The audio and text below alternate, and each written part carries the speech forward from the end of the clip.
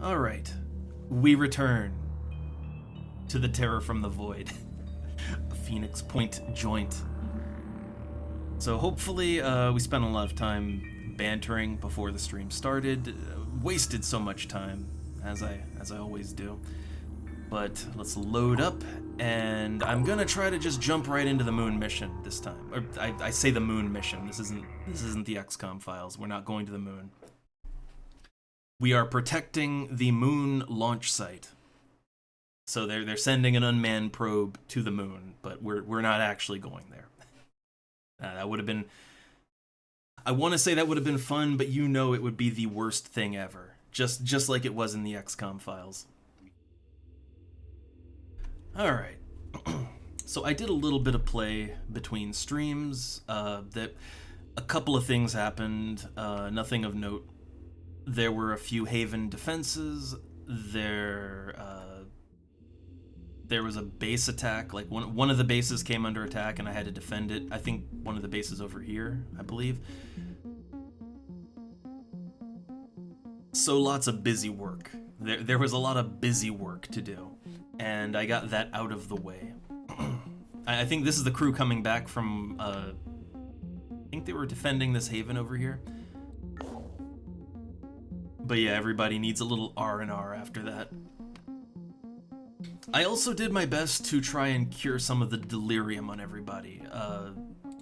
We just take a quick look.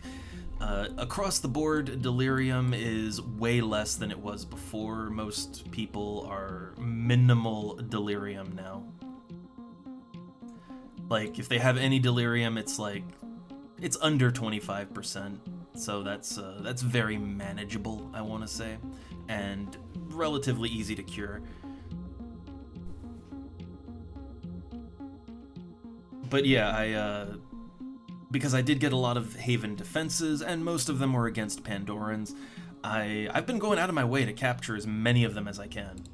I got 50, or not 50, I have 75 containment now. I'm only using 20 of that, but I have been capturing and promptly melting down Pandorans to harvest mutagens, and I've been using that to cure all of our guys multiple times. The delirium is a constant. You can't really get rid of it, but you can manage it. And I still have a decent stock of Pandorans. As you can see, I've been capturing, got a lot of sirens here. I've been capturing like 3 to 4 Pandorans per mission. I've been making that like a goal, and it's working out. It's honestly something I should have been doing a long time ago. So, hey, you want to talk strategy if we ever do another run of Phoenix Point? I think one of my biggest mistakes was not capturing more Pandorans more frequently. I tend, like, once I get the Pandorans I need for research, I tended to just stop capturing and just go for the kill. But honestly, like, yeah, mutagens, you need them constantly to keep the delirium in check. You also need it if you want to make lots of mutants. You need it if you want to make certain items. Like a lot of the consumable items in the game, and I think some weapons too, like you need mutagens to make those. So it's a resource you constantly need, just like the other ones. And I've kind of been ignoring it for most of the game, and I really shouldn't have, so...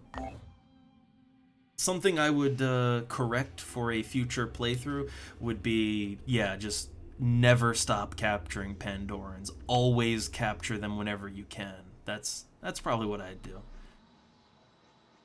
Now, looking at my research, we are going to do the moon mission, but just a quick look at our research. Oh, I could develop the advanced Tiamat. I could do that. But what I'm gonna research is the Yugothian receptacle. So analyze the evidence to find out more about the Yugothian receptacle and its purpose. I have no idea what the Yugothian receptacle is, but this is a research that we got after we did the Citadel. So I researched the Citadel, and after we cleared the mission, and it led to this. I have no idea what this is. I would assume that this is related to the victory path for the Phoenix Project, right? And I would kind of be curious. I'll be honest, I would be very curious to see the victory path for all of the factions, but we kind of, from a very early on point, we committed to Sanhedrian as sort of our favored faction.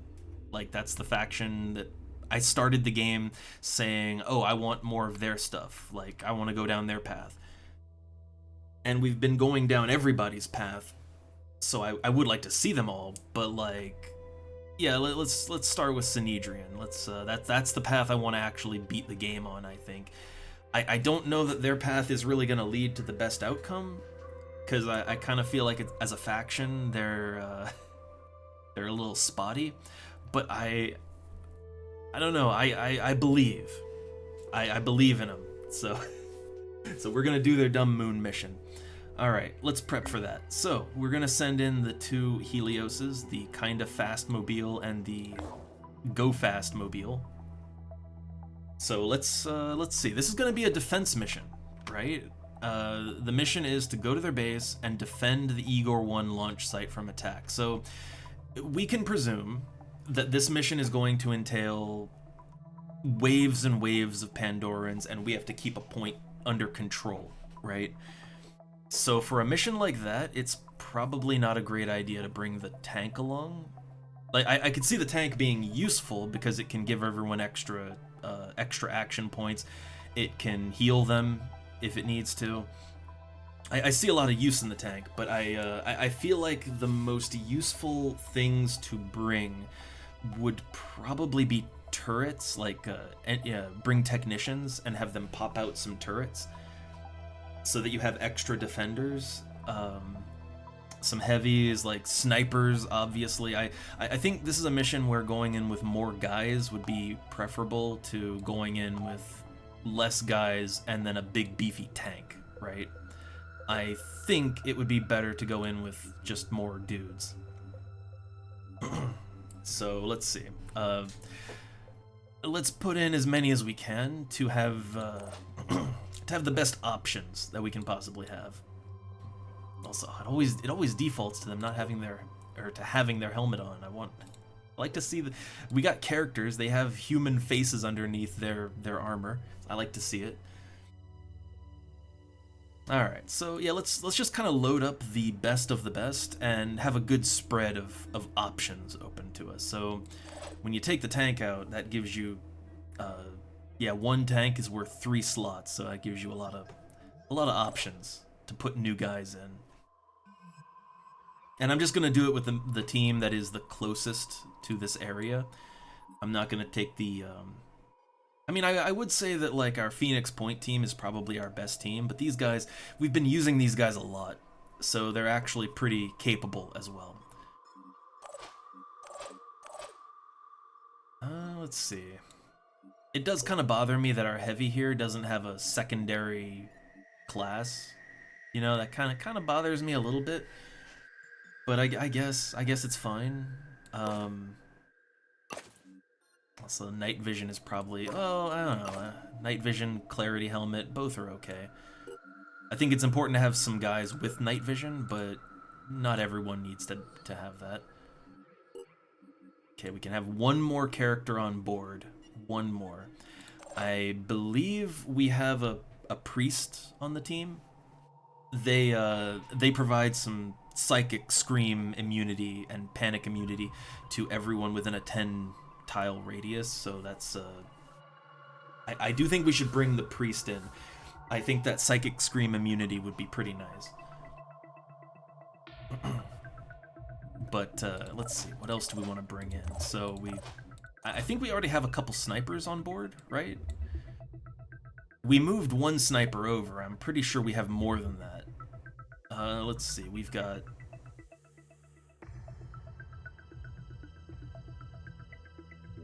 Huh, we only have one. We actually only have one sniper on board. Do we have infiltrators on board? I want to make sure again that we have a good spread here. Yeah, we got Soren. I like infiltrators. The decoys are excellent. So yeah, I like to have them on. Okay, so I guess the question is, we only have one sniper on, so I was gonna maybe bring an assault in, but I guess with only one sniper, we should bring two. Octodad or Isilme? So Isilme here. So she's dual classed already. That's mainly important because it gives her return fire. So with return fire, she will, yeah, like whenever an enemy attacks, if they're within half of her perception range, she will counterfire. And with an armor-piercing sniper rifle like that, that is going to fucking hurt. So, yeah.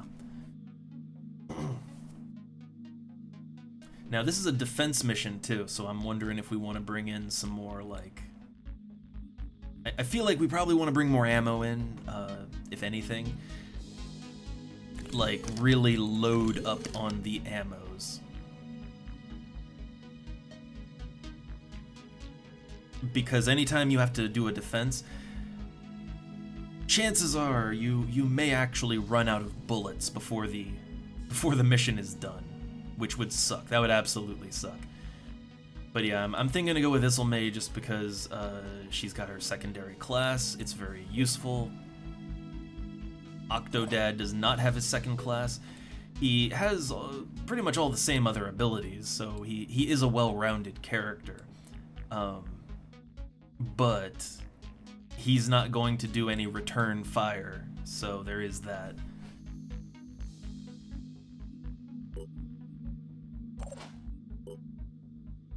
Okay, I'd say they're loaded up pretty good.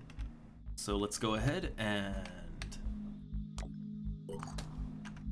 let's dispatch both of these at the same time. We'll further adjust their loadouts once we're actually at the mission area. Okay, let me just make sure we got some manufacturing going. I'm making some Synedrian assault armor because I think it's a good way to go for some of the berserkers that we have. Which I wanted to, okay, I want to bring one thing up real quick. I think they're over here still, right? Let me check. There's a unit that I have, Chesty. So, okay, so last time, if you remember, I was saying I don't understand berserkers. I don't get how they work. I don't understand how to make them not suck. Well, so Chesty here. Chesty is one of our oldest berserker units. I kind of regret giving her heavy as her secondary. Like, on further examination, I don't think heavy is the best option for a berserker.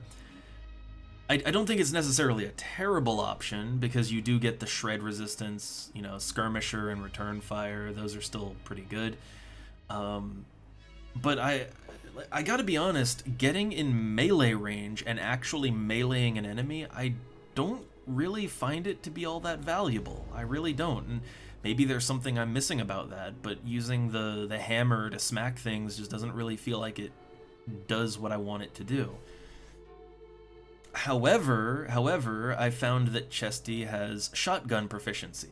So, I switched her armor out. I gave her armor that, yeah, it hurts her speed, but it still has decent armor class, and it gives her more accuracy, right? So, I gave her armor that increases her accuracy, and I gave her a shotgun instead of the melee hammer.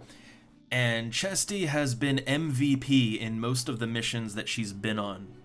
Like, I had to use her for, like, 2 Haven defenses, and she was tearing it up. Like, she got the most kills by far. It really, really works to use dash to get close to the enemies, but not melee close, right? And then with the higher accuracy from the nice armor, yeah, you just blow enemies away with one shotgun blast. And then if you don't blow them away, then you just kind of, like, you know, hold your ground for a bit, close quarters evade that helps you to take less damage when enemies are close. So yeah, you tough it out, and then the next turn, then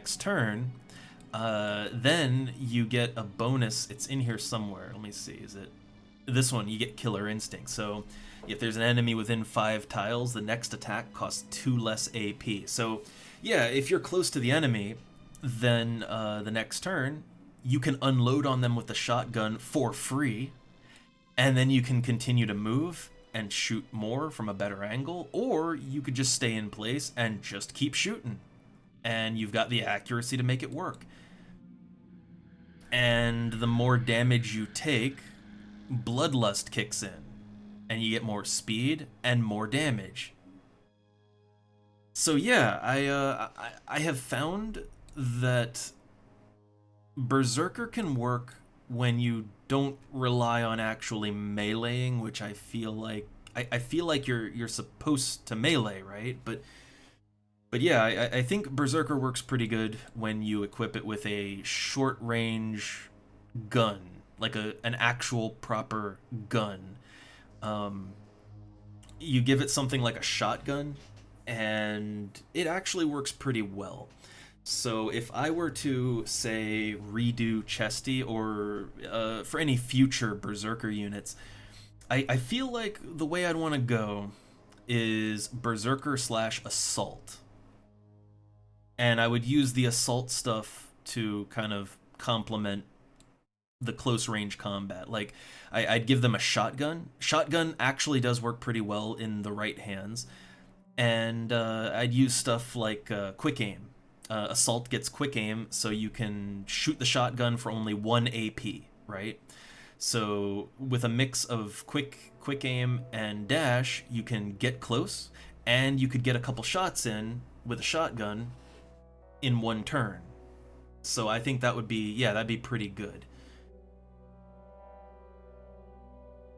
So I do see how you can make Berserker work now. Although, to be honest, like, I guess you have to ask the question, would it not be better to just, instead of the Berserker / Assault, would it not be better to have an Assault / Heavy that can do return fire and all that? And also use a shotgun if they wanted to? Like, would that not be better? So I guess that's sort of the problem, is I look at Berserker and I don't really see how it's... Like, I see how you can make Berserker good by mixing it with another class and the right equipment and all that. But even then, my thought is, would it not just be better to use a different class combination, right? Like, to use Assault / Heavy instead of Assault / Berserker, and it's like, I don't know. It's a tough one. But at the very least, I do kind of understand how Berserker works a little better. I still feel like melee is just not great. Like, later in the game, I feel like melee doesn't quite work out the way I want it to. But you give the Berserker a shotgun, it works out fine. I'm okay with it. Alright. So let's go to the mission and hope nothing interrupts us, right? Surely nothing will interrupt. Surely not. Ah, that was just my plane arriving back here. Okay. Ooh, Pandoran intelligence report. We got some new ones. So the Triton Thug Alpha. What kind of gun is that? What weapon is he using? He's using a Disciples of Anu shredding shotgun. So it's a high shred shotgun. I see. So they're really gonna rip our armor off. And then a Siren Armis. Oh, this is new. I've never seen this before. Evolved through contact with Orichalcum. Huh. They're extremely strong and well shielded. Observations suggest that its command and control capabilities are considerably improved. What does that mean? Like, what kind of abilities does it have?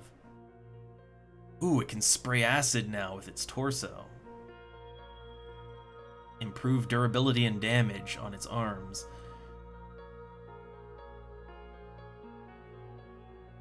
So the sirens are getting even more deadly. And an Acheron Asclepius champion. That said, I haven't really found any of the Acherons to be overly difficult to kill, so they all go down kind of easy if we're being real here. Alright, the Sneak Core is back at base. I do want to do the Behemoth if it pops up. Like, I don't know, do we want to, like, that's the thing, I'm a little torn on the Behemoth, because on one hand, yeah, I want to kill it. On the other hand, it's like, well, it's free resources and faction gains. It almost feels like it almost feels like you'd be doing a disservice to kill the Behemoth, right? And that's kind of weird. It's a little weird to say, but yeah, that's how I feel. It's kind of more beneficial to keep the Behemoth alive.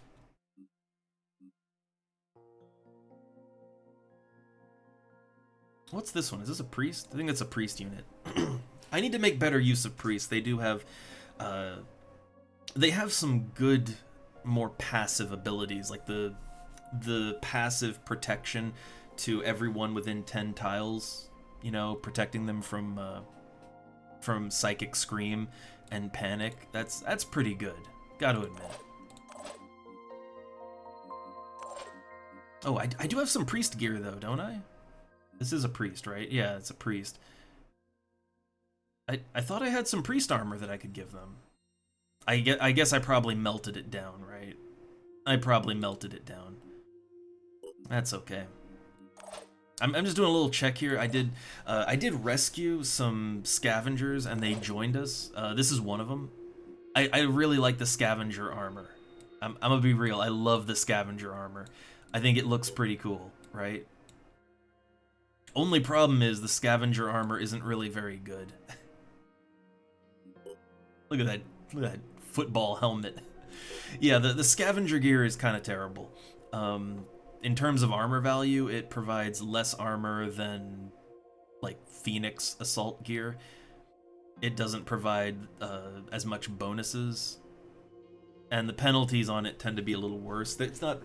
I mean, look, it's still acceptable, viable armor, but it's not good armor, and it's not really armor you should want to wear for too long. It's armor that you wear when you have literally nothing else to wear.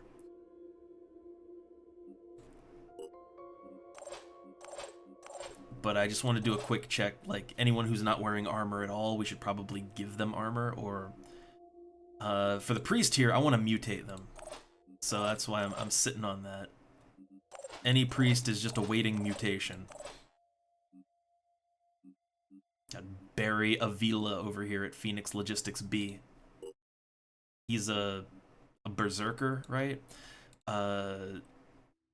So yeah, I did want to experiment with giving berserkers Synedrian. That looks ugly. Yeah, I wanted to experiment with giving them Synedrian assault gear. I kind of feel like that would be the best for them. Like, you know, it's assault gear, so it's standard armor. It gives you some accuracy, and it gives you a little extra speed, too. I think the Disciples of Anu armor also gives you a really good amount of speed, but I don't know, this is a nice balance right here. And I kind of think that, playing to their, like, the few weapons they can use, kind of feel like that's a little bit more useful than playing to the melee angle. The melee angle is very hard to work right. So for this guy, yeah, like, I kind of, you know, he's probably going to be a pistolier first and foremost, right? And then only really use his hammer when the opportunity arises, but I'm not going to go out of my way for it. Okay.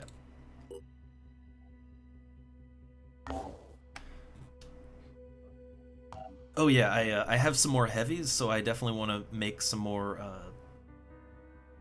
was it Devastators, I think? I always forget the name of the Jericho. I always want to call them Devastators. It's Deceptor. But I wanted to make a couple more Deceptors. They're really good. I've had a lot of luck with Deceptors against Scyllas. I've had better luck taking down Scyllas with these than with the rocket launcher. And the rocket launcher's good, but when you're up close, these bad boys will take down a big Pandoran real quick. I mean, real goddamn quick. And then just kind of flesh out my equipment. I do have a... Is this a better gun? So we have the Harrower now. A shredding disciple shotgun. Is it better or worse than... So it's 35 damage, 8 burst. The Iconoclast is 30 damage, 10 burst. So 5 more damage per shot is pretty nice, but I guess it's, does that make up for the fact that you're missing out on potentially 60 points of damage here with the Iconoclast? And yeah, I guess you do get the shred damage with this, but I don't think you're making up like the 5 extra damage. I guess 5 times 8, right? The effective range. Oh, the effective range is worse too. But 5 times it's like 40, so the damage isn't like, the damage is not significantly worse than the Iconoclast, but you are getting less damage overall if you don't land every shot, especially you're missing out on more damage.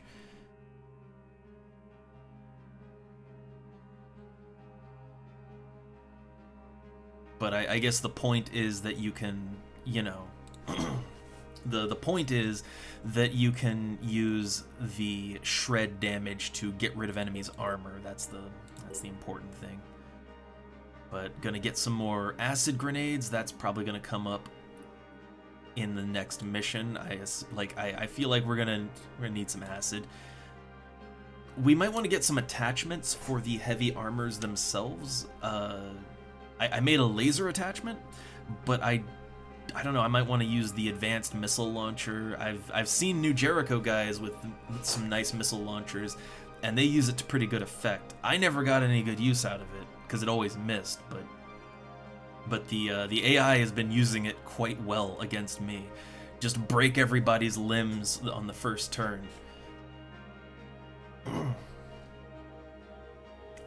From what I understand, burst is literally the number of shots you have. As I understand it, like I have been kind of paying attention to the, you know, how the shots work, and it seems like burst is the number of shots you have. Because if you have like a single shot weapon, it just says single shot. Burst seems to be the literal number of bullets your gun shoots out every time you shoot the gun. So yeah, like so 10 bullets and each bullet does 30 damage, then that's 300 damage. And I've put a berserker / heavy into combat with a shotgun, and the numbers seem to check out.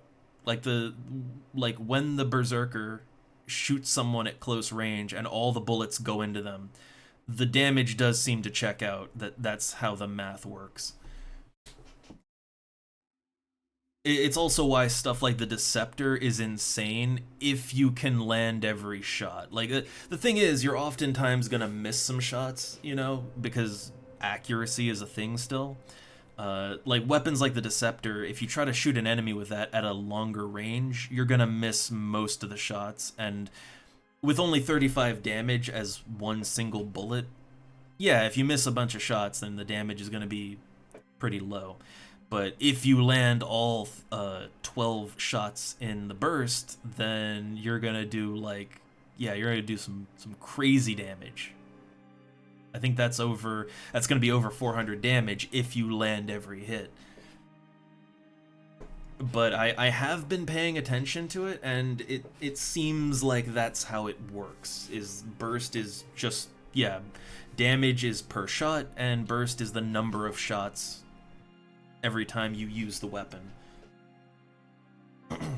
So I have been finding a lot of really good effect out of putting heavies in more accurate gear instead of heavy armor, and then giving them a deceptor, and it works really well. Or if I want to keep them in heavy armor, I give them like a secondary class that kind of boosts their accuracy up. So either sniper or technician, and then that also gives them a lot of accuracy. So I've been finding a lot of good effect with high accuracy and high bullet count weapons like the Deceptor. I have managed to kill Scyllas in a very short amount of time. Not with rocket launchers. Like, I thought rocket launchers were the way, but I have found better luck in killing Scyllas or breaking their limbs, not with the rocket, but with the Deceptor. Like, the rocket, I think the rocket is great when you're not close enough to effectively use something like the Deceptor. Like, if you're at a longer range, the Deceptor is not gonna really work out right. But yeah, so at a long range, rocket's great, but once my guys are in a closer range to the Scylla, I find that, yeah, just pumping them full of Deceptor rounds, it just, like, it shatters their limbs. I can easily shatter their limbs in like one turn, and I can force them to flee within like 2 or 3 turns because they just start taking so much damage.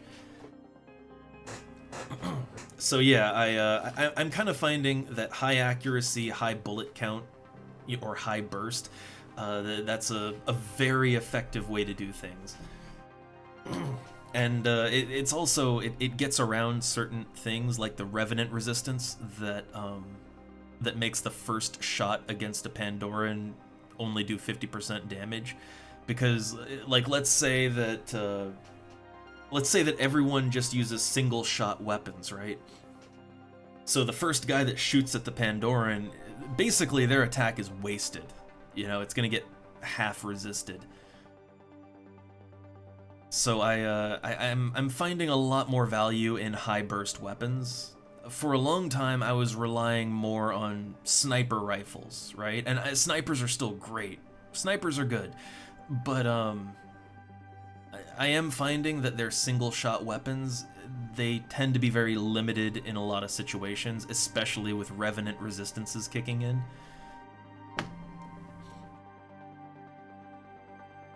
So I am appreciating the good burst now. That and acid. I love the acid pistol, and acid pistols, acid grenades. Acid is great. Take that one out of context. But no, like like if you have a good sniper, they can shoot multiple, like they can shoot several times in one turn with a pistol. So you give them an acid pistol, and you just tell them to like plink every limb of a Scylla, and maybe every limb multiple times, and yeah, the acid will just burn all their armor off in like one turn, and then the next turn they start taking massive acid damage. So yeah, okay, like, as I've gone through my play here, I have learned the value of high bullet counts and better accuracy. Like, in the early game, I favored heavier armors with low accuracy because I was going for survival, right? But now I kind of find that survival is less important as being able to take the enemies down quickly. So high burst, high accuracy, and special status effects like poison and acid. Like I think the last Scylla that I fought on the stream, I think by the time it went down, I believe it was taking something like 700 points of damage per turn from a mixture of poison and acid. Which I think Scyllas on average, they have less than 5,000 HP, and by that point in time, it was dead the next turn. So I've learned that stacking status effects is also incredibly important, but it's one of those things where you can't go in half-assed. Like, you you can't just have a guy doing poison and not even doing it very well. You can't have one guy using an acid weapon and, you know, and he doesn't even really do a lot with it. You kind of have to stack it up, right? Like, you need multiple people using acid weapons, or if you only have one guy, that one guy needs to be able to shoot a lot of acid in one turn. And the same goes with poison. Like, you need that guy to be able to just crank the poison damage out. Or you need multiple guys stacking their poisons together. And I've learned that can be just as deadly as a high damage weapon.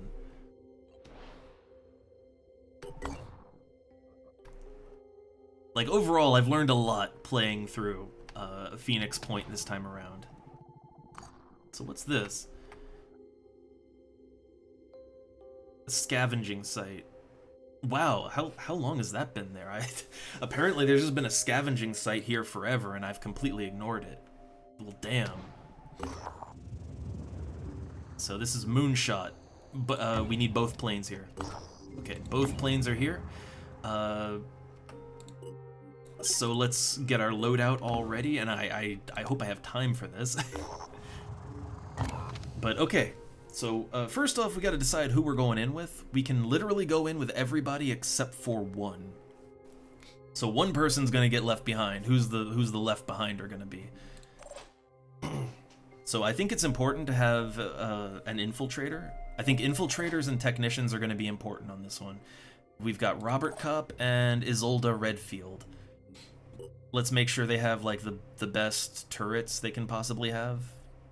I did make some laser turrets, so I definitely want to use those. Unless I gave the laser turrets to someone else, in which case I'm already kicking myself, but you know, it's fine.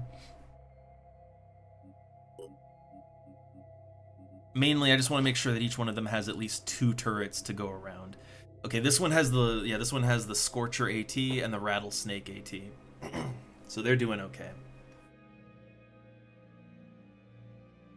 I might want to make sure they have more ammo though. Because again, I feel like this is going to be a prolonged conflict, right? So I want to make sure that everybody has, maybe instead of medkits, give them virophage kits, because virophage kits, they're the same as the medkit, except they also remove virus. Like they're basically just the medkit, but better. Like better in pretty much every way. And we might want some status curing, some status curing kits. I think our technicians can heal limbs, I'm pretty sure. I guess this one can't, right? Yeah, I realized a little too late that you need, so in order to make field medic work, you have to have the robot arms. If you don't have the mechanical arms, you can't use field medic. So, yeah. So that's just a useless trait for anybody that's not using the technician armor with the arms. I realized that a little bit too late, but it's fine. It also kind of makes our cyborg technician a little less useful since he doesn't have the robo arms, you know. But it's okay.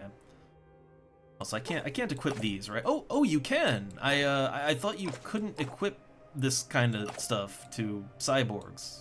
I guess I thought wrong. Huh. Well, then I might want to play around with that. I want to play around with that a little bit. Okay, so this character, she's got about as good a stuff as she can get.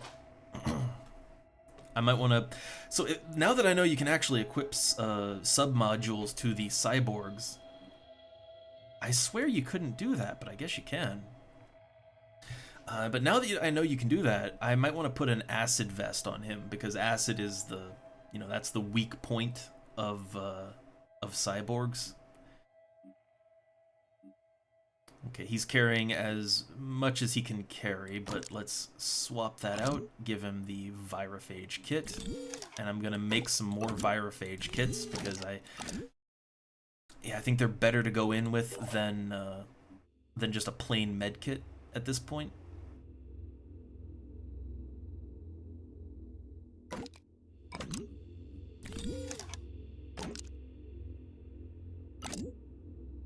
Alright, so she's got plenty ammo, plenty replacement ammo, and she's about full. I'm not sure I'm going to go in with her, but it's nice to have things tricked out still.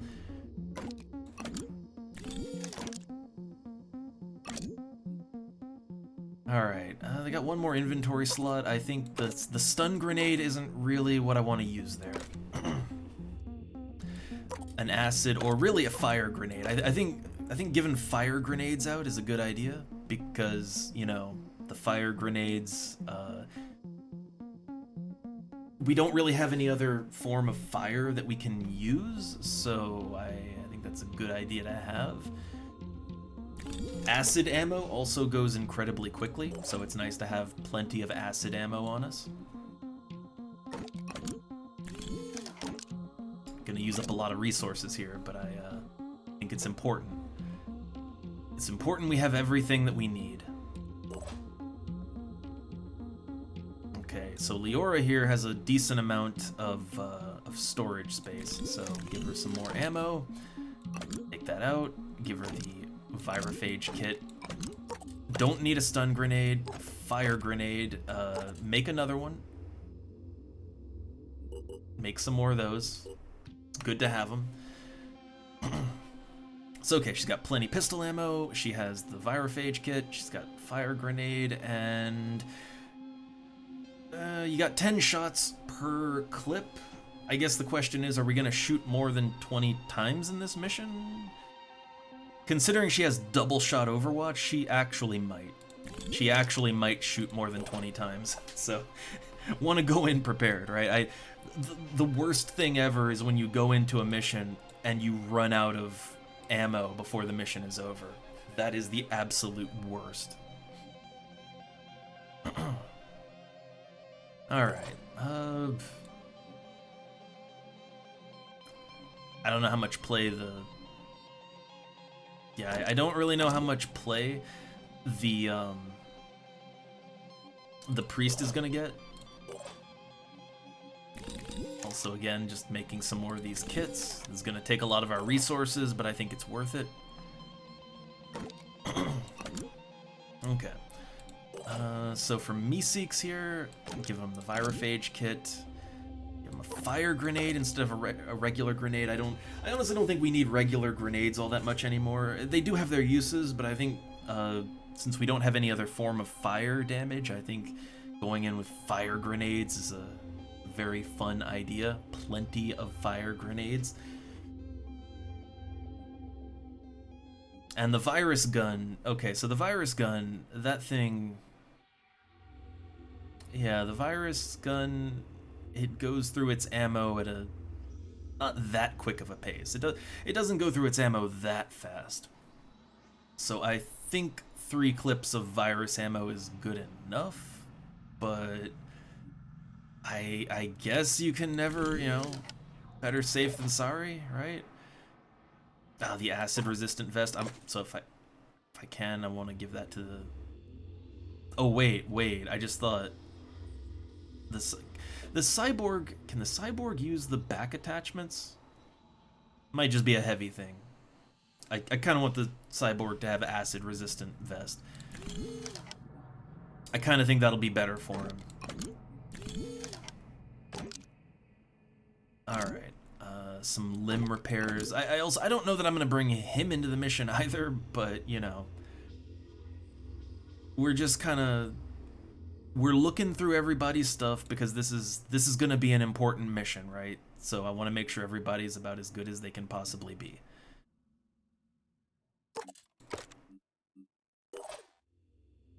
Yeah, so this guy, yeah. Oh, wait. Oh, huh.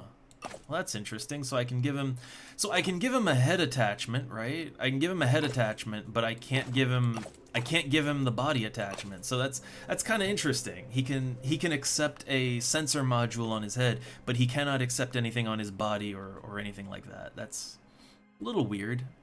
Like, just a little weird, I think. Huh. Alright. Fair, I guess. So yeah, I think everybody's about as good as they can possibly be. Maybe not perfect, but again, as good as they need to be. So let me save, because I did a lot of rearranging. And now I have to actually make the choice of who stays home, right? Like, fortunately, almost everyone can be on the mission, but someone's gotta stay home. I don't think Isilmay should be the one to stay home because she's a very good sniper. So, it's probably gonna be one of the single classers, right? Probably a single classer. Well, how many heavies we got? We got Clara, Clara's probably the weak link here, right? I want to say Clara is the weak link, just because she's, yeah, she doesn't really have a lot of storage, you know, she can't take anything else. She's not really loaded out as well as she could be. She's one of the lower level guys, too. Doesn't have her secondary class.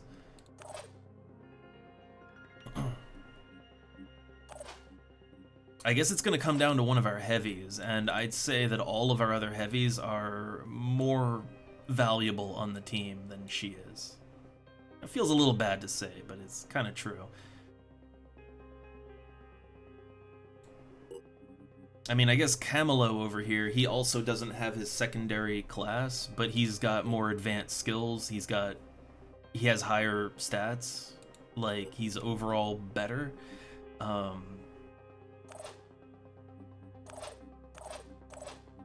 And like this heavy, she's got her second class, so she can quick aim. She can quick aim a rocket launcher or quick aim the machine gun. So she's doing good on that front.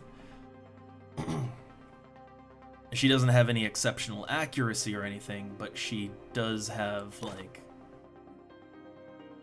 let me put the acid vest on this one. But yeah, she does have fairly well-rounded stats. So, I'm thinking we want her in. So yeah, I guess it's a matter of Clara or, we could also leave the assault behind, but like, he's not very leveled up either, but while he's not too leveled up, yeah, he's not too leveled. Oh, he's got Psychic Scream immunity, that's nice. So he doesn't even need the Clarity Helmet. I could just take that off of him because it does nothing for him. But yeah, he, I don't know. He's not an exceptional unit. But I guess neither is, yeah, neither are any of our heavies really either. This is honestly a tough call. It's a pretty tough call to decide who gets to stay home from such an important mission. I'm leaning to either Lewis here or Clara. I'm leaning to one or the other. And I'm just thinking about which one is going to help us more here. When it comes to dealing damage at a range, we have Leora and Isilmay. So we do have range covered. And we have kind of like support covered with all the technicians and infiltrators and priests. We have support covered. I'd say what we're kind of missing is, yeah, like the close range or moderate range and the hard hitters, which both of these fill that niche. Both Louise or Lewis, I'm going to say his name different every time. They both fill that niche. They both do. So it is a tough call on which one of these do I value less, right? And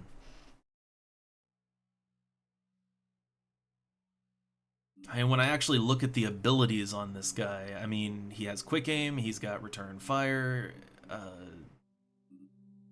got decent stats overall, like, he's a good solid pick. Could give him an armor-piercing rifle so that he can get through the enemy's armor too. But I kind of like the The standard Gauss rifle has a little bit of shred on it. I kind of like that. I value shred a lot. Kinda more so than armor piercing sometimes.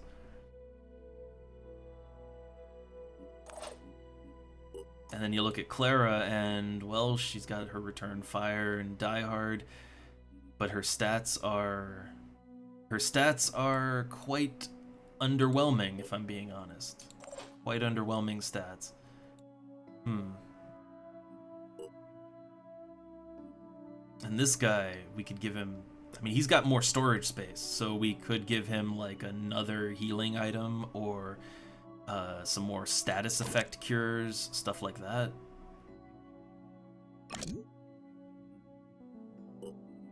I'm thinking we take him instead of Clara, and I think that'll, like, I don't think we have any other assault, right? Yeah, we don't have any other assault, so that kind of rounds the team out.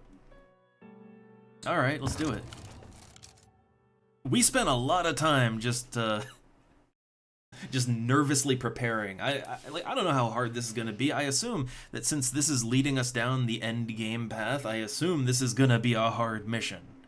Like, I assume this is gonna really test out everything we have, right? But maybe I'm wrong, I don't know.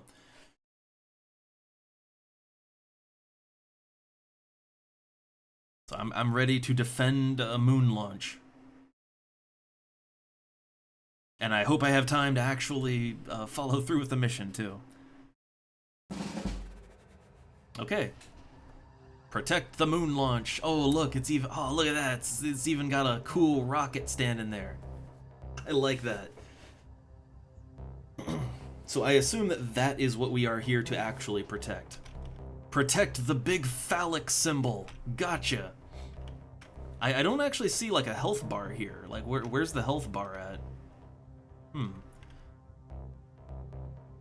So let me just get a lay of the land here.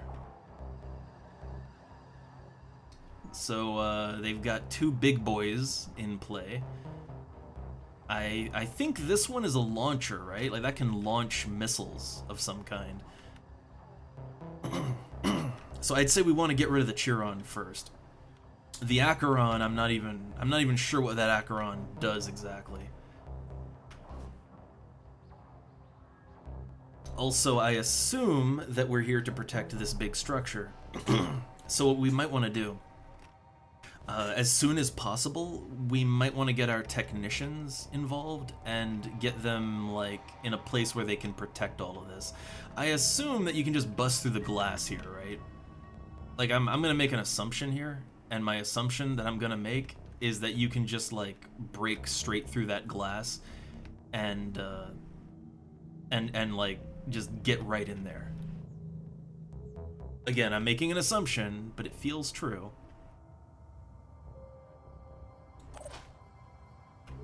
So with our technician,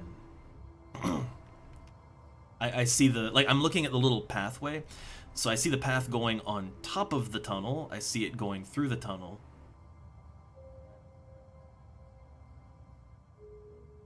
But I don't see any of the pathways. I mean, but you can shoot here, right? Yeah. So, like, if you can stand here and if you can stand in that hallway and you can shoot a Pandoran that's on the outside, I assume that is breakable glass. So I also assume that while there's no doors here, I assume that if something like a Scylla were to come, it could just Kool-Aid man straight through this building and take it out, I assume. But the main point of entry is going to be over here.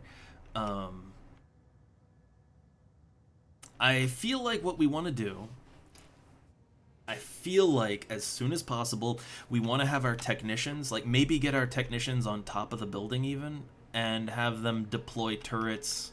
We have 4 turrets we can deploy in total.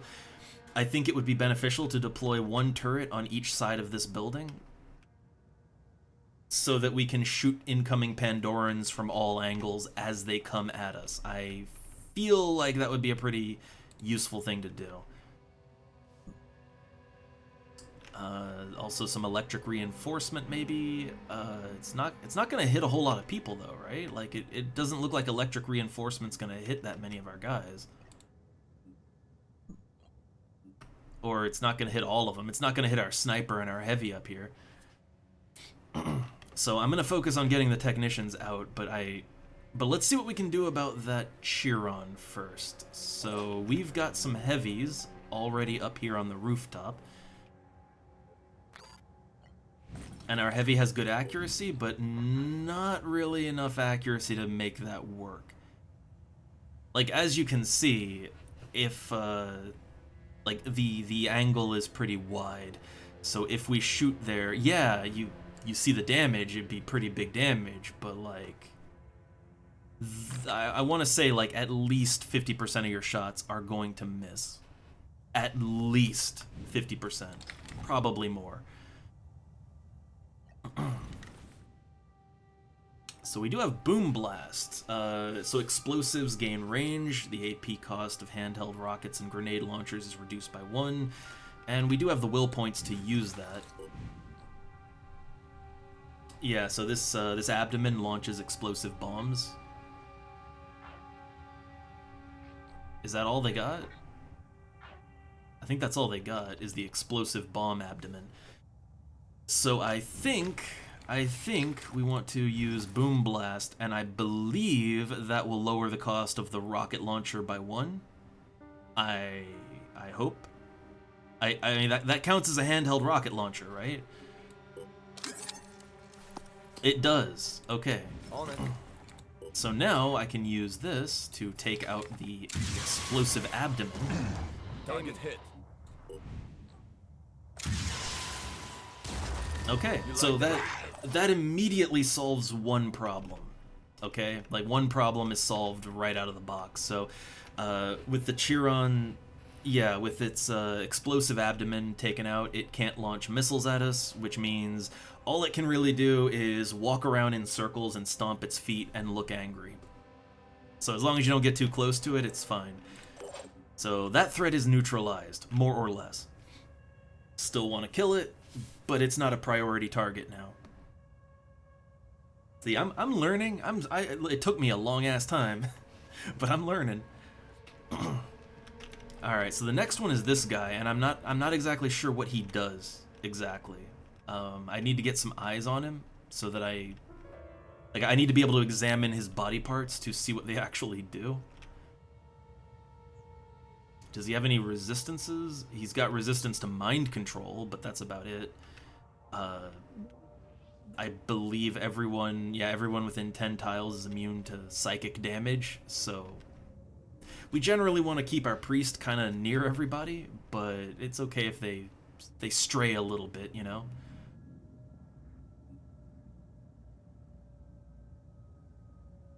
We can just jump out the window here, right? Yeah, we can just jump out the window if we need to. Here I come. Target located. Oh, we got another one. So, ooh, this one can call reinforcements. Ah, so yeah, it can call reinforcements, and Pandorans do more delirium damage. Oh boy, what's this one do? Confusion Cloud and Delirium Cloud. Oh boy, fun times. But it needs willpower in order to do anything. It's got 50 will points. Like, it ain't gonna run out anytime soon. So I'd say the two Acherons are kind of the bigger threat right now. We have more heavies, right? So Camelou took his turn, but we should still have more, right? Yes. Yeah, we got Iron Chewer over here. I don't think Iron Chewer are they spawned in on top of a plant. Huh. Yeah, so can we get Iron Chewer in a place where she can shoot one of the Acherons, or is that just not a possibility this turn? She might not be in a good enough spot to do anything this turn. I don't think she can really do anything about anyone this turn, so what she can do, she can do some quick aim, and she can take out some of the other threats in the area. So we have a little Arthron here. It's got a shield. It's got a pincer. It's a melee Arthron, aka not really much of a threat at all. Not really that much of a threat. To the point where if we can shoot the Myrmidon, that would be a little more valuable to me. But I'm not sure we can shoot that. No, doesn't look like we can shoot the Myrmidon from here. Target confirmation. So in that case, let's disable its acid head.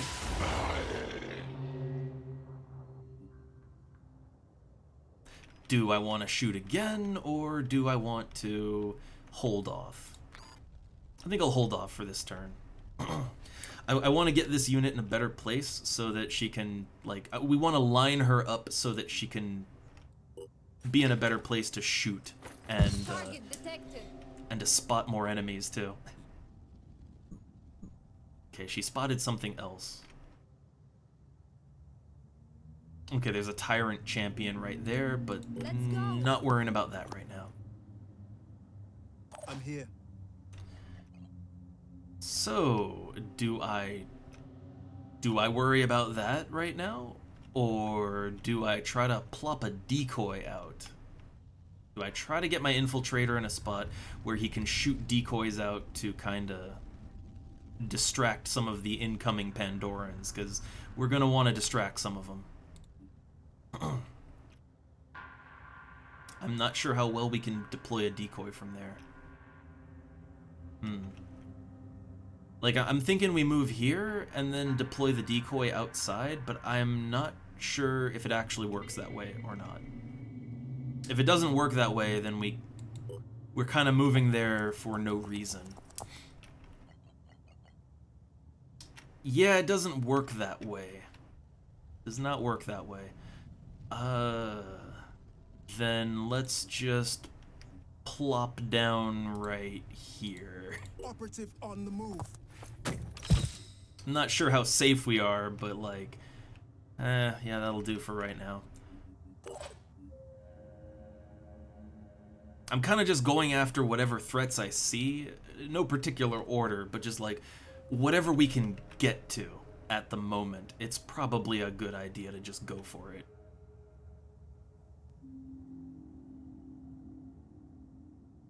So if I stand here, I'll have a good shot on that, right? Shake it, baby. Because this one does have a gun, so I want to take care of that problem before it becomes a bigger problem.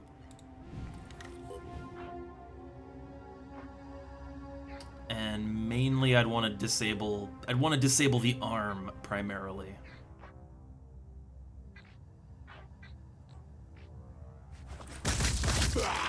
Got you. I damaged its gun, didn't get rid of it though. On it. Its arm.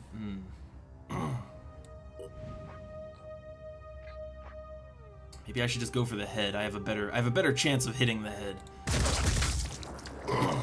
Disable the carapace. All right. Well, let's go back inside.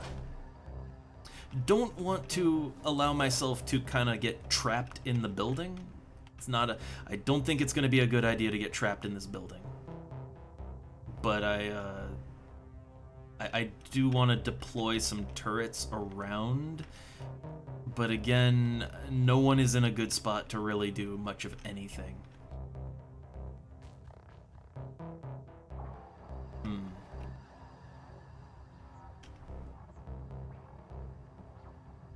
Like our technicians need to get out of this goddamn building. Or get on the roof where they can throw a turret down. But either way, they need to get out of this building.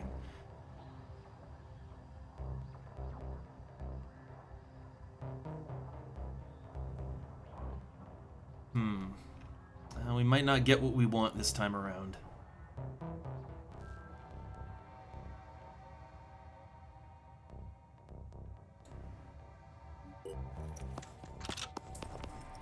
So if I were to throw a turret, where could I throw it right now?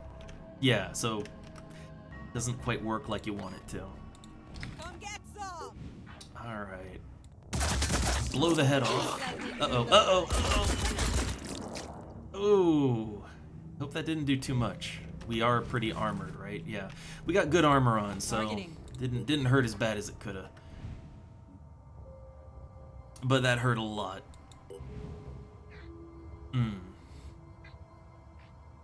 Its carapace is gone. I'm trying to think, where can I shoot this to do really good damage? I'm not going to be able to kill it, though. Like, whatever I do, I'm not going to be able to kill it. So, yeah, round the corner. That could have gone better. That could have gone a lot better. What we can do. So, do I want to continue dealing with that, or do I want to use my sniper in an attempt to deal with that guy? I do also have a Robert Cop over here. He's available to shoot things. Okay. I feel like I'm gonna waste all of Robert Cop's action points telling him to shoot a target that far away.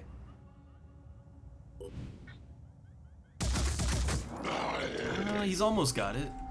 Almost got it. 20 points of bleed, so that enemy is done. I'm getting a little bit better at recognizing when enemies are probably just gonna drop dead next turn, you know? I used to put a lot of stacks of damage on an enemy and then continue to shoot at it even though it would certainly be dead the next turn anyway. I'm getting a little better about that. So if I see that it's got a ton of bleed damage on it, or poison or acid, then yeah, you can just assume it's gonna fall down the next turn, and you don't really need to worry about it anymore.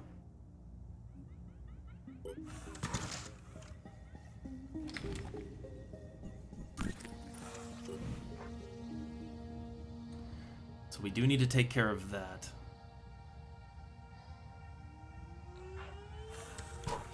Let's start the damage. Who else can act? So we still have Isilme up on the rooftop. Oh, what kind of enemy is this? So that is a virus sniper. It's a virus sniper. I don't think he has a direct shot on anyone. He might shoot our infiltrator over there. I think the infiltrator or the priest is probably who he's gonna go for. I guess the question is it better to take him out, or to start taking him out, or to take that out? That's a little up in the air, I'd say.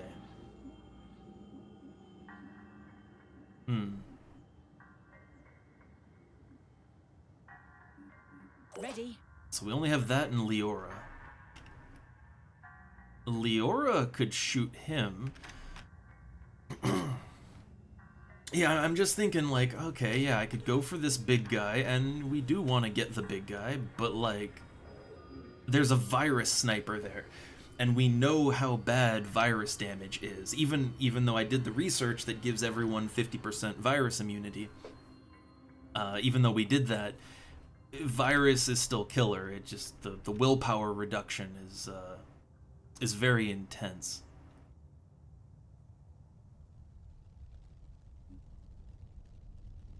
So I kind of feel like I want to get rid of him before I deal with that. I want to deal with that too, but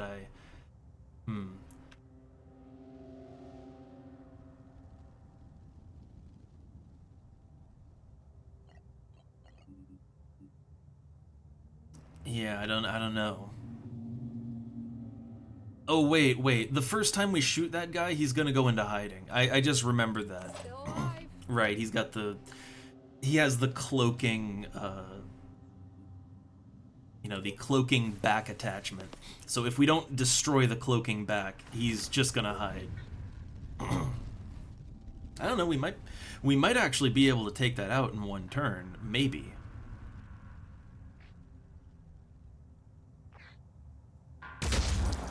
Okay.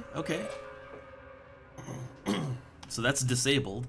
So now, okay, so he won't run away now. Let's show 'em what we And can now I can use the other sniper and possibly kill him. Possibly. That ain't a great shot. Maybe let's see if he pokes his head up a little bit more. Like every now and then they poke their head up a little more than other times, and maybe we can get lucky with that.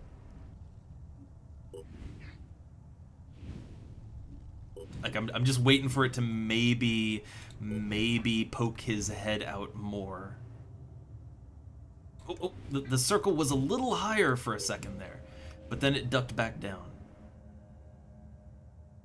I'm looking like, does the circle ever bob higher than it does now, or? I think that's about as high as it's gonna go. Alright. I didn't really fully think that would work. Cool. So he's still capable of attacking, he's still gonna hurt us, but his will is severely reduced, he's bleeding, he's not gonna be a threat for very long. Okay.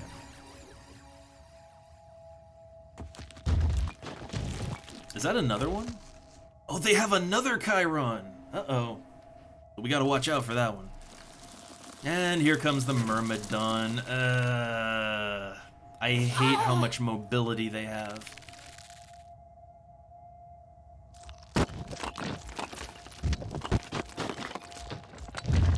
Absolutely hate how mobile they are. Okay, he didn't do anything. And that's not a sniper, that's just I think that's a shotgun user. So he has to get real close before he's very effective. And then what can this guy do? Yeah, not a lot. So yeah, he can't launch, so he can stomp. Who they gonna shoot? He missed. I guess he's so beaten up, right? He's so beat up, he's not... He can't really do a whole lot. That's good.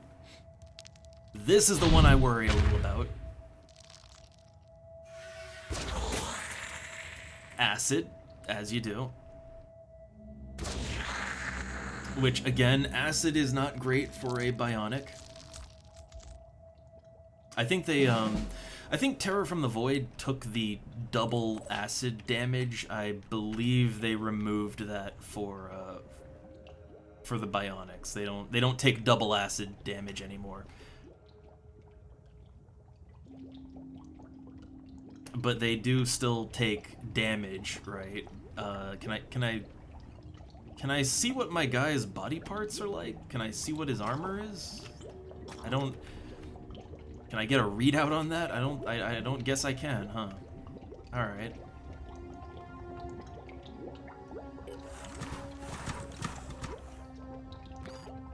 So, it's time. Deploy the good turrets.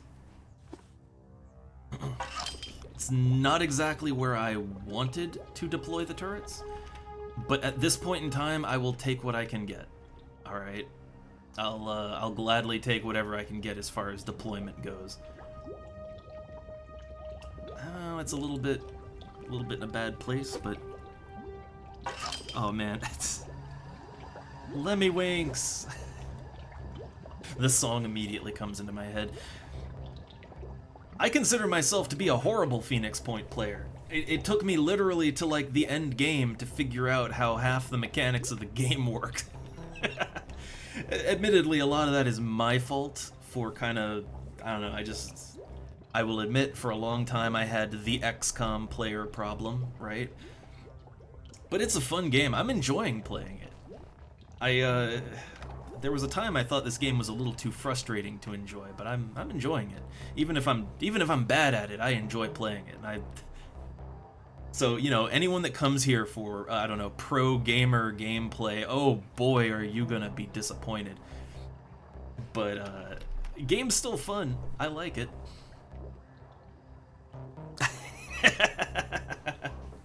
I know, I'm not the pro gamer everyone thought I was. Oh no. I'm bad at video games. It's all those years of playing baby girly games like The Sims and SimCity. Oh no, it's softened me. I'm too squishy for this world. I'm here. Alright, so we gotta take care of this guy, but he's just kind of standing right here, so that's a great spot for me. Huh, so if I bash it, that does half of its health and damage.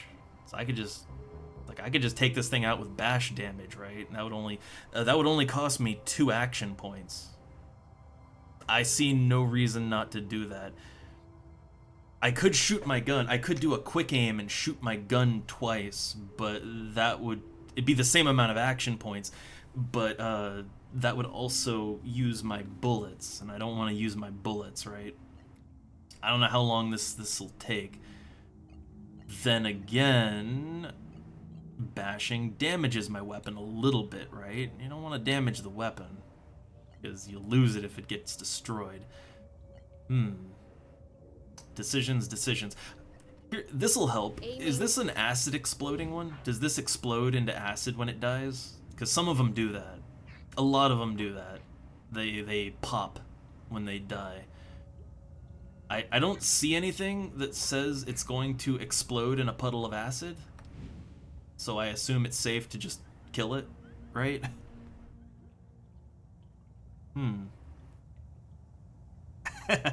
Oh, the XCOM problem is just when you go into Phoenix Point and you kind of expect Phoenix Point to work exactly like XCOM, and there are some quirks where if you play it like XCOM, you're kind of setting yourself up to fail.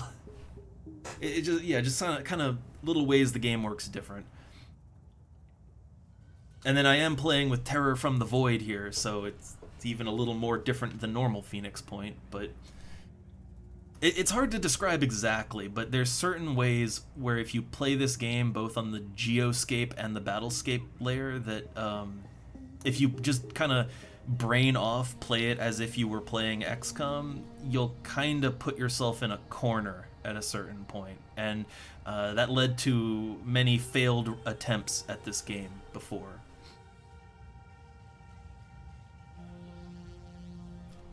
But I think you kind of know what I mean. Like, there are some differences in the flow of the game. And the differences, like, if you're not thinking about it, yeah, you can just put yourself in a gameplay corner. I mean, fortunately, at the very least, with Terror from the Void, we don't have to worry about, like, the Doomsday Clock. Admittedly, that's one part of Phoenix Point I could do without, and fortunately it's gone in Terror from the Void. But if you're playing the vanilla game and you don't really like pay too much attention to the factors of that Doomsday Clock, oh yeah, that'll get you. But it's just also like on the Geoscape, you know, you're not getting paid or generating resources. You have to trade. You've got to trade. You got to do those haven defenses. You have to do things actively to get resources. And if you're not actively exploring and trading and defending havens, then you will very rapidly fall behind in resources. And I've noticed a lot of XCOM players kind of, I don't know, they dislike the way that works, so they don't engage with it, and then wonder why they have no resources to do anything and they can't even afford to reload their guns. It's just stuff like that, you know?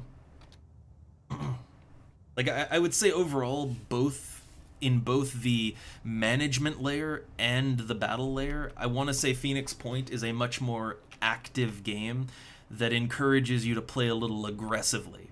In combat, that means taking a few more risks, you know, not crazy risks, but taking more risks and kind of pushing forward instead of, well, turtling and overwatching, which you can get through XCOM doing that. But here, you can set yourself up really bad. And on the Geoscape, I think it's more so even on the Geoscape layer. On the Geoscape layer, if you aren't exploring and actively doing things, yeah, you fall behind so fast. In a way where it's really difficult to recover from at a certain point. Alright, so we got this guy just standing there, menacingly. Here. I'm thinking maybe use the assault to shoot him down. I do have to worry about this guy. He can still stomp and deal damage, so I don't want to get too close to that. But maybe use our assault to kill this so it's not a threat, and then bring our technician out to throw down some turrets. And that'll, On my way.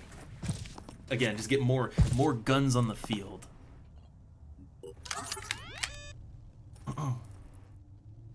Yeah, I kind of learned that. I mean, I don't know. I wouldn't really do a no proper team exploration because a lot of the times you'll discover missions while you're exploring, and you kind of want to have, like, you want a team that can do a mission if they have to. But I do think there's a lot of value in just having like an exploratory team that, like, their sole job is just to fly around exploring and doing the random missions that come with that. I think there's a lot of value in that. And also, this game really does encourage you to expand out your bases quickly and have multiple teams as soon as possible. That is something I noticed in this run, and I'm still bad about it. I mean, I played old school XCOM, and old school XCOM is all about that shit. It's all about expanding and having multiple teams, but I wasn't really applying that knowledge here. But yeah, like, this is a game where if you, especially if you're playing with Terror from the Void like I am, which I do honestly think is a smoother experience than the vanilla game, you want to have more than one team. Like, you don't want to XCOM it where you just have like 1 or 2 squads of super elite dudes and that's just all you have for the whole game. You really do want to have several squads that can, you know, you can swap members in and out, and you can dispatch from multiple bases, and time is always a factor. Like, time is way more of a factor in this than it is in XCOM. So you want more teams just so that you can dispatch your guys on location quicker. Because, yeah, you can miss things and lose a lot by not responding in time. And that's just, you know, things you have to get used to.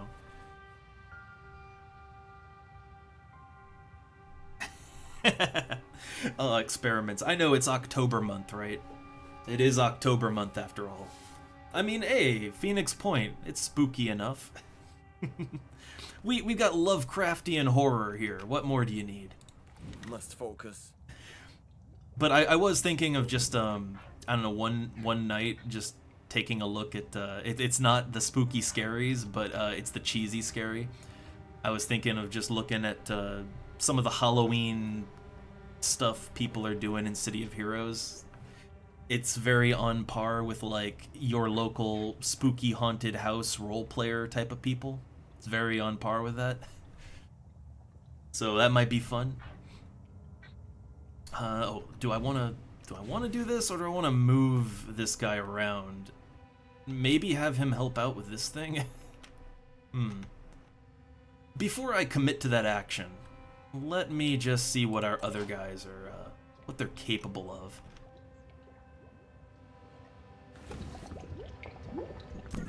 So that's like, that Acheron over there is pretty squishy.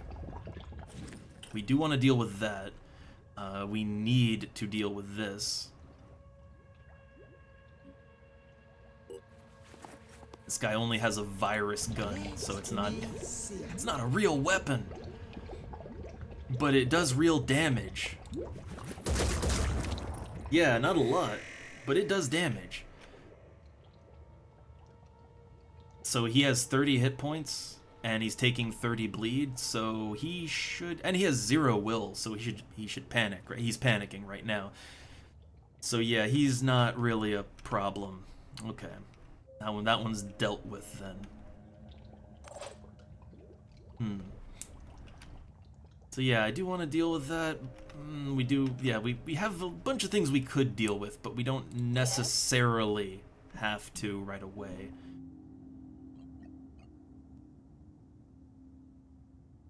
Okay, if I want this one to do anything, I'm gonna have to quick aim. Like, I'm gonna have to. So yeah, they're not really in a good position to do a whole lot. So quick aim, rocket launcher, and there is the matter of this guy over here with his explosive bomb abdomen.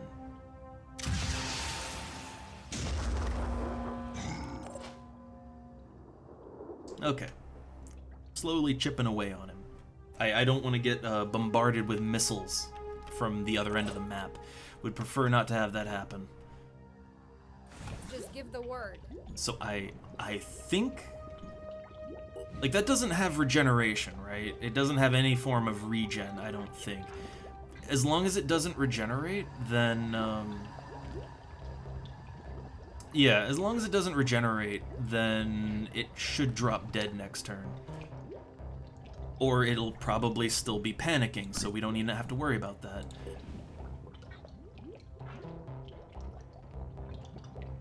I would like to take care of that threat, but we also have this fun threat. I guess our sniper could disable its bombs, which would make it not really a threat anymore.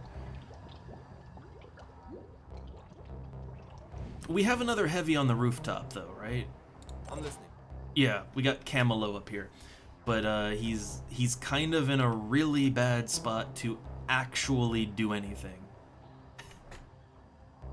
Like, I don't think he can do anything this turn, not really. Yeah, he needs to be repositioned, so gonna move him over here. That way he can actually do something. All the enemies are out that way, so doesn't really pay to have him covering the opposite end of the building.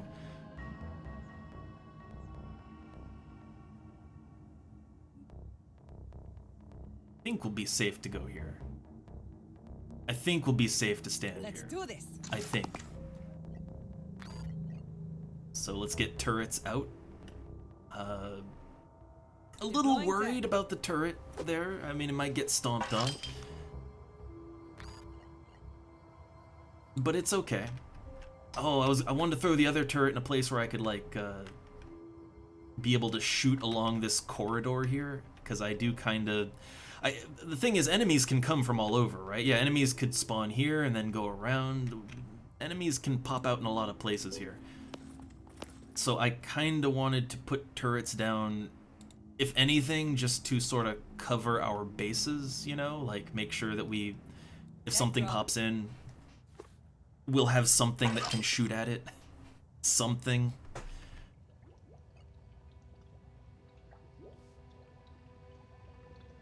I don't think that'll be a problem. So, Overwatch on that. I could set this guy on fire. That would... This place stinks. Fire does get absorbed by armor, right? I'm pretty sure. So its stompy legs would not really take a whole lot of damage from fire, would they?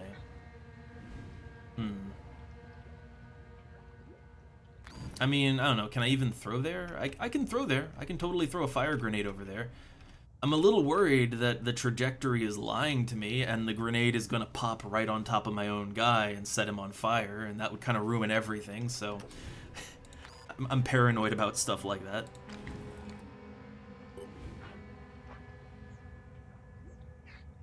So yeah, let's just kind of do about center mass as we can.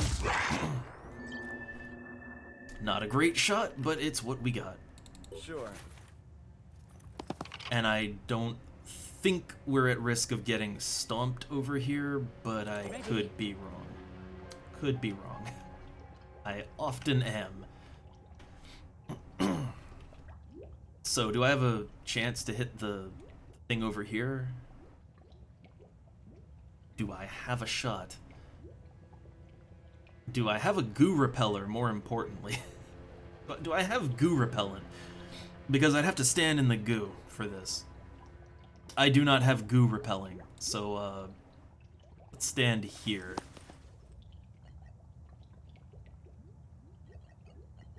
I could mark for death on that, but is that really necessary? My turn. I don't really have a lot of guys that even can shoot that right now. So, Let's show 'em what we can do.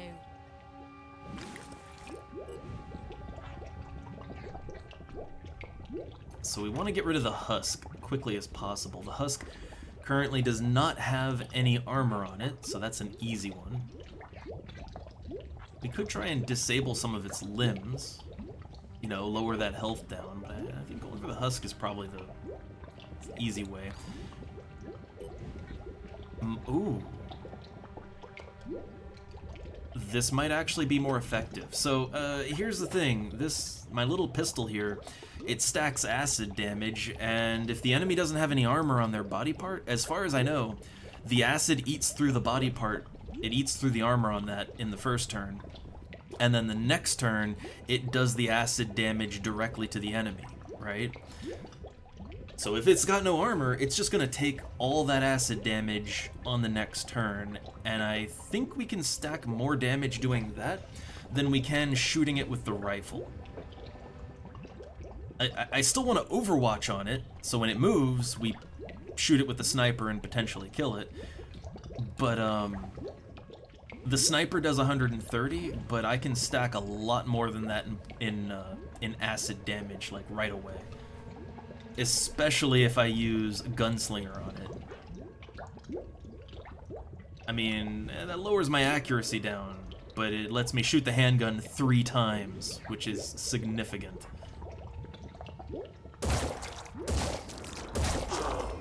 Yeah, so that's 100 acid right there. Just boom, right out the gate, right?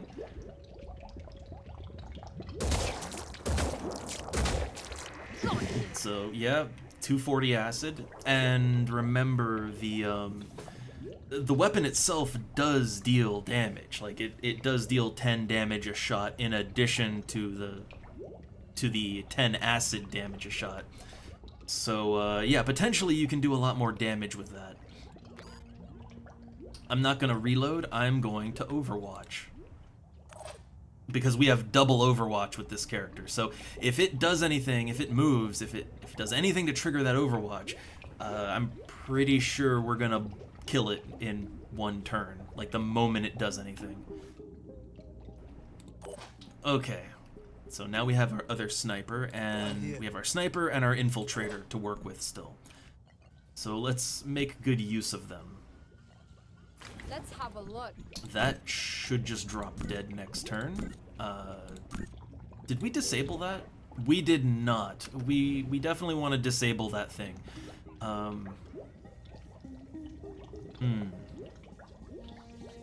I wanted to go for the other Acheron, but disabling this is a little more important.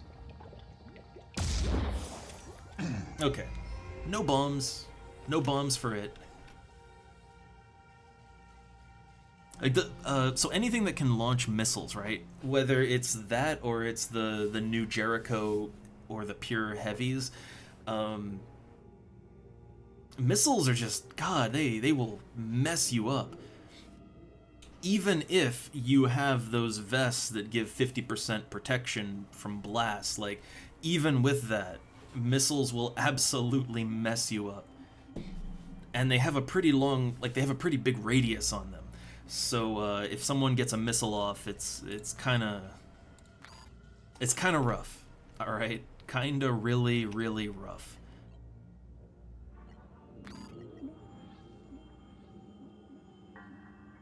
So anytime I see a missile launcher of any kind, it's gotta go first thing. All right, I'm gonna overwatch here because I'm pretty sure that's gonna do something, and I want a chance to stop it. Or at the very least to do more damage to it so that it can't hurt us too badly, you know? Let's pop a decoy out. The Pandorans tend to prefer the decoys.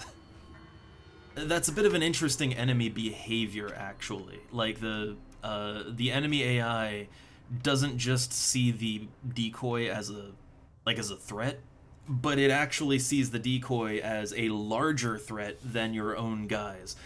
So if you have a guy and he's just out in the open and he's even closer than the decoy, I've seen them go around the guy to go smack the decoy instead.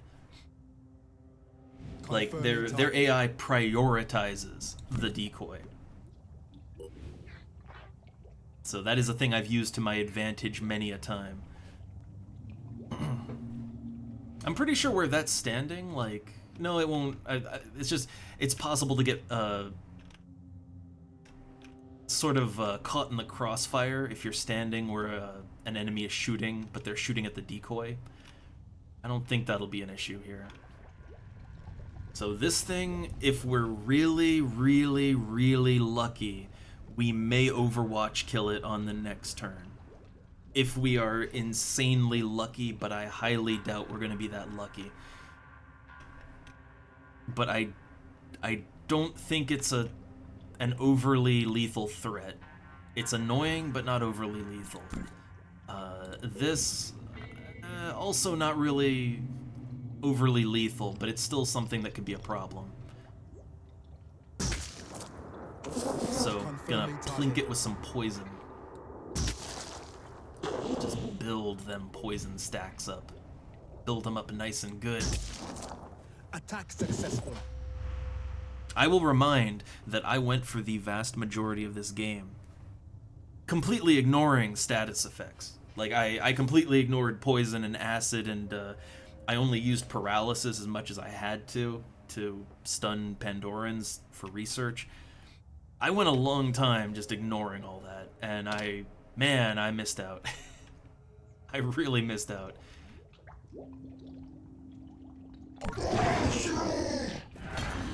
Okay, so that one did die. This can't actually hurt anyone right now, so it's just stomping around.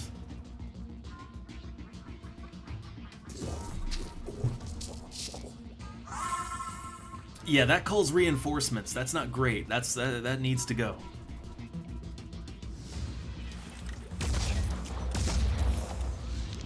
Yeah, it'll go pretty soon, I think. Oh, it went right through the decoy. Huh. That's an interesting choice. And yeah, look, we have a lot of retaliation fire going on.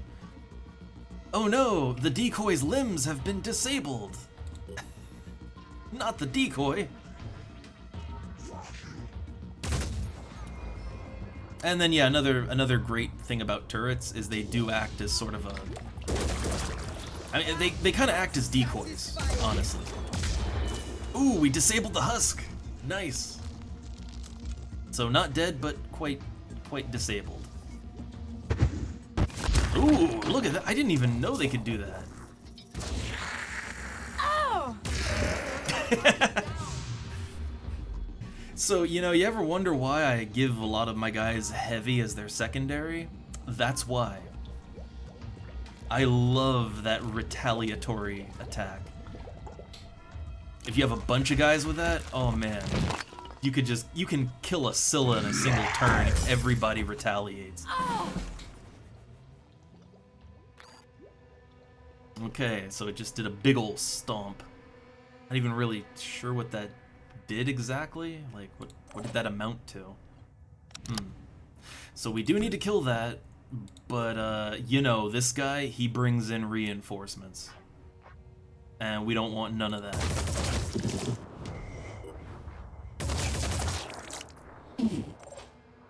Alright. It's gonna die soon. How much HP does it have, actually? It's got 90. All we really need to do is stack enough poison that it drops dead next turn. That's all we really have to do. So yeah, it's dead. It's dead already. Just doesn't know it yet. Reloading.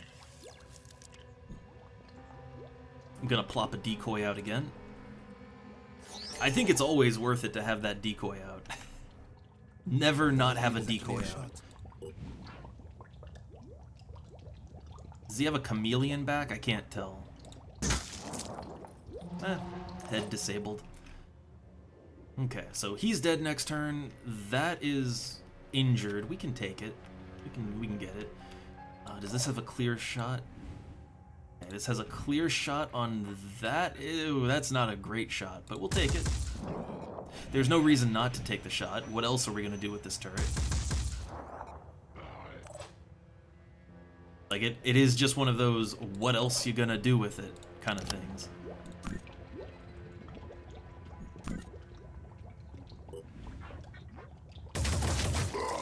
Alright, leg disabled, and down.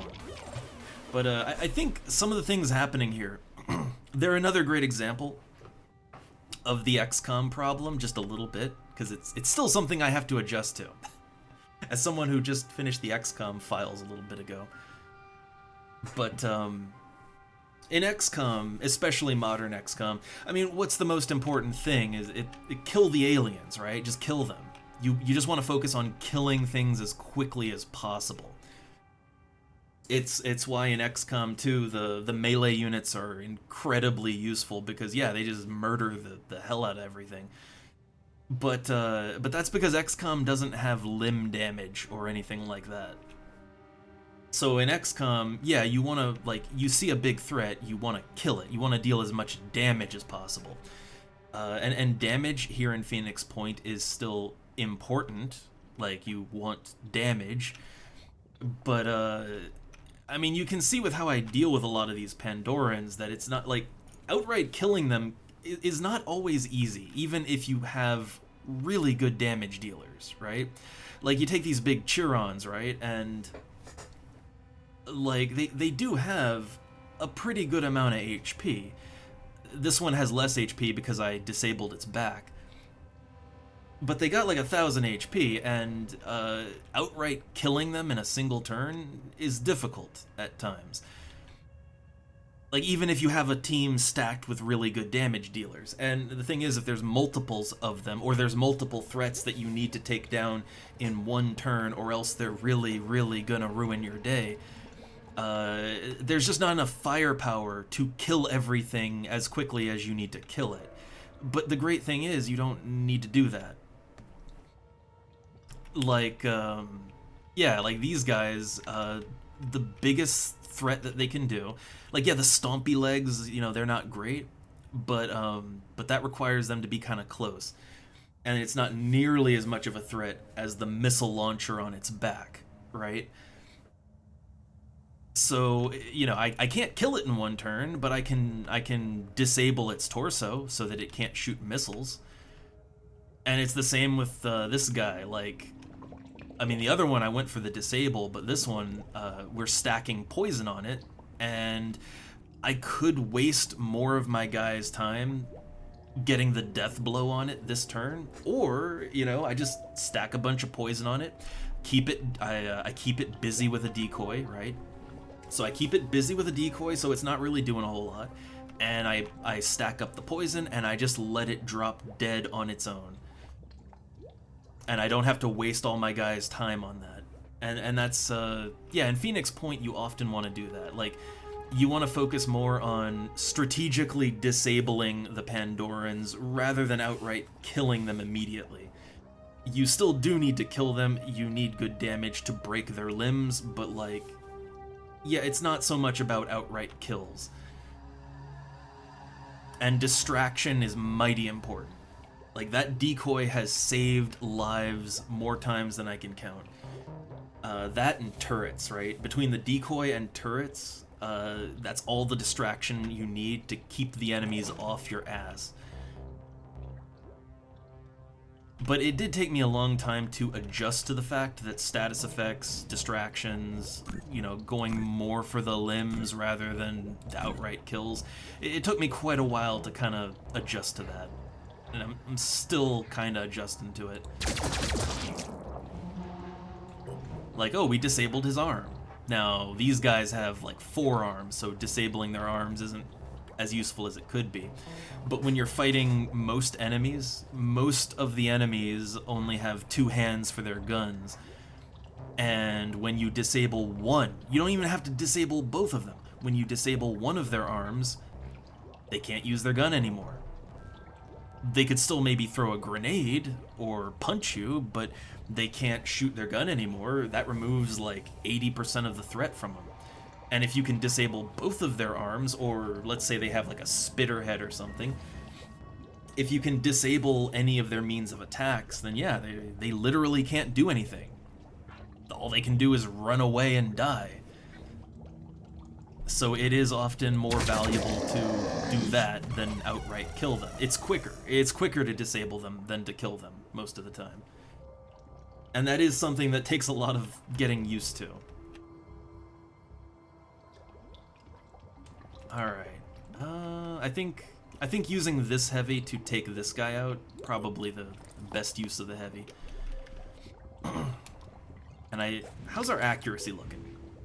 So we got a pretty accurate shot right here that could deal a lot of damage because its back is already broken. I could use quick aim, but quick aim would that would lower our accuracy, and we don't have enough action points to actually shoot twice. Like we're only gonna get one shot this turn, so we might as well go for the most accurate shot then. Kill shot, come on, let's do it. All right. So I said it before, right? I am finding that heavies using big, heavy weapons like that, I am finding that they actually work better to not wear heavy armor. I find that they work better to wear either neutral armor like this. Like this is a very neutral armor that it doesn't give you any accuracy, but it doesn't take away from your accuracy either. And it actually lets you move better, which is helpful in all kinds of ways for a heavy. But I'm finding that works better than the actual heavy armor most of the time. Or, I think, like this guy, right? This heavy, we put him in, like, he's wearing sniper gear. So he's wearing gear that makes him super accurate. And, yeah, he can use that machine gun at a much longer range than most heavies could use it. Like, not so long of a range that he's gonna hit this, right? Like, though he does have a shockingly good accuracy for the attempt. Like, I'm gonna admit, that circle would be a lot wider if he didn't have the sniper gear, but, like, I still wouldn't take that shot. I still think that's a bad idea. I would, however, take the launcher shot, and that is, look at that, that is pinpoint accuracy at long range. So, I guess the question is, do we want to go for that? Do we have a higher value target we could go for? That guy, but I mean, all he can do is stomp his feet. Not like he's much of a threat right now.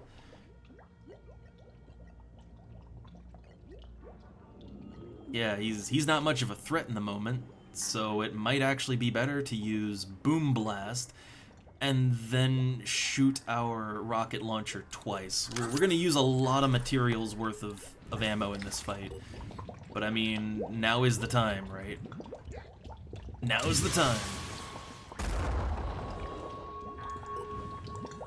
Okay, and I need to wait for him to, like, poke his head in the right place. Alright, just disabling some body parts. My turn. And then this unit can mind control if we hit a good circumstance where mind controlling would actually be worth it, then yeah, we could totally mind control to some pretty good effect, but not really having a good time and place to do it right now.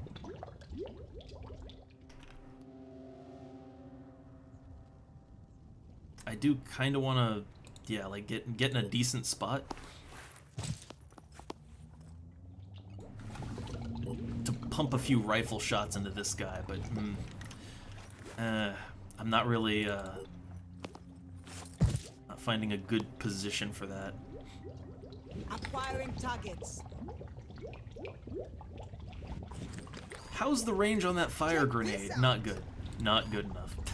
Not nearly good enough. You might hit it. It was worth a shot. It was worth the attempt. Alright, so this, oh yeah, our technician threw out all of her turrets, so might want to just, like, yeah, she's got no turrets left anymore, so maybe just give her some, yeah, give her the grenades. She has been injured a little bit, but I don't think it's really worth, I don't think it's worth using the healing kit just yet. It is unfortunate that she took damage so early on, right? It always kind of sucks when a unit gets damaged way early on in the fight, but it's not that bad. I'm not worried about it. I'm not stressed about it right now. What's needed?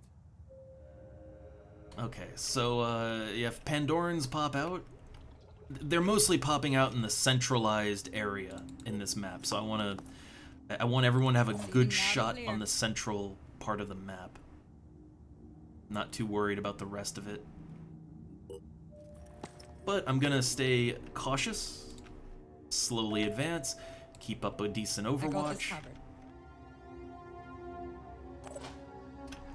Let's see, Leora, we could put her in a better position. That might be a good idea.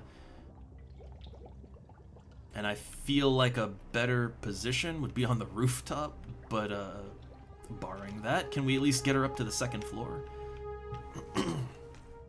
I at least want to get her somewhere where she can, you know, she's got a good sniper vantage point. I think I think the best we might be able to do is to put her out here in a little bit out in the open, but like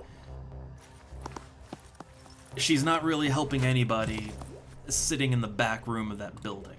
She's not helping anything there.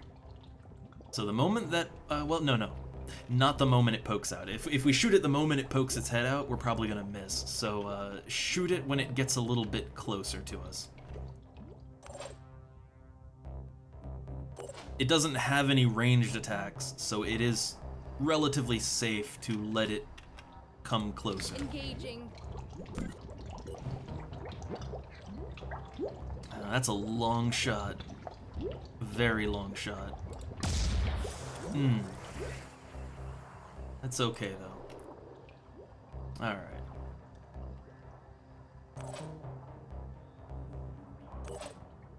We got our cyborg down here. Oh, our cyborg has some acid on him, so I think as long as you have some armor on your body part where the acid is, you shouldn't take acid damage. I believe that is how it works.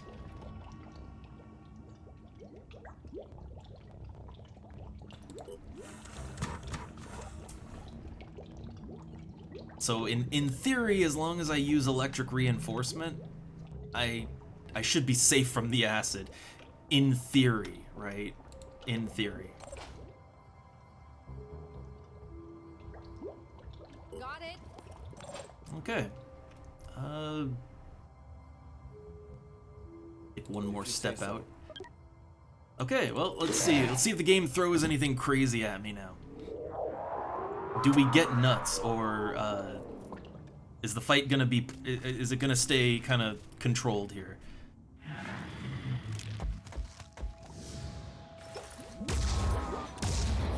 Okay. I feel like that was a little soon to Overwatch. I think it's just leaving. Yeah, look at that! Look at that! So yeah, that's another thing. If you like, okay, so at first it kind of annoyed me, but now I appreciate it. So yeah, if you really badly injure a Pandoran to the point where they can't fight anymore, or they're like so stacked with status effects that their willpower is gone, like they're on the verge of panicking, they're on the verge of being paralyzed, etc. Like if you severely cripple a Pandoran to the point where they are not really combat effective anymore, the majority of them will just try to run. Especially the more intelligent ones like the Scylla. Like, I want to say that probably half or more of the Scyllas that I've encountered, I don't actually get to kill them, they run away before I can either paralyze or take them down. Like the moment I break their head, I break their spawner, I break their primary weapon, like or I cap out most of their legs so they can barely move. Like the moment that I really start crippling them to the point where they are at risk, or I start stacking up a ton of paralysis on them to the point where like, oh, they're gonna be paralyzed next turn. The moment I do that, they have a really high tendency to just stop what they're doing, turn around, and run for the edge of the map as quickly as possible. It can be a little annoying when you're going for a capture. Like, if you're trying to actually capture the Scylla, or something like that, you want to take it down in some way instead of just let it flee, then it can be annoying. But honestly, it's kind of a godsend when the mission it's rough, the Scylla does a ton of damage, you know, things aren't great. It is a blessing when the Scylla decides that it's had enough for today and it just leaves. That is such a sigh of relief when that happens. And it's I don't think that's really a thing you get in XCOM. Like in XCOM, the aliens don't really do that. Like they're pretty committed to fighting to the death or hiding in a closet until you eventually find them. Don't you love playing hide and seek with the sectoid in the closet? When there's like 10,000 closets to look into in old school XCOM, isn't that just the most fun? So yeah, I kind of actually appreciate it that the Pandorans that they don't like go into hiding. I appreciate that they just leave.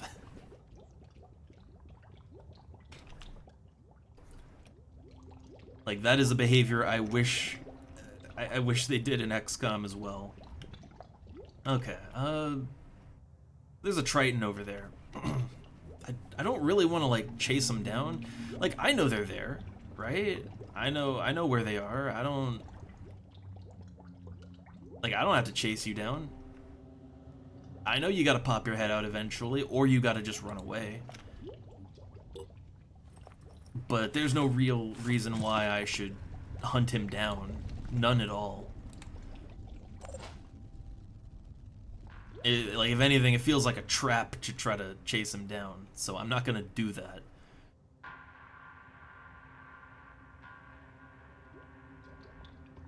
Okay, yeah, there's not a lot going on. I am kind of wondering if maybe the mission is over once the Triton is done. I'm kind of curious if, like, oh, we did it, right? We done it.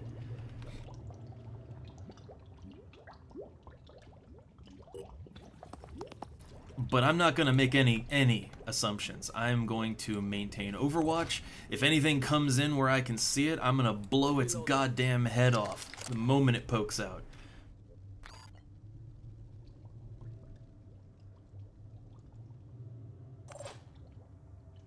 Like, we have control of this area right now. I want to maintain that control, alright?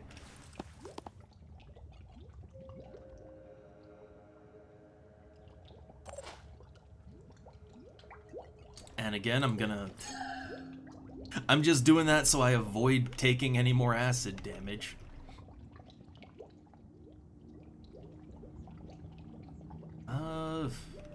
And enemies could pop in over here, and I do want to be ready for that. Like, if something's gonna come up over here, I want to be ready to deal with it. So I do like to have someone overwatching in that general direction. Yeah, like, see, I'm overwatching there, over there. I guess I'm not covering any angles over in that corner, but I'm not sure they'll come in that way. So I'm just keeping a couple people in the back just to deal with a threat should it come up over here. I don't want anything sneaking up on me. Do not want any surprises. Okay. Actually, I don't think enemies can spawn in over there, right? Yeah, it doesn't look like there's any enemy spawners. The enemy spawners are all on this end of the map, and we have all of them covered right now. But I feel like the heavy... we have the other sniper on that one, so... there we go. Do I want to move my infiltrator, I wonder? Not really. I could pop out some spider drones. I could do that. I could deploy the spiders. I never use these things. I goddamn never use the spider drones, but I'm gonna do it. I'm gonna do it this time.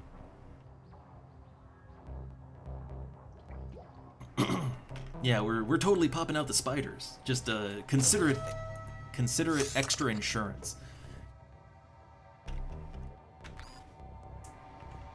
Like, why don't I use the spider drones? They're not, like, you know, they're not bad.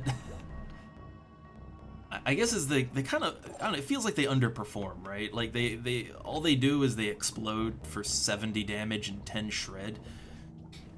That's not a lot. Like, that's really honestly not a lot of damage. I guess, you know, it's enough damage to maybe disable some parts, but it's not, it's just not a lot. Consider how much damage the actual guy does, right? Like, he can do 50 poison damage a shot. Well, he does 50 normal damage and then 50 poison damage on top of that. So collectively, he does 100 damage a shot. And it's lingering damage. That's generally more worth it than wasting 2 action points to shoot out a spider drone that's only gonna pop off for 70. But the spider drones do serve the other purpose of being a distraction, you know? Alright, nothing happened. Huh.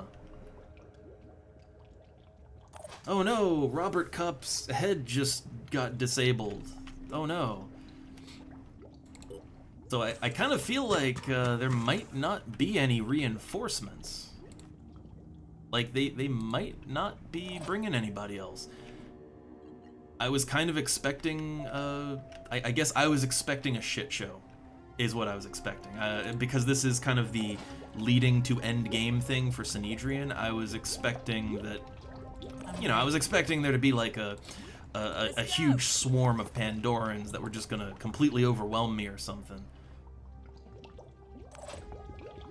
But I guess that's not really what we're in for this time around. Then I guess I'll get a little closer. Yeah, I guess why not, right? I could get a little closer. Meeseeks is a mind controller, so we could assume control of the Pandoran, and that would end things. I'm still gonna Overwatch like crazy though. I'm not gonna drop my guard. I don't care if it's wasting time. I'm gonna make sure that nothing surprises me. Yes?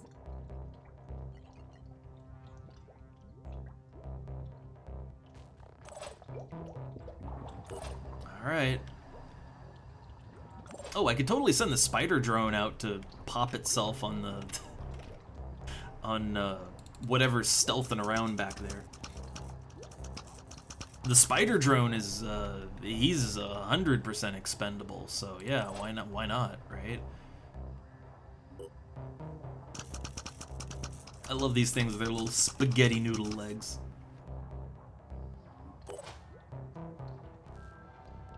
Okay. Alright, he's poking his head out. Okay, here we go, they're poking their heads out! No one's overwatching, huh? I guess he somehow managed to completely avoid everybody's everybody's cones, huh? Somehow he managed to do that. Ready? Like, somehow he slipped right into the place where no one can shoot him. No, not anymore. Alright, so we know for a fact that it's right there. I don't want to go around the building. I really don't. Hey, you know what we can do? You know what we can do? So, let's see if we can, maybe strategically explode a wall. Right? Some strategic explosion. I need to get in a place where I can, like, where I have a slightly better angle. But I think... Man, I'm kind of surprised that didn't hurt a little bit. But yeah, okay, so use our rocket, and I think we can use the rocket to blow out walls. I'm not sure. I know you can use grenades. I think this should work too, but I'm not sure. So, give it a shot. Alright. Yeah, that was a window. Okay, I probably didn't need to do that then. Well. Okay, what's the mind control cost? It's got 11 will points. I got 19. You're mine now. So does that end it? I think that ends it. Huh. That was a lot easier than I thought it would be. Again, I kind of just assumed that we were gonna be fighting off wave after wave of Pandorans assaulting the launch site. I guess I kind of assumed we were in for a much bigger affair, but because you know this is like leading to Synedrian endgame, right? Okay. Yeah, that was relatively uneventful. There wasn't even a Scylla stomping around. I thought for sure that a Scylla would come out to try to stop this, but okay. Maybe I'm just getting better at the game. I don't know. Could be that. More plot. Wow! We did it! We actually did it! I shouldn't be surprised, but I am. We sent a robot to the moon during the freaking apocalypse. Oh man! Oh man! I can't believe that actually worked. I see. This is why I like Synedrian. This is why I like them. They're always surprised when things actually work out well for them. Like I don't know. Maybe it's just me. Maybe you know, I want to inject a little more unearned optimism into this Lovecraftian cosmic horror / body horror game, but I love that positive can-do attitude that Synedrian people have. Like, that's why I want to ride them out to the end. Right. So, we'll share all the data Igor 1 transmits straight away. Okay, so that's tech, materials, and food. Cool. I need all of those things. And I spent 207 materials and, you know, almost 40 tech on that mission. But yeah, that actually was a relatively easy mission. Well, let me send our guys back to base. I guess it is a mission chain, right? Like it's gonna be more than just that one mission to beat the game with Synedrian. Like that just kind of starts it, I think. The same goes for New Jericho. Like I don't think that ends the game. Like that won't end the game. It'll just kind of start their ending, right? Also, oh my, a cat has entered. There is suddenly a cat squeaking at me, demanding food, and she's looking very fluffy and cute too. So give me one moment. Let me just petting her real quick. But she's given me the look. Like, why are you not getting to the food bowl, human? So yeah, let me take care of her real quick, and then we'll continue. Again, I'm not sure how long we're gonna continue for. It's already like 1 o'clock here. But I don't know. We'll see if more story missions pop. So putting the old AFK flag up. I will be right back. Just give me a minute to food the cat.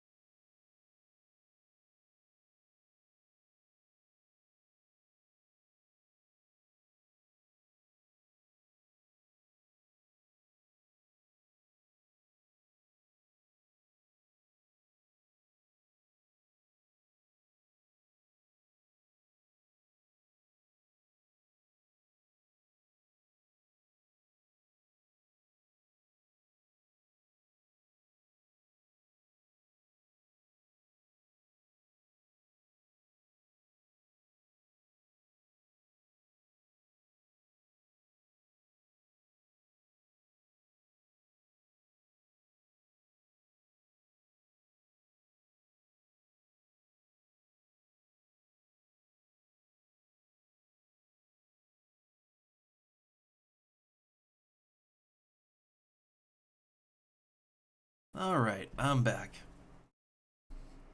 The cats demand an offering. Alright, so let's see, what, okay, we have to actually do the research. Moon data analysis. Only gonna take 10 hours.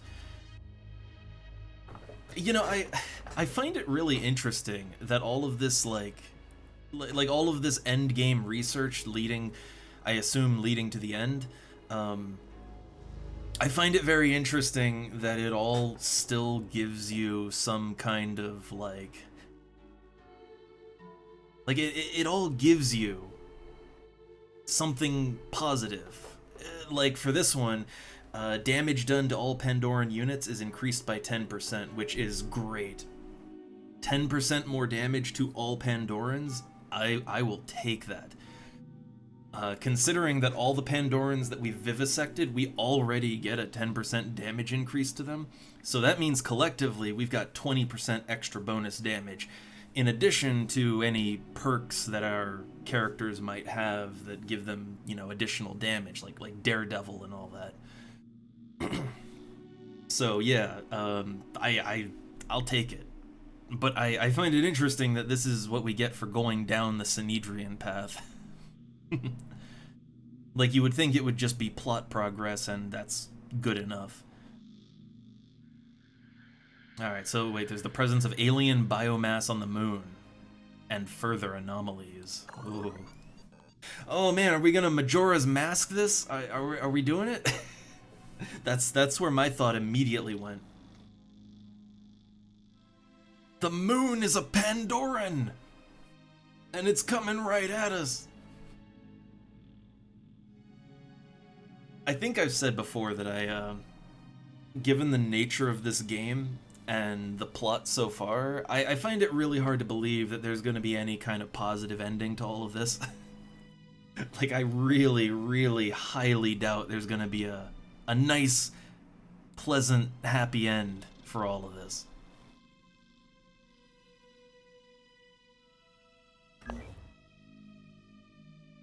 Oh no, hold up, there's, suddenly a cat is under my desk, and you know, I gotta fight to keep him off of my desk. Gotta pet him and hope he takes the message to kind of nudge him and hope he goes away. But I might have to whip out the little the training water bottle. Might have to whip it out.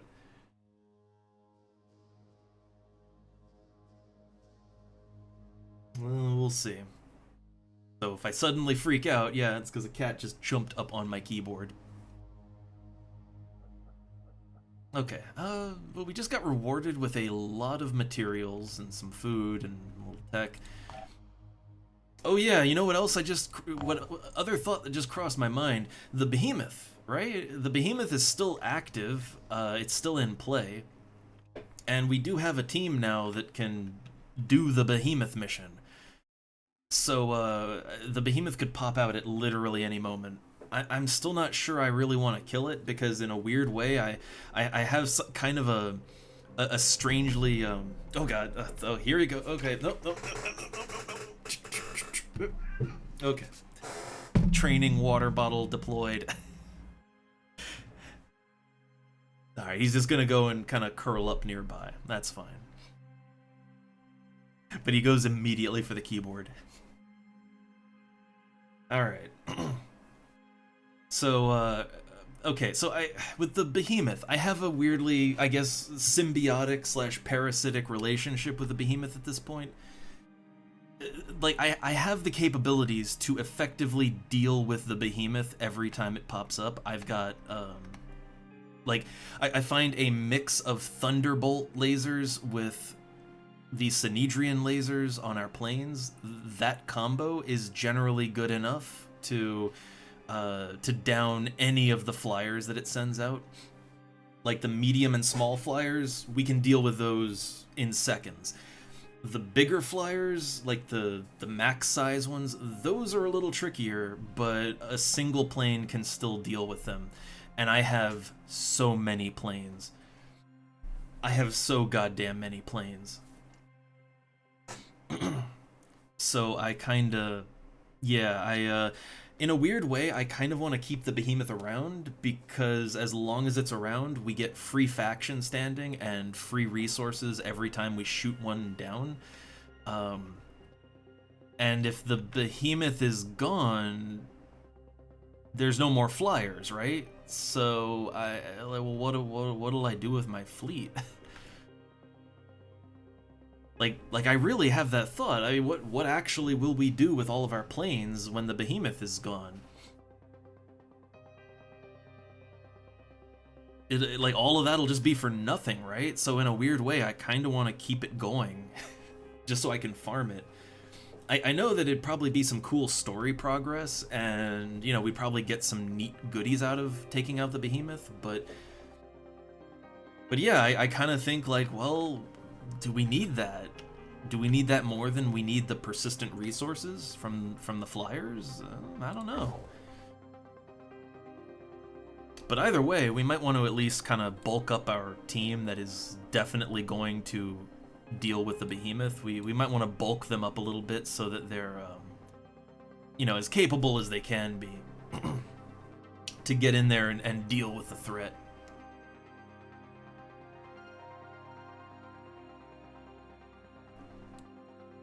So I guess, do they need any more armor or tools or weapons? Like what are they missing, I guess, is what I'm thinking about.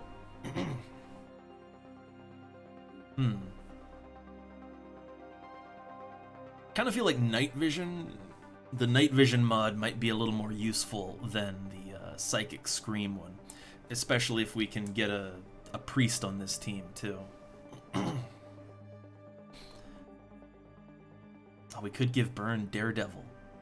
I mean, Burn does have plus 21% accuracy already, so like Burn is dealing with a pretty good range and accuracy with the combo of armor and weapons. But that's the thing, it's like it's that combo of armor and weapons that gives her such high accuracy that kind of makes that work. Lowering accuracy by 10, you know, like that reduces your long range abilities. But then again, 10% more damage, right? And I guess then it comes back down to, well, is that 10% damage worth the loss of 10% accuracy? I mean, 10% damage with a weapon like this would amount to, what? You do 30 damage normally? You get 6 shots, so 6 times 3. So you do 18 more damage total, right? I mean, I don't know, 18 more damage? Like, I don't think that's really gonna make or break anything, right? It'd be nice, but it's not deal breaking, and I kind of like having that high accuracy. I'd say we'd probably benefit more from increasing the speed some, or getting more strength so that you have more hit points, or more willpower so you don't get mind controlled all the time. You know, there's a lot of options here that would have a lot of very nice benefits.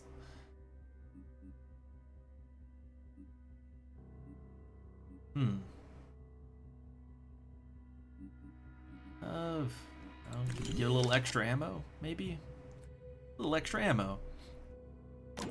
Better healing items and grenades.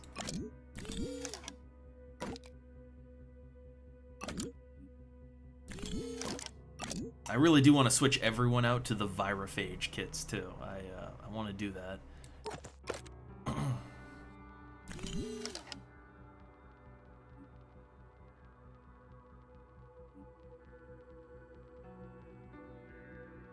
All right. Yeah, I don't know. I'll go with a little more strength. I like not dying easily. That's always nice, I guess. And then this one, yeah. So we would definitely benefit from being able to slap the night vision onto this guy. since they can't really have a whole lot else, I suppose.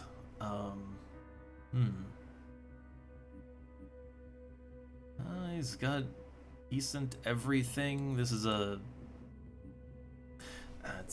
they would benefit from more willpower.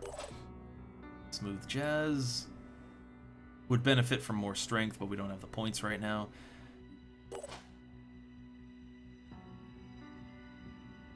Yeah, a lot of characters would benefit from just having more strength overall. Also, goo seems to be coming into play a lot. Like the, not the Chirons, the Acherons. A lot of the Acherons toss out goo now. Some of the Chirons do, too. Some of the Scyllas as well. A lot of enemies actually shoot goo at this point. And I find goo to be a little bit more annoying than mist, so I kind of want goo repellers on everybody. Mist repellers, not really so necessary anymore, I don't think. Why'd I make another one of those? I don't need that. I need the Virophage kit now. We're upgrading beyond the standard med kit.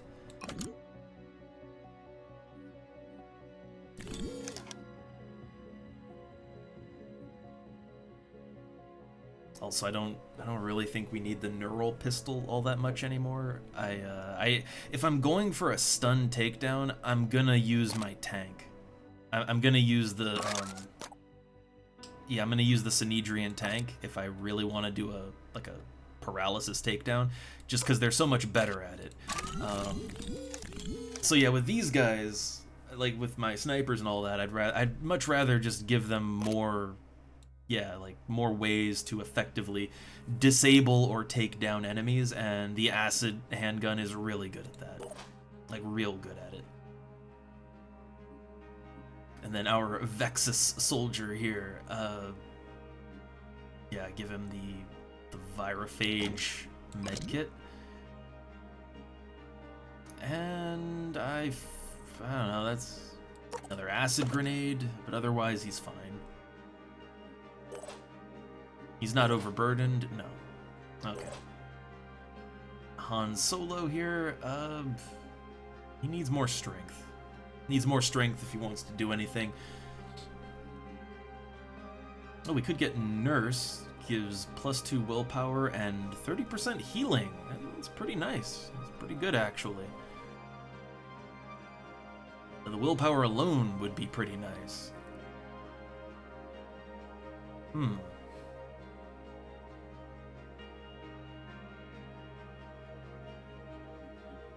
Although more speed would certainly benefit, I want to say. Yeah, speed is I do think that's kind of the most important stat, first and foremost, like above anything else. And oh yeah, we have our infiltrator here, and I don't know, like I got 30 SP on her, but what? Higher base stats is always nice, but the main thing with Infiltrator is deploy decoy. That is the main thing.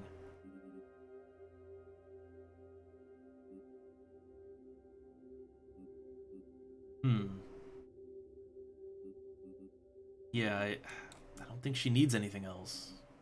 Like, I could get Vanish, but I'll be honest, I've never actually used Vanish.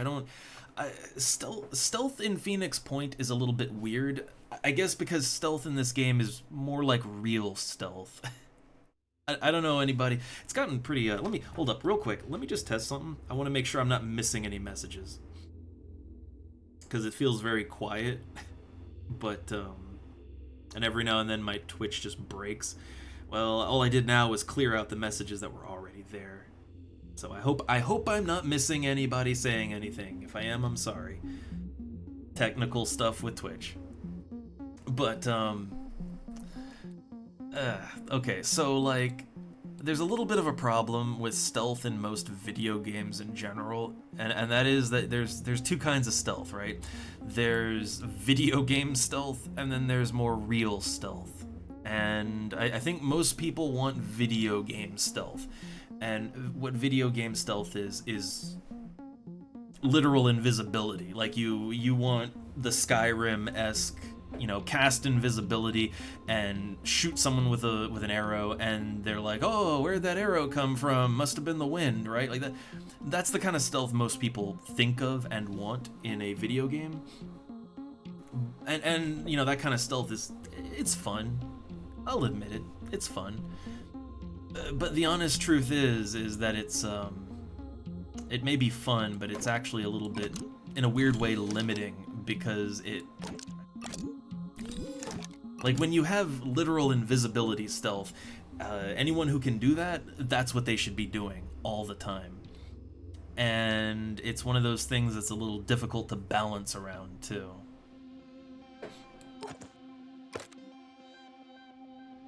And it's also not like, it's not really stealth, you know? Like, you're not really being stealthy. You just have magic invisibility powers, you know? Like, you're not being sneaky, it's just you're magic, right? Like, so yeah, that kind of stealth is kind of what you would expect, and I think I'm trying to remember if XCOM 2 had like an invisibility type of unit with any of its psionics or anything. I can't remember. But generally people want that kind of video gamey invisibility cloak stealth.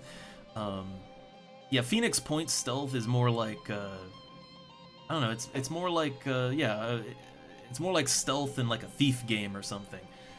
Like you can, you know, you can sneak around, you can have a high stealth stat and you can sneak around and kind of stay out of sight. But like if you go out in the open, if you get close to an enemy and or are just standing out in the open in the middle of the daylight, you're gonna get spotted. And if you attack, you're gonna get spotted and heard. So enemies are gonna converge on what they hear in addition to what they see. So yeah, like if you play an infiltrator, like, you know, like you're playing Skyrim, you're gonna get the infiltrator killed really fast.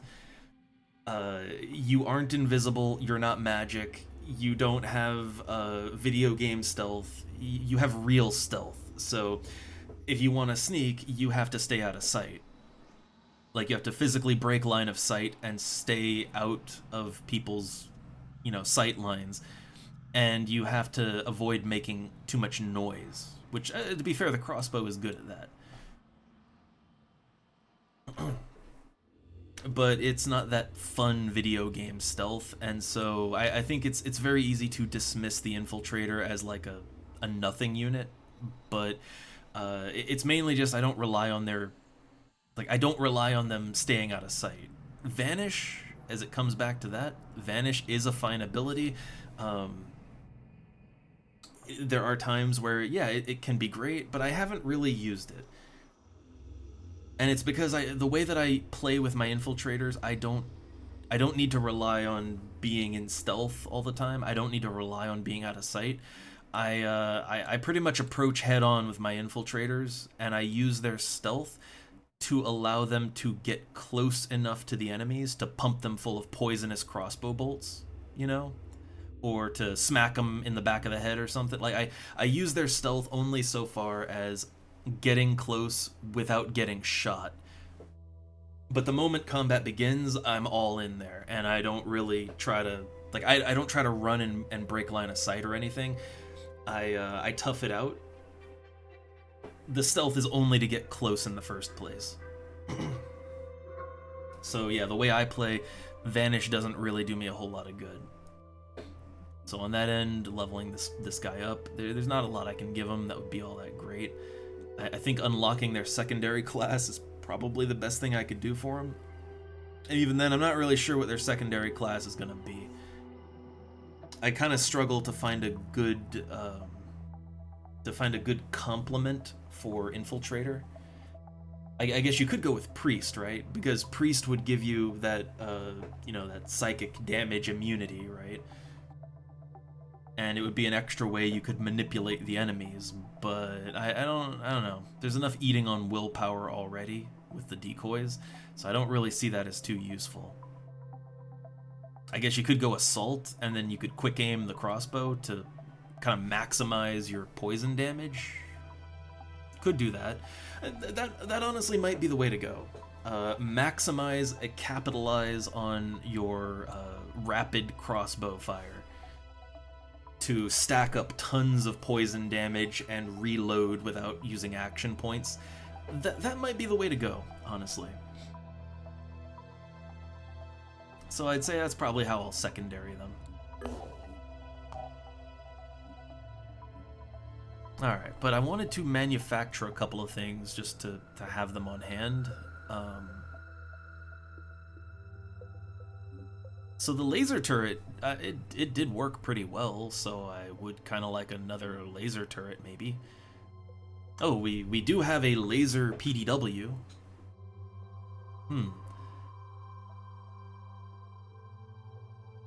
I mean, compared to the standard PDW, like... So the laser does, yeah, the laser does like twice the damage of the standard PDW, I think. Not twice the damage, it does 10 more damage, but it doesn't shred. I know it's only 1 point of shred, but like, every little point does help. But I feel like maybe, I don't know, this one does 20 damage and pierces 20 armor.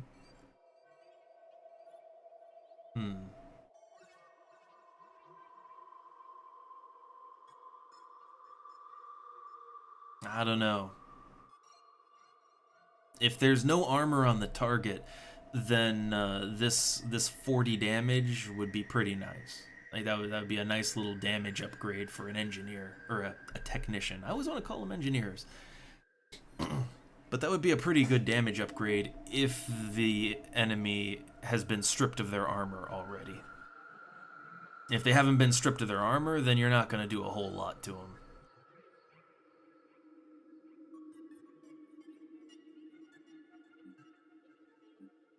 In a way, I kind of think for turrets, the rattlesnake is the way to go, just because it's armor piercing, or the Gauss one because it's actually pretty good at stripping off the enemy's armor. I kind of like going that way with turrets. Also, I'm pretty sure that we could have another. I think one of our heavies at least does not have a launcher yet, and I prefer the machine gun, but the launcher is good for long-range limb disabling. It's very good at that.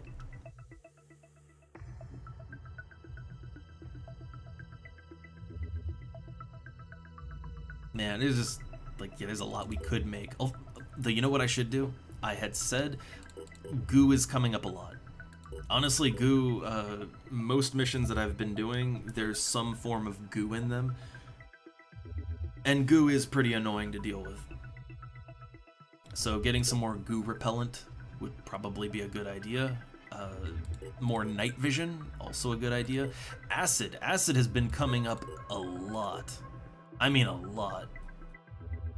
So more acid vests couldn't hurt, right? So 4 acid vests, 4 night visions, and 5 goo repellers. And I think that'll pretty much have us covered as far as secondary modules go. And none of that takes very long to make. Alright. So, you know, I guess I kind of thought that when we did the moon mission, I guess I sort of thought that would expedite the end, right? And I thought it would set us on like a hard path, but I guess not. I guess we can just keep doing whatever. So I suppose technically we could do City on a Hill too, right? Like we could also do that mission if we felt like it. You get pretty good stuff for all of this, so it's one of those things where it's like, oh, why the hell not, right? Like really, why the hell not do it? If it's bonus research that'll give you some kind of perks that will help you to fight better, why not take it? Right? Don't really see a lot of reason not to take it, actually.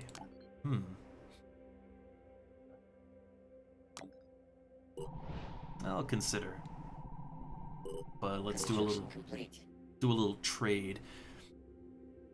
Also, another construction was completed. The log went by way too quickly. I didn't see what exactly got completed. I didn't see what got completed there. But I assume some of our base stuff, right? It was probably a mist repeller. If I had to guess, it was probably a mist repeller. Cool. We don't really need all the mist repellers, but I like seeing the blue circles on the map. It's nice that if the base or haven that comes under attack near the blue circles, it's nice that I don't have to fight in a delirium area, you know? That's real nice. I appreciate that.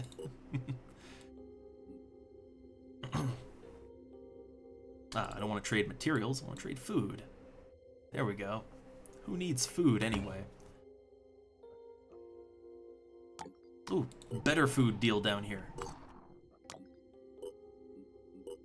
It's still weird to me that some people, again, when I was just researching, because there's some finer points of Terror from the Void and Phoenix Point that I've still been a little iffy on. I still found it so weird that there are people that, for some reason, just have a hard dislike for the trading system in the game, and I'm not really sure why. Like, it's how the game, like, I don't know, I don't really see how it's that much of a problem. Like, yeah, you have to actively trade, you can't just sit around and passively collect resources. But I don't really understand the problem with trading that some people have. Like, I don't really waste that much time on it. I send a plane out to go and trade, and I have lots of planes on the map. I guess it would only be a problem if I only had one plane, right? I guess that might be another one of those XCOM problems, right? Like, if you're treating it kind of like XCOM, where you have, in XCOM, you can only do one mission at a time. Like, in modern XCOM, you can only dispatch a single crew at a time. You don't have multiple bases with multiple squads, you have your one Sky Ranger crew, right? And that's all you've got. So you kind of have to focus your attention on one thing at a time. So I would imagine maybe some people are playing the game with, like, yeah, just a single plane, and like they're trying to do missions, explore, and trade with one plane. I could see that getting them in some trouble. I could see the problems that arise from that. So if you're playing like that, then I guess I can see how, you'd find the trade to be hyper annoying if you limited yourself to just one plane.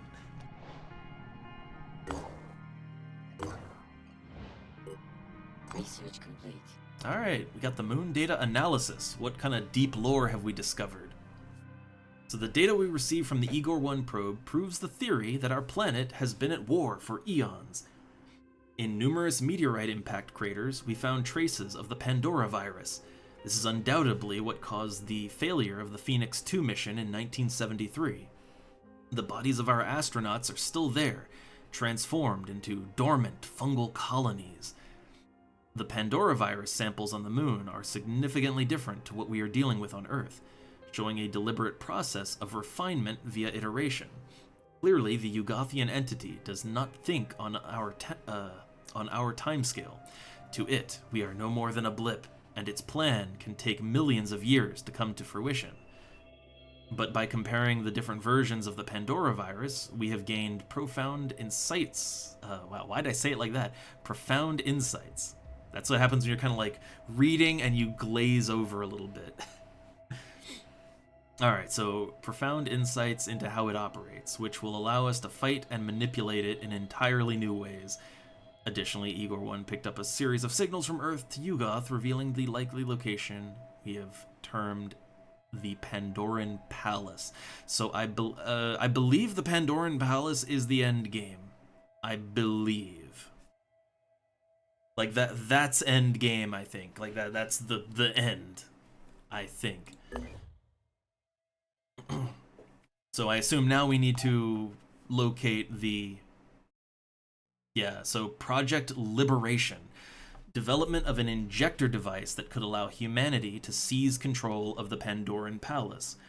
So yeah, I assume that this is like, yeah, this is the end, right? And this is the research for the end. So I assume we could also do the, like, the build-up to the end missions from the other factions and all that. I assume we could do that. And it wouldn't lock us into anything. I don't actually know if there is a lock-in point with Terror from the Void. I don't know if there's like a point where you are forced to commit, right? I'm kind of playing all the sides right now and just seeing how it shakes out. And I mean that's been working for us. It's worked out. All right. Did anyone get overly injured in the last mission? I guess one of our technicians got a little beat up, but that was about it. So other than that, everybody's in pretty decent shape. We could dispatch to the New Jericho base right away. We could help them. I'll give it a moment, because there's a few guys that are not 100% health. I'll give them a moment to recover.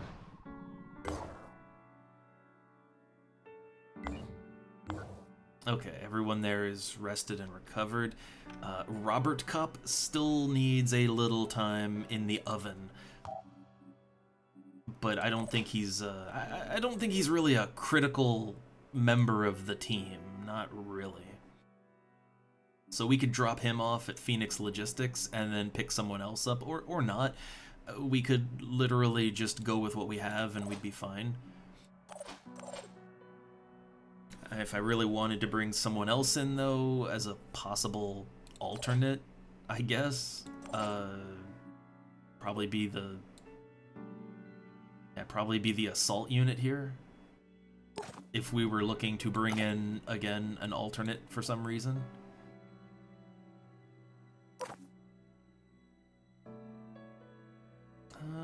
I think the assault, like, they have a pretty decent movement. The goo doesn't hurt them as badly as it hurts other units. I think the night vision, that's just all I really need there. Though I do think that acid comes up a lot more than explosives and fire at this point in the game.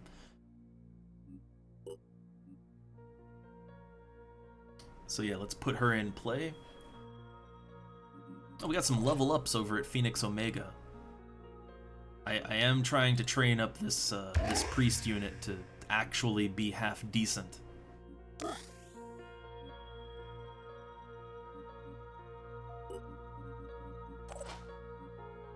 I don't think I've used this guy more than like once or twice. I really don't think I've used him hardly ever. It's just because he's a half mutant, right? He looks weird. I don't like it.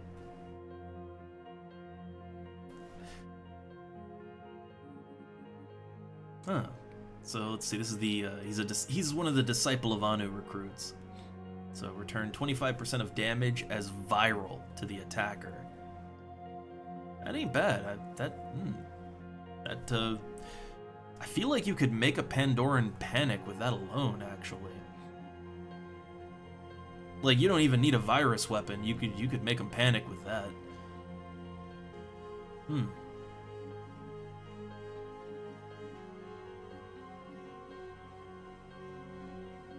Ah, hell, why not? Take it.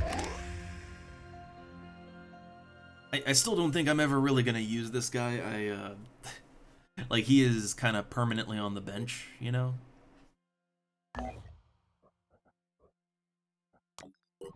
But yeah, I don't think it's gonna lock us in. So yeah, like let's help out New Jericho as well. Why not? I'm playing the field. I'm seeing what my options are. So the command fortress under threat. If we lose it, we lose the war. Alright, all forces requested to mobilize and support the defense. We must protect Tobias West at all costs. I mean, apparently this mission is just gonna sit in the buffer forever if we don't do it, so it's clearly not that big of a deal.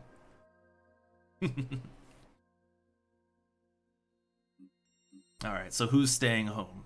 You always have to pick somebody to stay home. We took Lewis in last time, and he performed admirably, I want to say. He did quite well.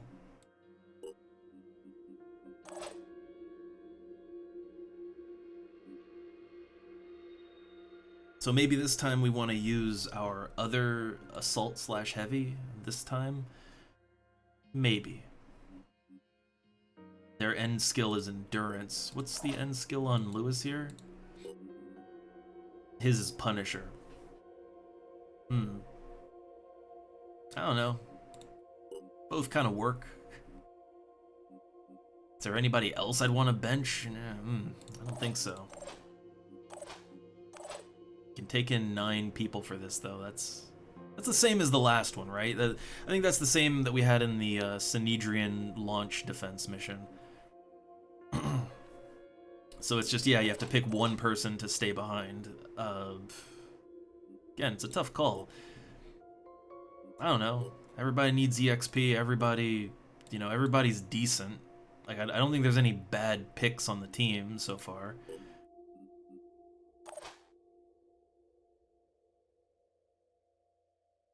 And I like to have a lot of heavies just, you know, in case I need to deal a massive amount of damage very quickly.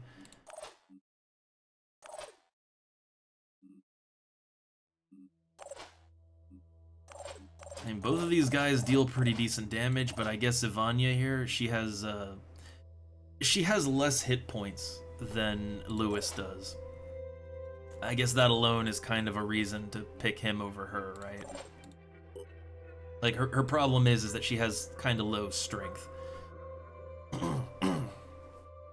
So yeah, with strength that low, yeah, she's at a bit of a disadvantage.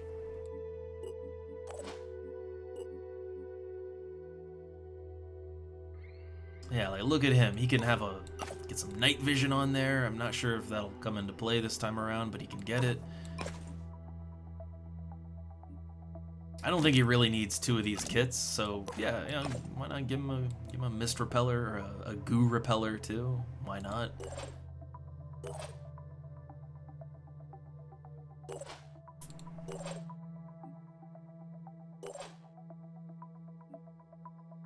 Now this guy directly got gooed and acided last time. Like, directly that happened to him. So, yeah, I do think that acid defense is becoming more and more critical.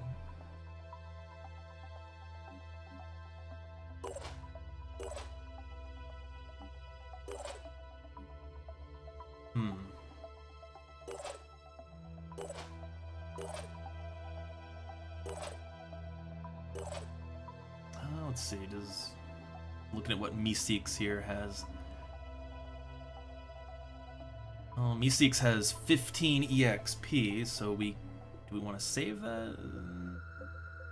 I don't really want any of the end abilities. I mean, I guess Marked for Death would be pretty nice, but I kind of like to save their willpower for mind control. So I think, honestly, I just want more strength so that she doesn't get disabled and die as easily. You know, that's a pretty good goal.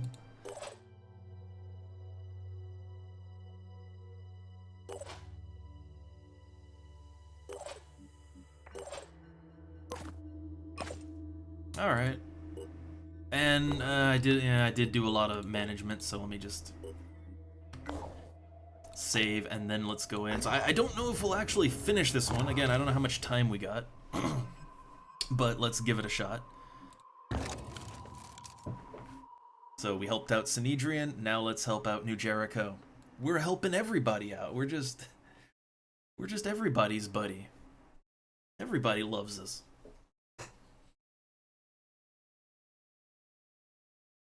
I am kind of curious why we didn't get anything for the disciples. I don't remember pissing them off, right?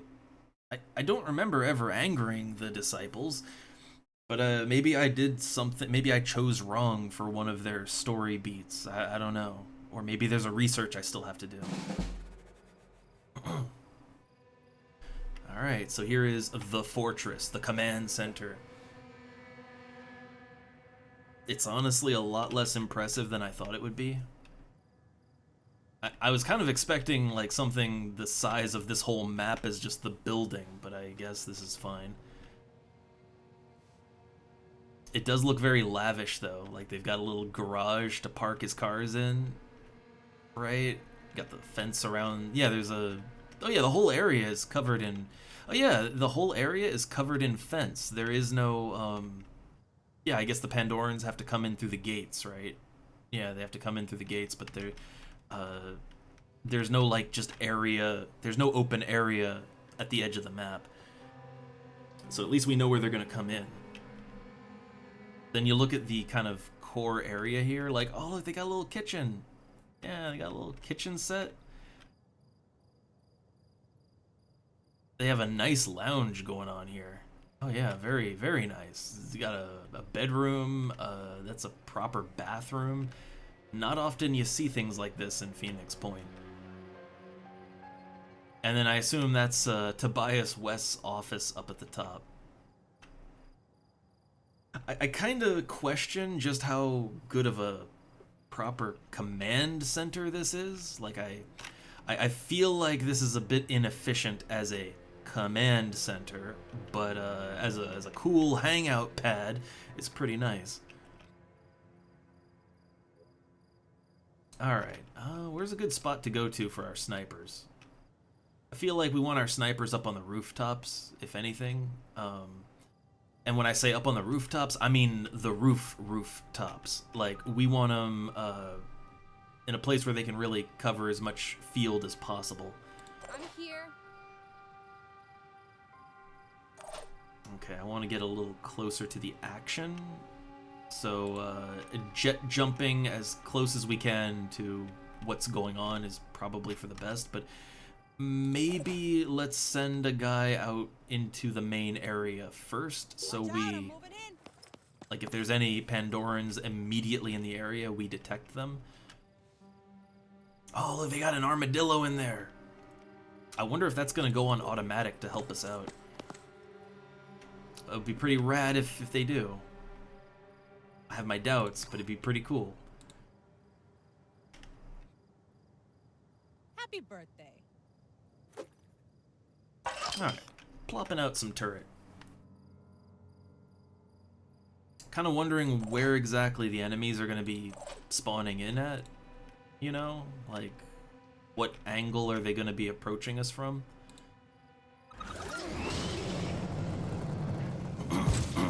Because so far, it looks like the front area here is completely secure. So it seems like they'll be coming in through the back. At least that's what it looks like from here. So in that way, it might not really be a good idea to park everybody on this side of the field. Also, thanks. I still want to check something. I'm hoping I'm not missing anything. The old Twitch app it can do wonky things sometimes, but I don't think I'm missing anything. So, I guess thanks for lurking along. Thanks for that. Okay, yeah, I don't know, it feels a little bad to have everybody just, like, spent in the middle of the courtyard, but it doesn't look like there's any Pandorans around right now, at least none in this part of the map. If there's any, I guess they're over here, right? In which case, I still need to get to them as quickly as possible, so yeah, wasting my time units is kind of the order of the day. I said time units. Action points. It's crazy how easy it is to just slip into XCOM terminology. It really is. I do kind of blame the fact that I spent like what we did off and on like 4 years of the XCOM files, so you know it'll do that to you. You'll hate it by the end, but it's kind of rotted your brain out by that point.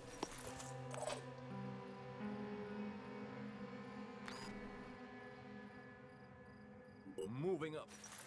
So while no one is on Overwatch, I mean, here is the good thing.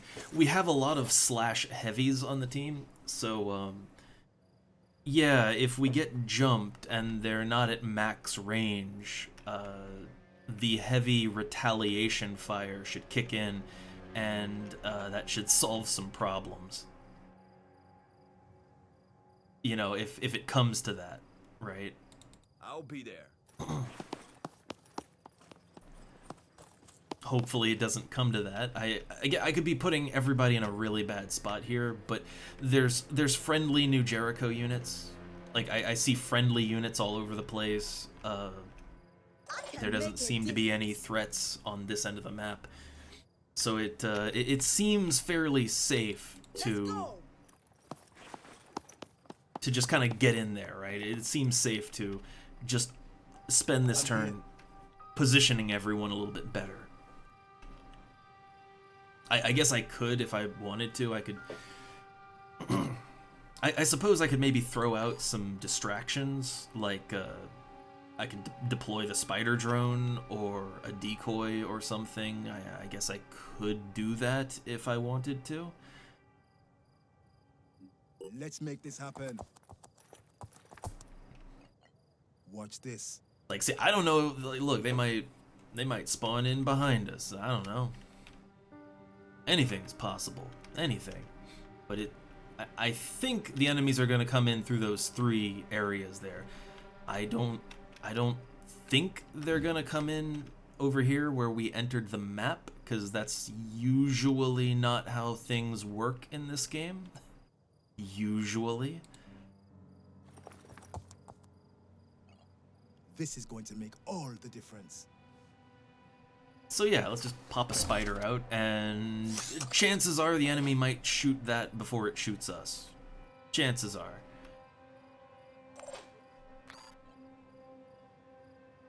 Alright, well, let's see what happens.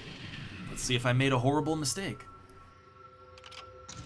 They're in the building, oh my god. So yeah, they're all just in the building. Okay, cool. That's sort of what I figured, honestly. How are they inside the command center already? Like, I was expecting that if they're gonna come out from anywhere, they're gonna come out from the other end of the map, right? I was not expecting them to just be here already. Oh! Oh yeah, he's getting blown away now.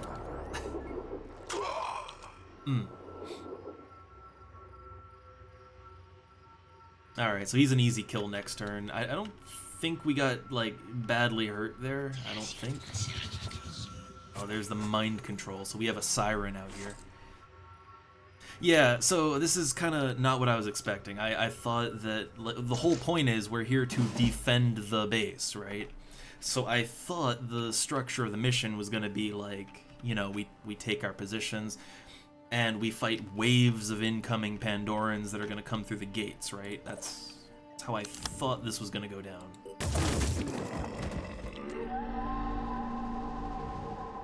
So very different flow than I was thinking. Okay, it doesn't take any turns to detonate, so oh yeah, it takes 0, right? It takes no action points, no will points. So so theoretically, like, I can detonate the spider drone after spending all of its movement, right? Yeah, okay, let's do that.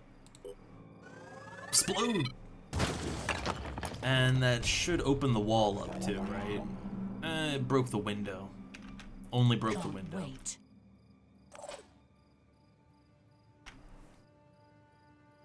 Well, if they're already in the building, I don't see any reason why we shouldn't just light it up. I see no reason not to, right?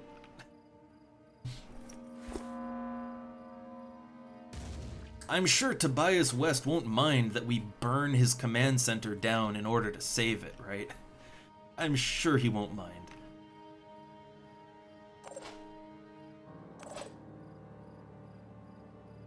Alright, so, yeah, they got mind controlled over there. It's a little unclear as to where the threat is exactly. Might want to use a unit that can, that can get over there in a timely fashion. We don't really have one like that. We don't really have a timely fashion kind of guy on the team. Comms online. We do have Clara. She could just kick the door down and see what's in there, but it's like, I guess here's the thing. Where's the siren at? Because, like, this guy just got mind controlled, but from where, right? None of the doors are open. So I assume the siren either the map started with the siren literally standing right next to him in the room, which is kind of nuts, or the siren is out here, like outside the building, right? I assume he's maybe outside the building. That would hopefully make a little more sense, because if they just started with it right there, that makes absolutely no sense.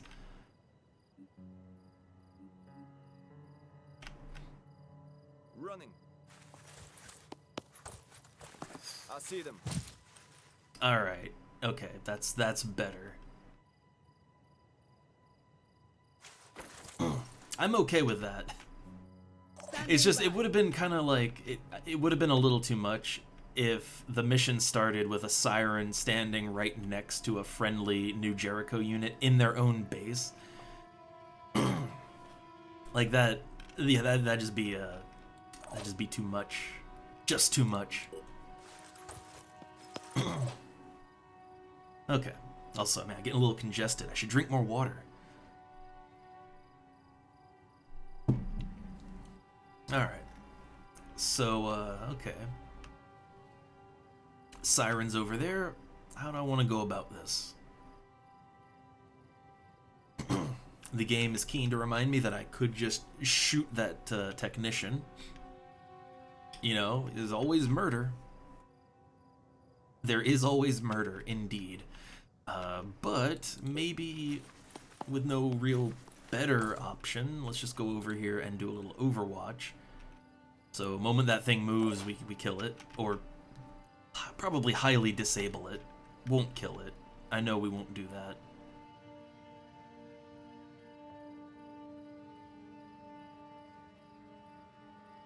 So I don't like that we're gonna have to... We're gonna have to deal with him. The question is, how are we gonna deal with him? How badly are we gonna deal with him? Well, let's throw another turret out. Where's a good spot for that? So I do feel like, I don't know, this center courtyard is probably going to be where the majority of the action's going to take place here. So, I think it's fine to just plop the turret down in the middle of the courtyard. Not really sure there's going to be a better spot for it. Moving now.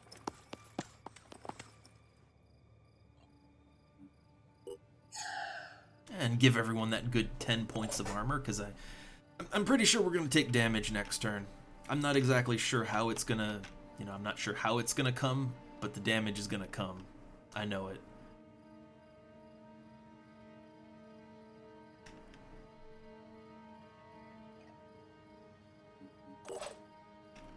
So, Meeseeks could do something. We could... You know what we could do?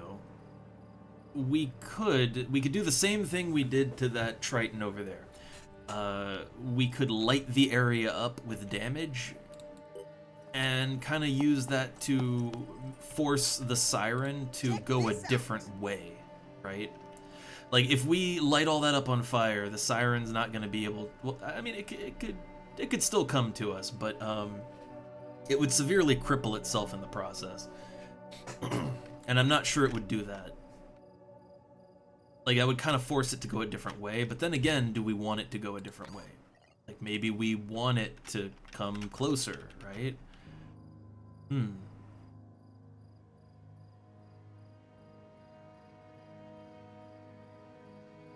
Then again, there's also the thought that if someone's gonna get mind controlled, honestly, it's probably best if it's the priest.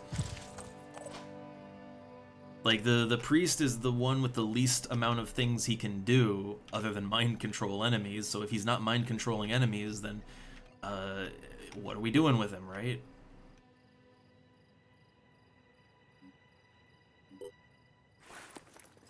But I feel like we have so many heavies and assaults over here ready to deal with the siren.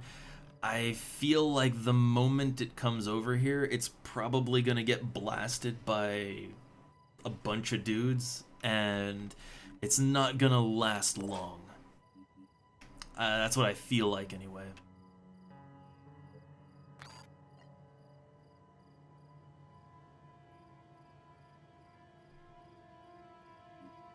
Let's go. Could shoot out a decoy too. Decoys are always an option, or spider Watch drone. this. Spider drone, always a choice. It's just I have my decoy, but like the decoy is, well, the range isn't the best, right? And I'm not really sure that where I pop the decoy down, I'm not really sure it wouldn't just end up hitting one of my guys anyway, you know? This is going to make all the difference. So I'd kind of rather pop out a spider drone. The enemy may or may not go for it. Like the enemy might just completely ignore the spider drone. But on the off chance that they don't ignore it, then yeah, I hope it, you know, is used to good effect. That it provides just a momentary distraction.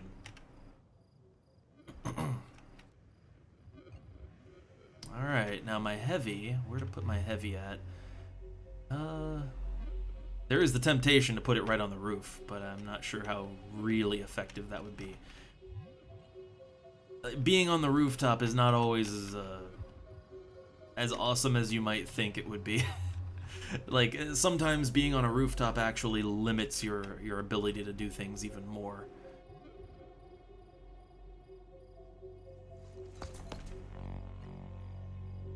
So I'll just put some Overwatch up. Yeah. Just Overwatch it. Easy enough. I feel like we get enough people with Overwatch there, we might be able to blow the siren away before it has a chance to do anything, and that would free the Jericho unit of his mind control. You know, if it all works out the way we think it's gonna work out. So the sniper doesn't actually have a shot on this guy, I don't think. Like, he's kind of in a spot where no one can really quite hit him.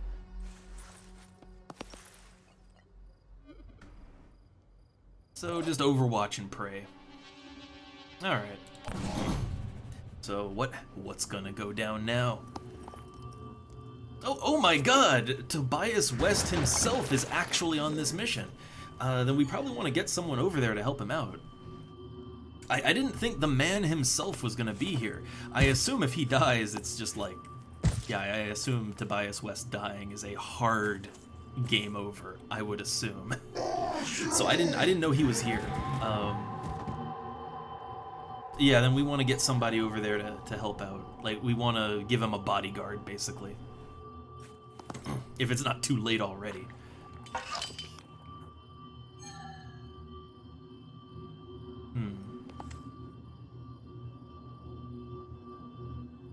You gonna do anything else, or... Alright. Oh my god! Tobias West is just right there in the line of fire. Oh, nice! Head disabled. The mind control is over now. Cool. They can still mess you up with their virus arms, though. So yeah, the mission just got a little more complicated since Tobias West is in play, right? What is it doing? What's the plan here? Huh. Alright, so yeah, well, I want to deal with that. I want to deal with a lot of things. Still alive. But, we might want to claim this guy so that, you know, we can make use of him. Yeah. Let's get in there. It's a little risky, but let's get in there. Okay. Channel open. There's a little bit of a problem. So the turret is still hostile to us. I assume because the turret is, you know, yeah, I assume the turret's still hostile because it was put down under mind control, Heading out. right? So it's not flipping back. That's a little... I'm not sure if you would really call that like a bug or anything, but it's just like, well, what do you do about that, right? What do you do about that? I don't know.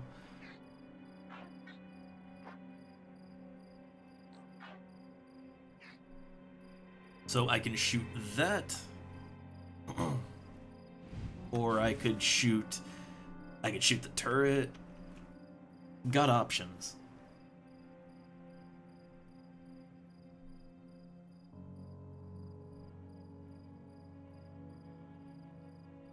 Also had to mute for a second there.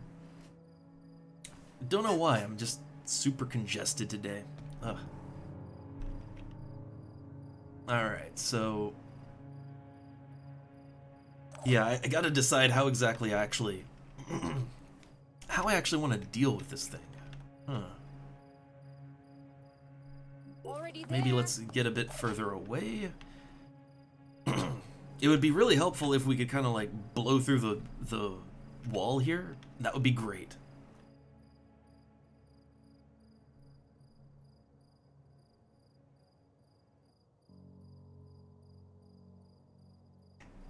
Man, okay, hold up. Let me drink some water.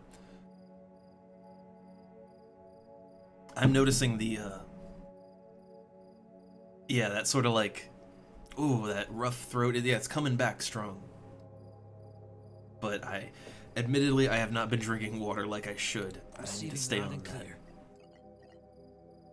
Okay, what do we got? What does that do? I'm not sure what that does. Does electric strike hurt the turrets more than normal? Maybe. Like whatever I got. Okay, good. We could deal with that. So is it great that we just had to destroy a turret that could have been a friendly helper? Yeah, no, that's not great. But that's what we got. Also, we've got Spider Drone. Oh wait, I just realized we could have used Spider Drone to blow the wall out to make, like, you know, to make a passageway. Too late now. Too late now.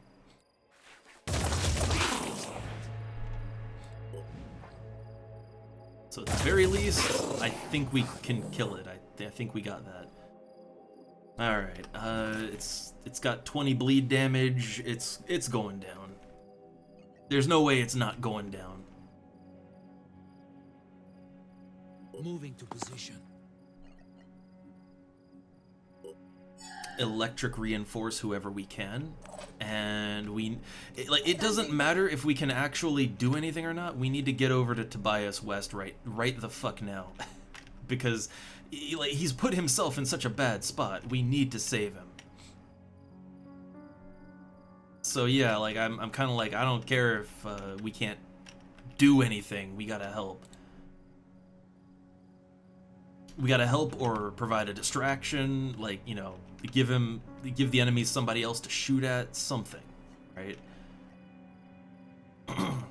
So let's jump up on the rooftop here. Completely out in the open.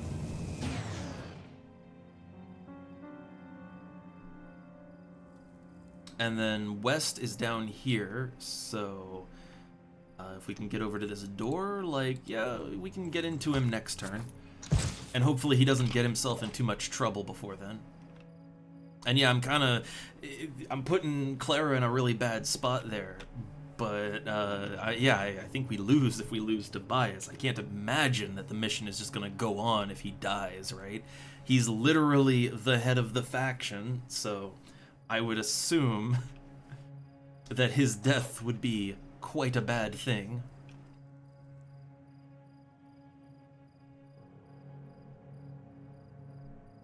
Do I want to claim up the armadillo? I could do that, you know. I could do it. That would sort of be all we can do in that turn, so in that way it feels a little bit wasted. But I think getting the armadillo out, because it looks like right now it's not doing anything. So yeah, getting the armadillo out would be a good idea. Alright, under Phoenix control. So this thing has it's got a high power gun on it. Takes 2 action points to use. I don't want to put the vehicle in a place where it's gonna block anybody else's shots. I love that. I love how the thing can't even drive out of its own garage without taking out the door with it. Love that. So this is a psychic scream head. Cool, cool. I was kind of hoping for a little more out of that, but alright. Sure thing. Oh, wait, that's the wrong target. This is the one we want to go for. It's still not a good shot. Still not a great shot at all. More than good enough. But no psychic scream for that one. Okay, still, I need to get someone closer to Tobias West. Like, we gotta get somebody in there. It does not matter if we're wasting time. We need to get over there now. I don't want to put someone completely in a vulnerable spot. This dude's dead, right? Yeah, he's dead. Okay, let's get Leora inside. So next turn, Leora can help out a little bit.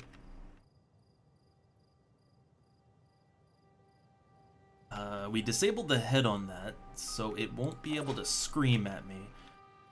But it can still deal damage, you know. But if it moves out here, it's gonna get shot at a lot.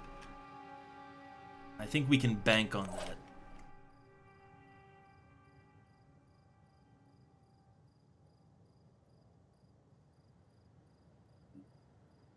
Repositioning, prioritizing speed. Alright, do we have any, do a little electric reinforcement here. Again, don't know that it'll really do much of anything, but go for it. I'm listening. This is a heavy. Do you really want to do Overwatch with a heavy, I guess, is the thing here. I don't really think the heavy is gonna accomplish a whole lot on Overwatch here. You know?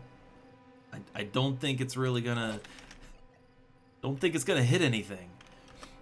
I don't think it can hit anything. So yeah, just push forward, I guess.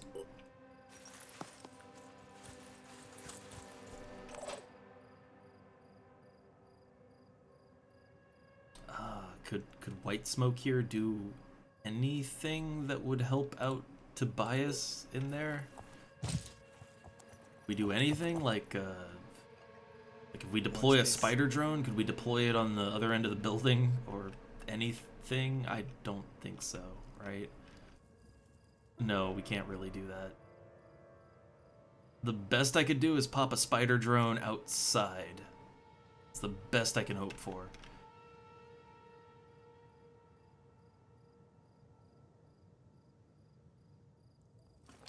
Man, not getting a lot of play out of this infiltrator this mission. Usually I get a lot more out of them.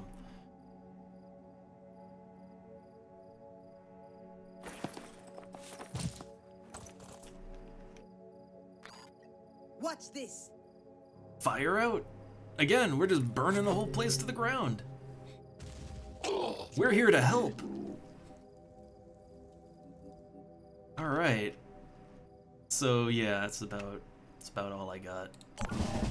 Hopefully that siren doesn't wreck anybody too hard. Nah, Tobias, what are you fucking doing? What are you doing, Tobias? Stop this madness. Just hide. Hide in a fucking closet, please. You're gonna fail the mission for me. Come on, man.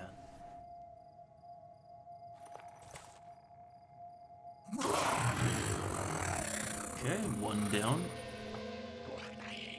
But yeah, there's still the matter of this. Okay, it's not attacking. That's good. The other one just sort of like went into the fire, and that's all it really wanted to do. Yeah, it just wanted to stand in the fire. That's all it wanted. Just give the word. Don't really like that shot. So, okay. So why did the siren not do anything this round? I don't really get why it just sort of stopped, you know? Like, it just doesn't want to attack anymore. It's done fighting. Well, you know what? I'll take it. So if it's done fighting, I will send my assault in to put it out of its misery.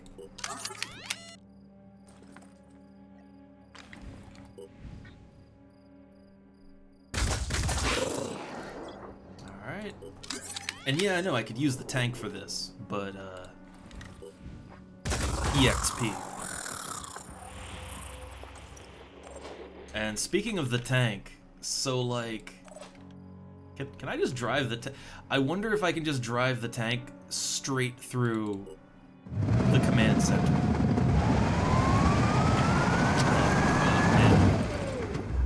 Yeah, so I'm thinking like just drive the tank into the house. Just make a proper mess of it. Do I have to go through the fire to get upstairs? I kind of have to go through the fire to get up there. I'd rather not. Rather not, you know. I could go the other way. I could do that. But yeah, I'm a little worried I'd have to walk through fire. And that's gonna cause problems. We got acid protection instead of fire protection, don't we? Yeah. Okay. Then for now, best thing I can do is go on Overwatch. Overwatch and wait for it to move, and then take it out when it moves. Standard fare. Sure thing. Oh, was a little too quick there. Might be able to do something. Is that a hit? Sounded like a hit. I think we got it. Okay.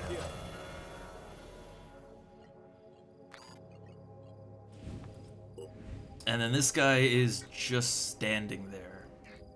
Just standing there. Seems to just kind of be waiting to die. I guess that's what happens when they get set on fire. Funny enough, fire seemed really underwhelming early on in the game.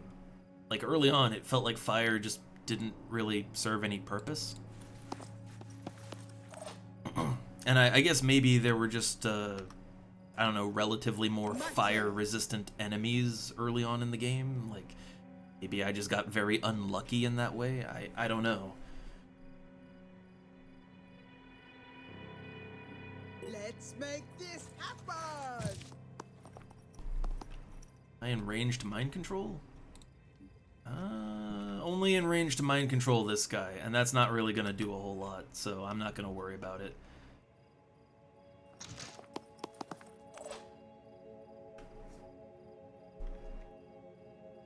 Can my heavy get a little bit closer, maybe? I really am trying to just get people around west over here so that we can, you know, avoid getting him killed. Because he's not really acting like he's not acting like he wants to save his own life very much.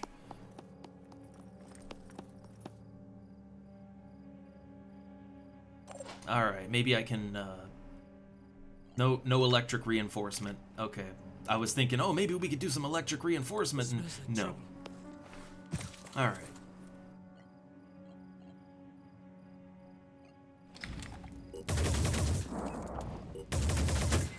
I don't think he's really going to be a problem. He's missing an arm and everything, so I just kind of take whatever shot there.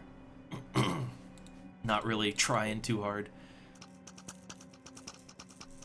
And spider drone. Get in there and, well, blow yourself up. It's kind of your whole thing.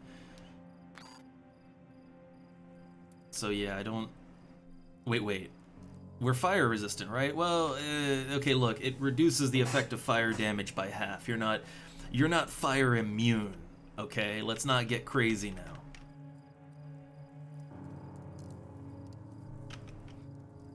They can't stop me. Alright, our jamming field is in effect. Forgot about the jamming field.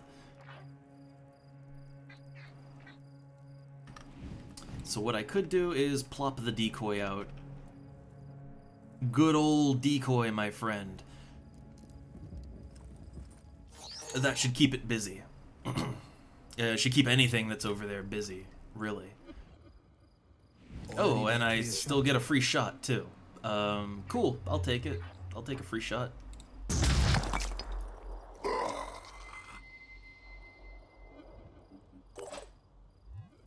Okay, Clara, get over here. Get over here with West. Your job is to claim West right now. Okay, we got him. Tobias West is under my control.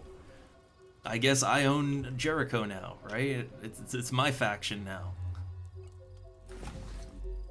Okay, real quick, let me get a closer look at him. I like his outfit. I actually, yeah, like I kind of wish we had this outfit available, like maybe maybe not exactly the same outfit, but I wish we had like a recolored version of this outfit that we could just give to our normal guys. Because I actually really like how that looks.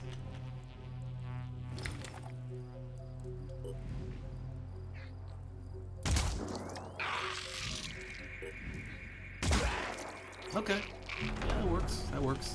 I still think it's a good idea to just keep him in the back, though. I think it's a good idea to keep him away from any windows or anything at all, and just let him hide. I think it's a good idea to just hide him away and keep him surrounded by guys that can take bullets for him. I would much rather do that than risk just a random Pandoran killing him.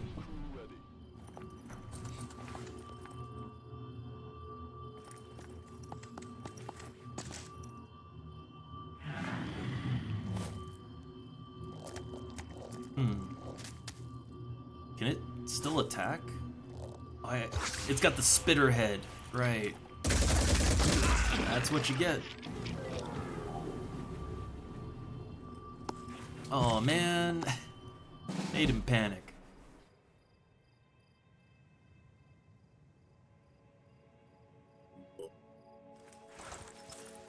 Well, there's no Pandorans on the map right now, right? So I don't really understand what we're doing here right now. Yeah, like what are we doing? Guess it's my turn. Oh, I thought that was ours. For some reason, I thought that was one of our guys. That's just the Gennaro, New Jericho dude that we rescued. So don't really care what he does.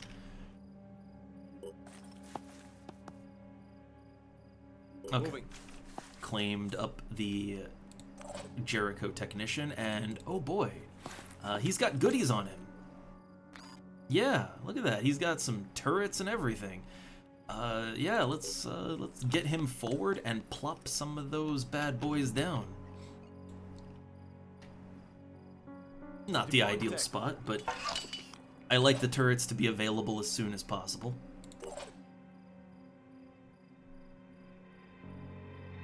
Alright, guess let's have Clara go outside and, Be right there. well, act as a bullet sponge. I'm here. And Meeseeks, let's see. Oh, wait, hold up. Real quick, cat stuff. Cat stuff came up. Give me 1 second. Sorry.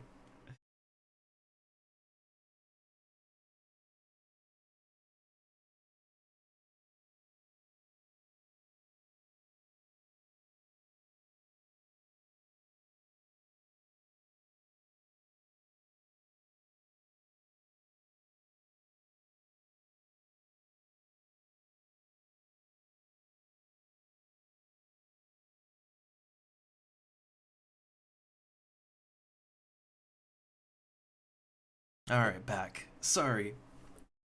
The other cat. Oh man, we're discipline problems. She likes to hop up onto the kitchen counter now, and that is the one for sure no-go zone for cats, because you know that's where the food is prepared. But she specifically she specifically likes to just flop onto the cutting board. So where, yeah, like where all of the sensitive food is prepared. So whenever I see her hop up on there, I gotta be pretty quick to quickly shoo her away. The little water guns come out.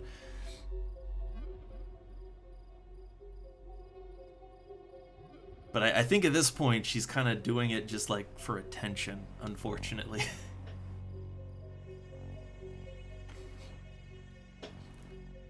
Alright, so let me just move the spider drone over here. There's no enemies on the map, so I'm not really sure what we're doing other than I guess maybe there's gonna be multiple waves of Pandorans coming in. Like, that's the only reason I can figure that we're still in this mission right now, you know?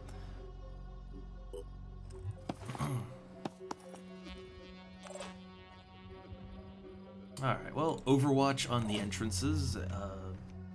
Yeah, I guess just Overwatch on the entrances and wait for stuff to happen, I suppose.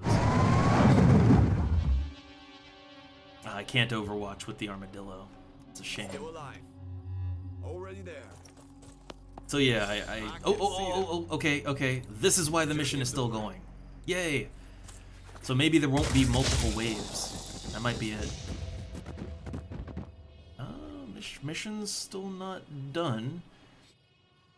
It's still not done yet. Arms online. Okay. Got me a little nervous now, but yeah, the mission is not over.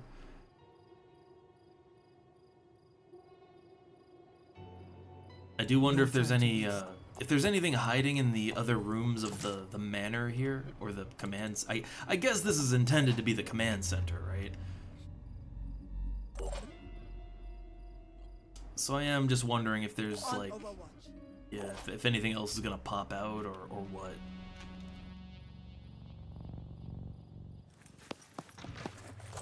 And I'm wondering if I should put everyone on Overwatch too around. Let's see, maybe move this out of the way a little bit, or get it over here. We can use the armadillo to cover areas that aren't being covered by anyone else. Okay, well we're.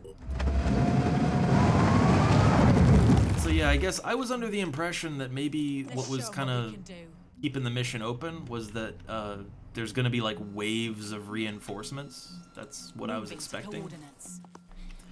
But I think it might just actually be that there's a few mind fraggers hanging out, and we gotta deal with that. I think it might just be that simple. In which case, this is a very different mission than what I was expecting. Like, I was expecting way worse. I don't know why, but I keep expecting that all these sort of endgame leading missions, I expect that it's going to involve, like, multiple waves of incoming foes, right? That's, I guess, kind of my expectation, I suppose. Oh, there are more okay, there's more shit coming in. Alright. Yeah, more shit is invading the map, so I'm not totally wrong.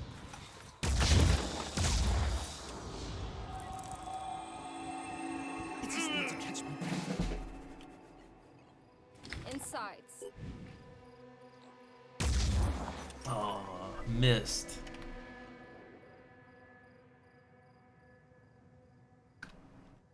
I don't know that they'd really be able to hit anything over there, but, you know.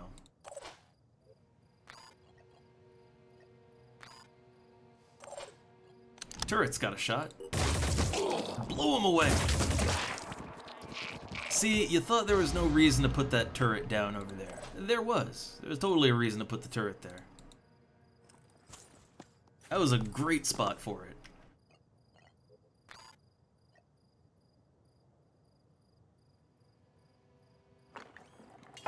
Alright, we got turret coverage all along that area where we don't really have any guys stationed.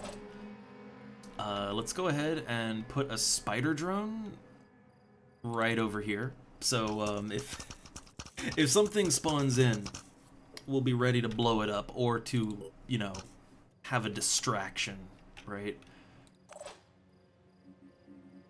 Still alive.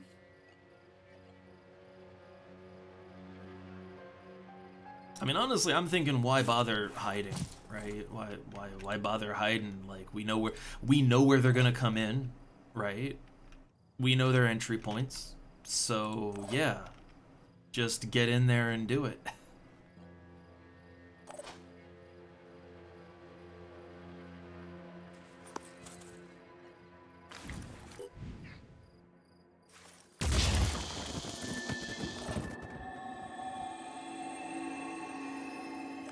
And we can use the vehicle.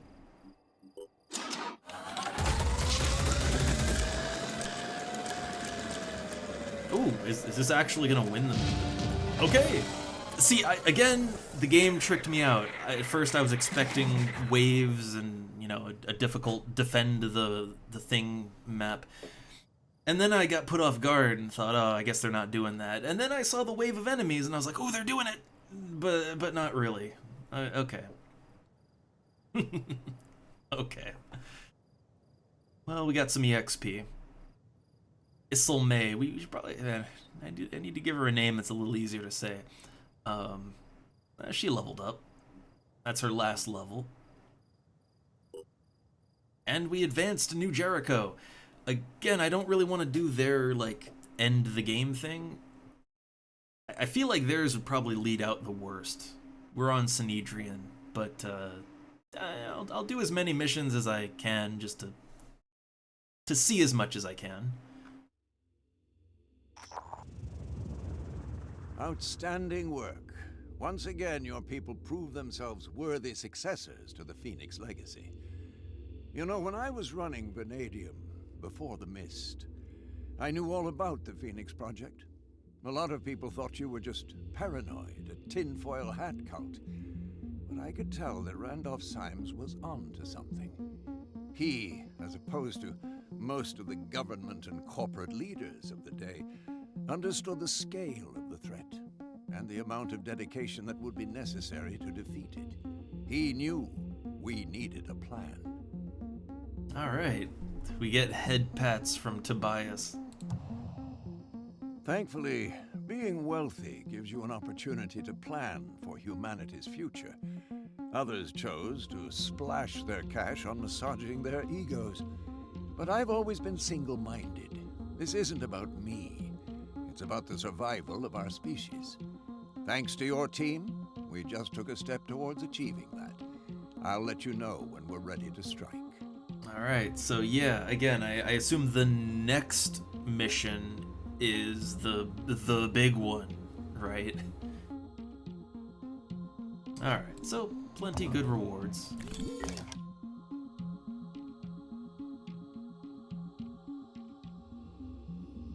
And what do we want for Isilme's max level thing? I don't think I've used Recover a single time. I'll be honest, yeah, I don't think I used it one time yet. Like, I just haven't needed to, but, yeah, I don't... I feel like for 20 points, I don't know, I'd rather have Marked for Death. That's a pretty good one.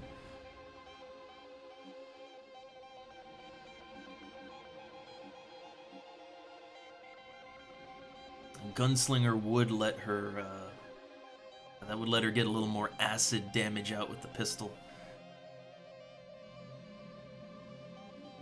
I figure either that or, I mean, look, this character doesn't have that much armor to shred off anyway. But Inspire might be a good one to get. Because, yeah, Sniper's gonna get kills. And granting allies an additional will point, yeah, that'd be pretty nice.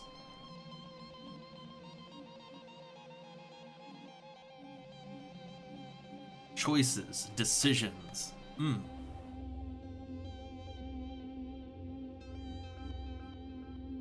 I don't know. I'm gonna go with Gunslinger this round just because, well, that acid damage has come through for me in the past. I'm gonna stick with it.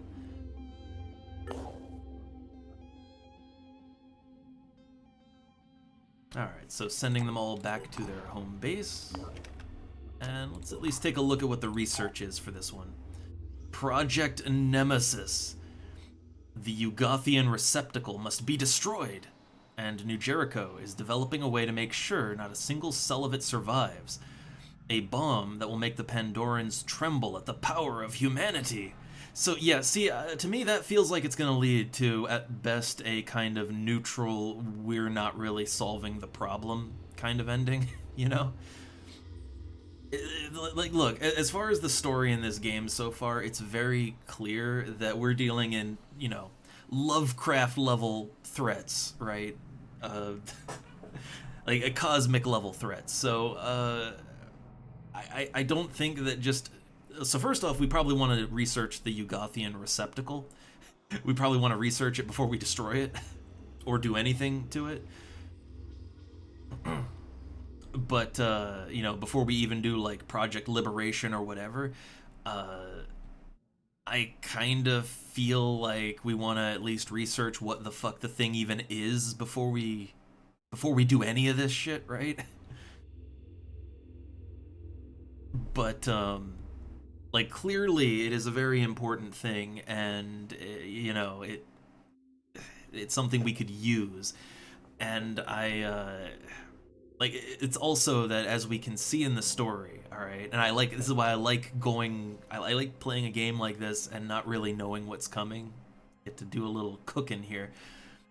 But to me, it seems like, well, the, I don't know, sentient planet or whatever it is, it keeps sending more Pandora virus and meteors, right?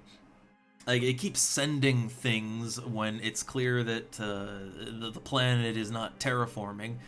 So, presumably, it's just gonna keep sending more shit, right? Like, until we can go and destroy it, it's just gonna keep sending things. So, to me, it doesn't really make a whole lot of sense to destroy the Ugothian receptacle without first researching it, but yeah, it doesn't really make sense to do that, because all you're really doing is like, oh yeah, we're saved, but, you know, in a couple 100,000 years or million or what, like, I don't know, eventually, it seems to be sending stuff more regularly, but, you know, eventually just something else is gonna crash down and the whole cycle is gonna repeat. So that feels like a pushing the problem off till later kind of solution. Like, Project Nemesis feels like a, you know, humanity, fuck yeah, we feel good about ourselves, but we're not really solving the problem, right? We're blowing something up, and we feel good about it right now, but we're just kind of delaying the problem. Like, it doesn't really seem like a proper solution to me. It seems like a band-aid at best. Because clearly, killing the Pandorans has not solved the problem leading up to this point, right? When you research the precursor civilization, it's clear that just killing all the Pandorans and blowing all their shit up does not actually stop them. Because more gets sent eventually. So, yeah, so to me, like, Nemesis is not gonna... It feels like it's not gonna lead to a good ending. Or even a neutral one. That's just a... delaying the inevitable, right? Maybe none of the endings are good, I don't know. But I feel like we have a better shot at a kind of more satisfying end if we go either the Phoenix route or the Synedrian route. I assume the Phoenix route is probably the best one, right? But, yeah, so we're gonna keep doing that a little bit, and then we have Project Liberation, and I don't know, I feel like Project Liberation makes sense. So we're gonna use some injectors to control the Pandoran Palace, and presumably the receptacle as well. So yeah, to me that sounds like a more solid plan, because blowing things up has clearly not worked out to this point. So maybe controlling it and just you know, figuring out some other thing to do with it, that probably is the more ideal solution.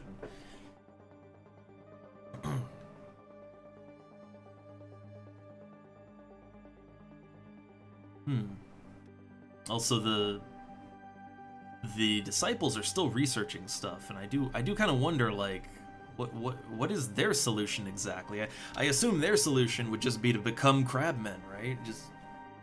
Just mutate. But I'm not sure. I'd be curious what their end is like. But not really not the ending I want to go for this time around. So yeah, they're starting these research projects.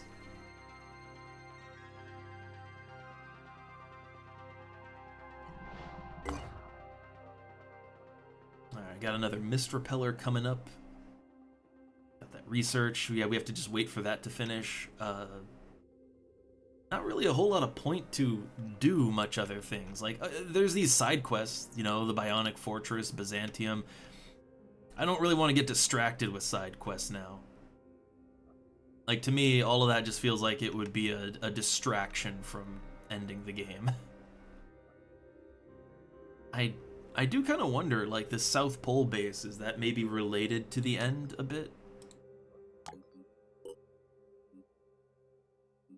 We have the resources to activate it. We do have that.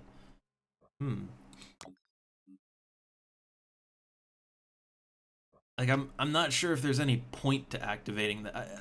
At this point in the game, is there any point to activating any of the bases? Like, I have enough bases. I have mist repellers at pretty much all of them. Yeah, it doesn't really feel like there's a whole lot of purpose to activating yet more, right?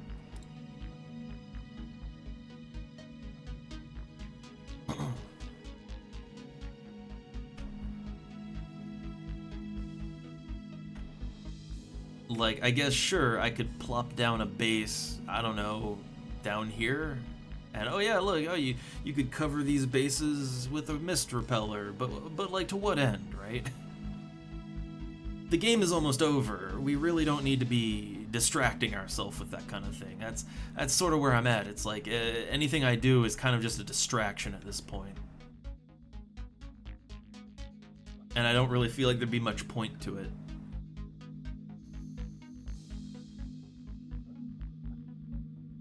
But I do feel like there's got to be some reason why you would want a base down at the South Pole. I think that actually was an original requirement for like ending the game, I think. So I would assume that the Pandoran Palace, I would assume the Pandoran Palace is like either at the North Pole or the South Pole. And if it's down here, then having an active mist repeller in this zone might actually help out. Like if we could cover the end mission so that it's not in the mist, that'd be kind of neat.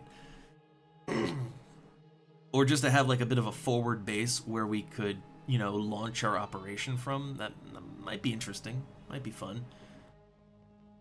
But I don't really know that it's necessary. And if it's not necessary, and I wouldn't bother, I might need the resources to make more crap. We still have to deal with the behemoth, too. Or we have to choose if we want to deal with it or not. We gotta make that choice at some point.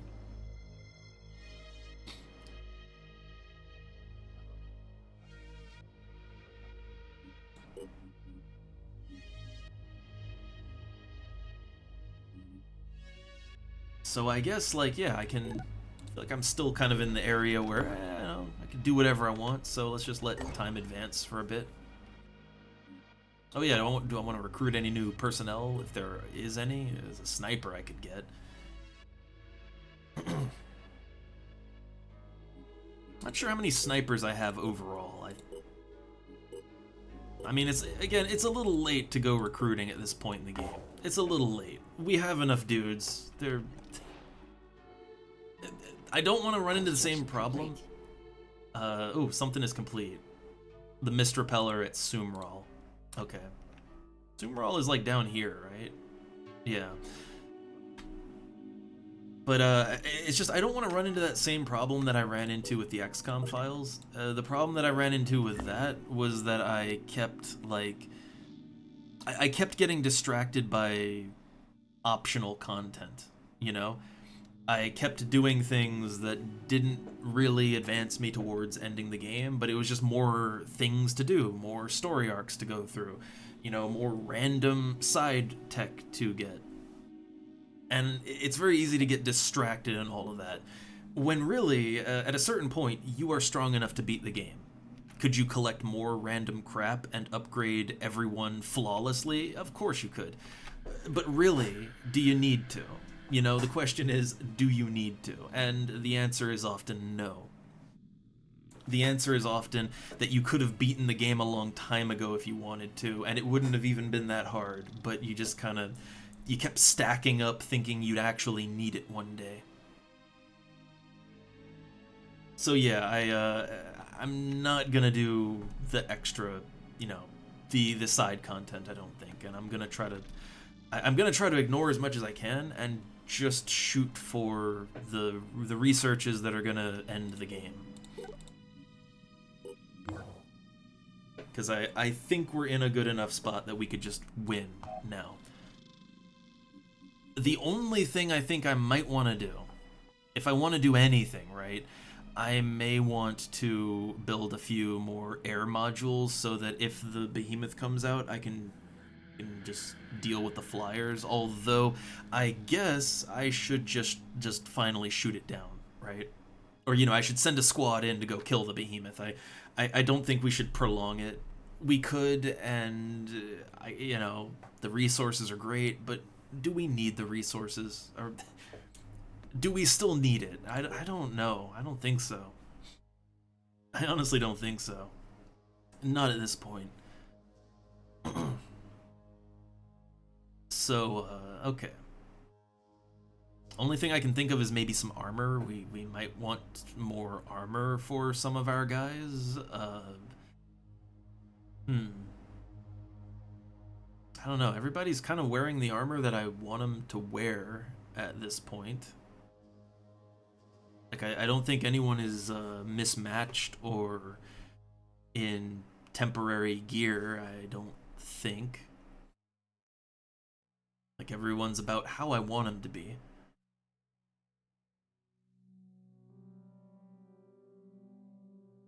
I will say favorite armor style is the new Jericho sniper gear. I love how that looks. I generally like how all the new Jericho gear looks. I think it all looks... It looks very, I don't know, very somewhere in between RoboCop and Stormship Troopers. Somewhere in between there, and I like that look. The Synedrian gear to me looks a little too, I don't know, it looks a little too Mass Effect for the kind of setting we're dealing with. And the Phoenix gear is fine, but it's a little plain. It's very like, you know, we've got XCOM at home type of gear. So I think the Jericho stuff looks the best, even though I'm not a huge fan of the faction. But I think their gear looks pretty nice. Their weapons are also pretty effective. Alright, so we have lots of modules to go around. I don't know, you might want more clarity helmets, I guess. Can't go wrong with acid protection.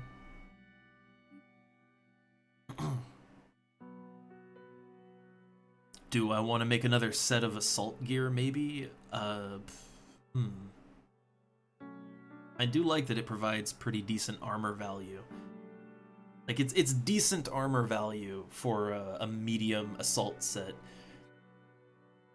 Like, the only thing that really beats it out is proper heavy armor. It doesn't really hurt you any, like, it gives you +1 speed. The stealth is whatever. But it doesn't give you any accuracy. I guess the Synedrian armor gives you accuracy. So the Synedrian assault gear may be better, but it doesn't give as much protection.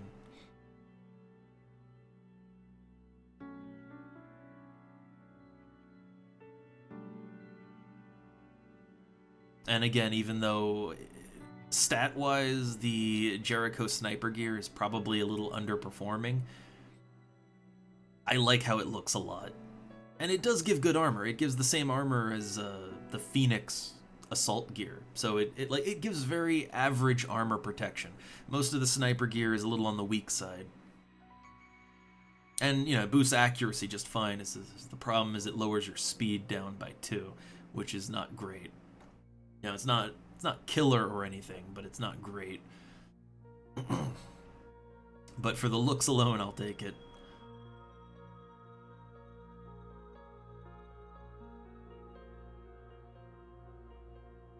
I don't know. I think the most I'd want to do is maybe make another set of Synedrian assault gear, just because it gives you good speed, it gives you good accuracy.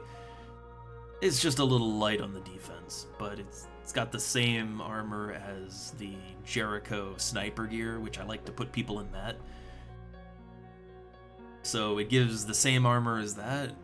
It gives about, let's see, what is it? 6, 9, 11, gives about 11 accuracy.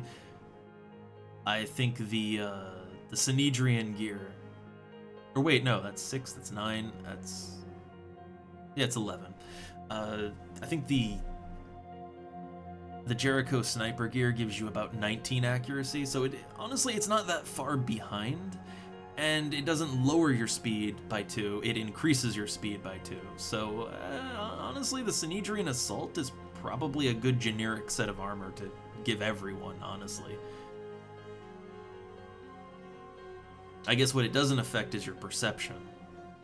And of course, actual sniper gear would give you even more accuracy. But I'd say this is a fine suit of armor if you just want something good to put the dudes in. That works.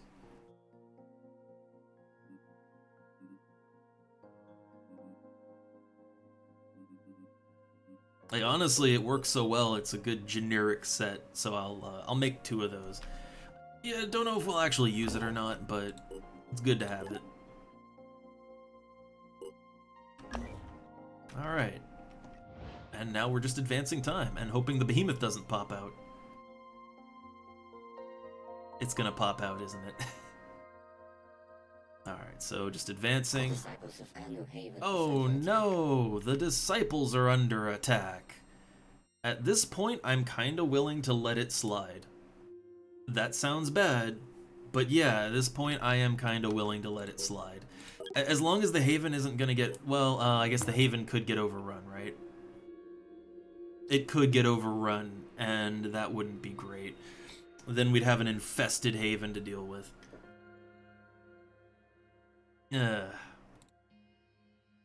Well, we do have we have a crew right here, right? We got a crew that can deal with that.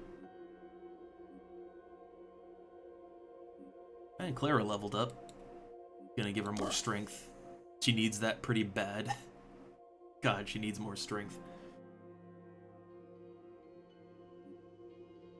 Could use more willpower too, but that she doesn't really use the willpower on anything. Like, I don't think she has any active willpower using abilities. So she wouldn't even really benefit from that all that much.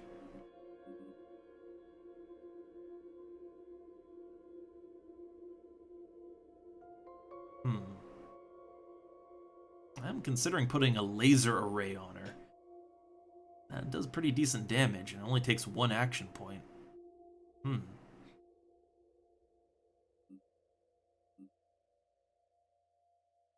But I kinda think I want I want more modules on her. So yeah, goo repelling and night vision, I kinda value that a little bit more. If I wanted to, I could take this off. I could take the extra magazine for her gun, I could take that off, and I could instead give her the laser array. And the laser array doesn't do bad damage. It's, what, 70 times 3, so yeah, that's pretty good. It's still only like half as much as the machine gun, but it only takes 1 action point to fire off. So, like, I guess if you fired it off like 4 times, that would actually do a lot more damage than the machine gun. like significantly. So in that way, I suppose actually that's a really good choice, and would even be better than using the machine gun ammo. It's just she misses out on having like the extra acid protection or something like that. But I guess she technically don't need it.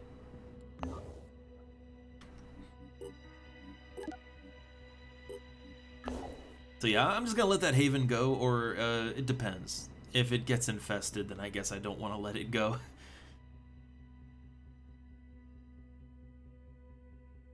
But I want to see the Ugathian receptacle get researched first, and we have time for that.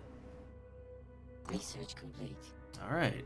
As we had feared, the Pandorans are accumulating biomass and genetic material in order to construct what we have termed the Pandoran receptacle, a clone of the Ugathian entity, capable of downloading the entity's mind. How did we come to that conclusion exactly?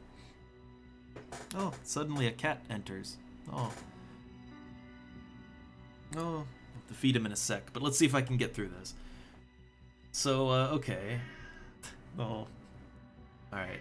So, let's see. The sheer size and power of the entity means that an enormous structure is required in which to construct the receptacle. This structure, which we are calling the Pandoran Palace, is most likely being built at this very moment. Locating it is one of our highest priorities. Our analyses suggest that should the Ugathian entity's plan succeed, humanity's chance of survival drops to 0%. Alright. And so I assume this leads into the Phoenix ending, right? Okay. Oh, so the Phoenix ending... Ugh. Pet that cat. So that's the Virophage injector. Ooh. It had a warning. I want to read that, but real quick, I gotta feed the cat. So, give me a sec to feed this cat. Be right back.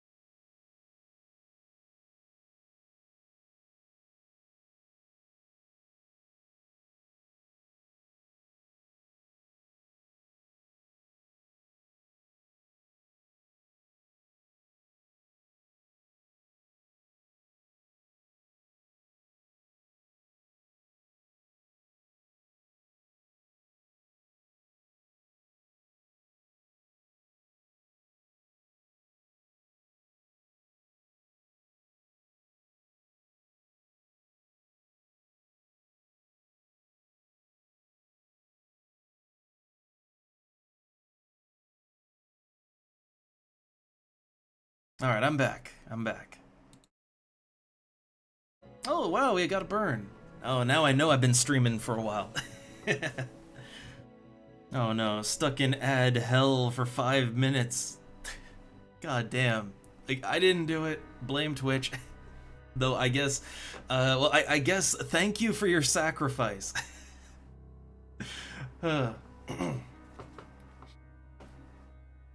So I'm finally at a point where I guess we're just we're choosing our ending, right?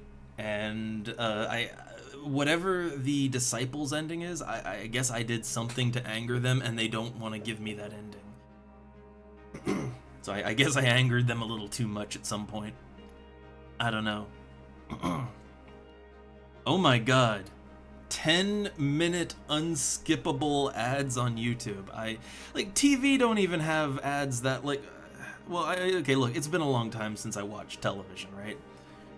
I will admit it's been many years since I've watched broadcast television, so I don't know how long ad breaks are these days, but I mean, I don't remember ad breaks ever really going for more than, 3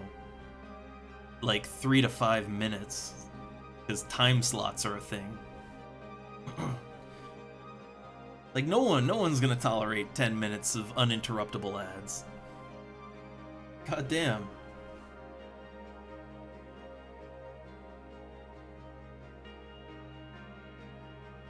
I don't know, I guess I just suggest try out Brave Browser. I think there's even a mobile version now. Ugh.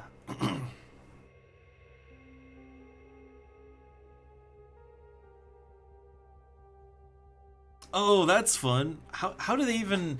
Oh, I guess they probably would require you to, like, use your phone or a camera, right? Right? Like, I assume the way that they would kind of do that is that, like, okay, let's say you were watching ads on your phone. I would assume they'd, like, hijack the phone's camera and use, like, the facial recognition stuff on that. Man, that's kind of dystopian though. Although I already feel like there's ways you could get around that. Like, wouldn't the way to get around that just be to, like, you know, point your camera at, like, I don't know, point your camera at a picture of a face, basically. If it's detecting for motion, a looping animated GIF of a face, right? There you go. Broke the system. Just set your set your phone up on, like, a stand in front of like an animated GIF of a face. There you go. That probably breaks it. Look, yeah, always think 2 steps ahead of the system. But yeah, like, I would imagine that would just be a nightmare for most people. Where, yeah, something gets your attention and you have to look away, and then that it starts all over again. Oh no, oh, Burns back in ad hell. Sorry. So, okay, let me take a look at what my options here are for, oh, I guess ad hell over. It's weird today. So we got, like, I guess 3 ways we could end this so far. I don't know what the Disciples way is. I guess I missed it. But what I got is Project Liberation or Project Nemesis. Nemesis feels like it's just kind of, you know, throwing a band-aid on the problem. Doesn't really feel like it's going to change anything. Like, nuking the Pandoran Palace, I don't really think that's actually going to accomplish a whole lot, because the game has made it clear that killing Pandorans does not do anything. Like, we're dealing in cosmic threats here, so they're just going to send more Pandorans. You know, it might take, like, hundreds of thousands of years, but they'll just send more eventually, and it'll be someone's problem. Or they might send more now, or they might just regroup. Like, they might just kind of regroup under the surface for a while, and then explode out and start the whole thing all over again. So, yeah, like, I don't think nuking the palace is the option. The other option we have is Project Liberation. To me, that sounds like a sound way to end the game. I'm putting that right up at the top.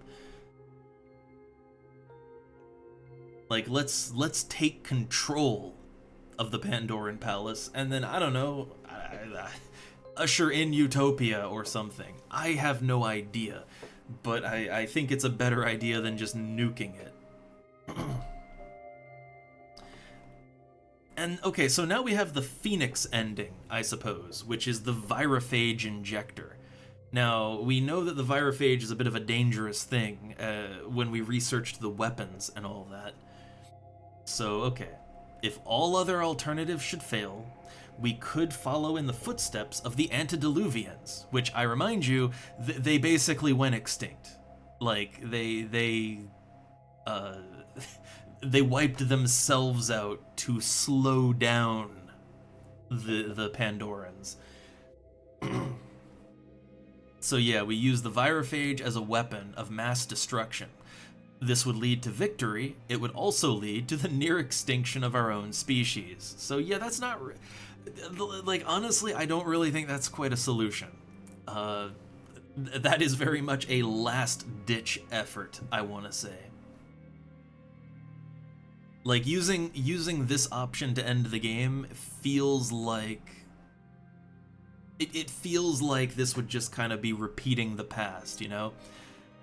Like, all we're doing is we're doing the literal exact same thing that the precursor civilization 1,000,000 years ago did, and all that really accomplished is they wiped themselves out and kind of bought everyone more time until the Yugoth entity sent another meteor full of Pandora virus.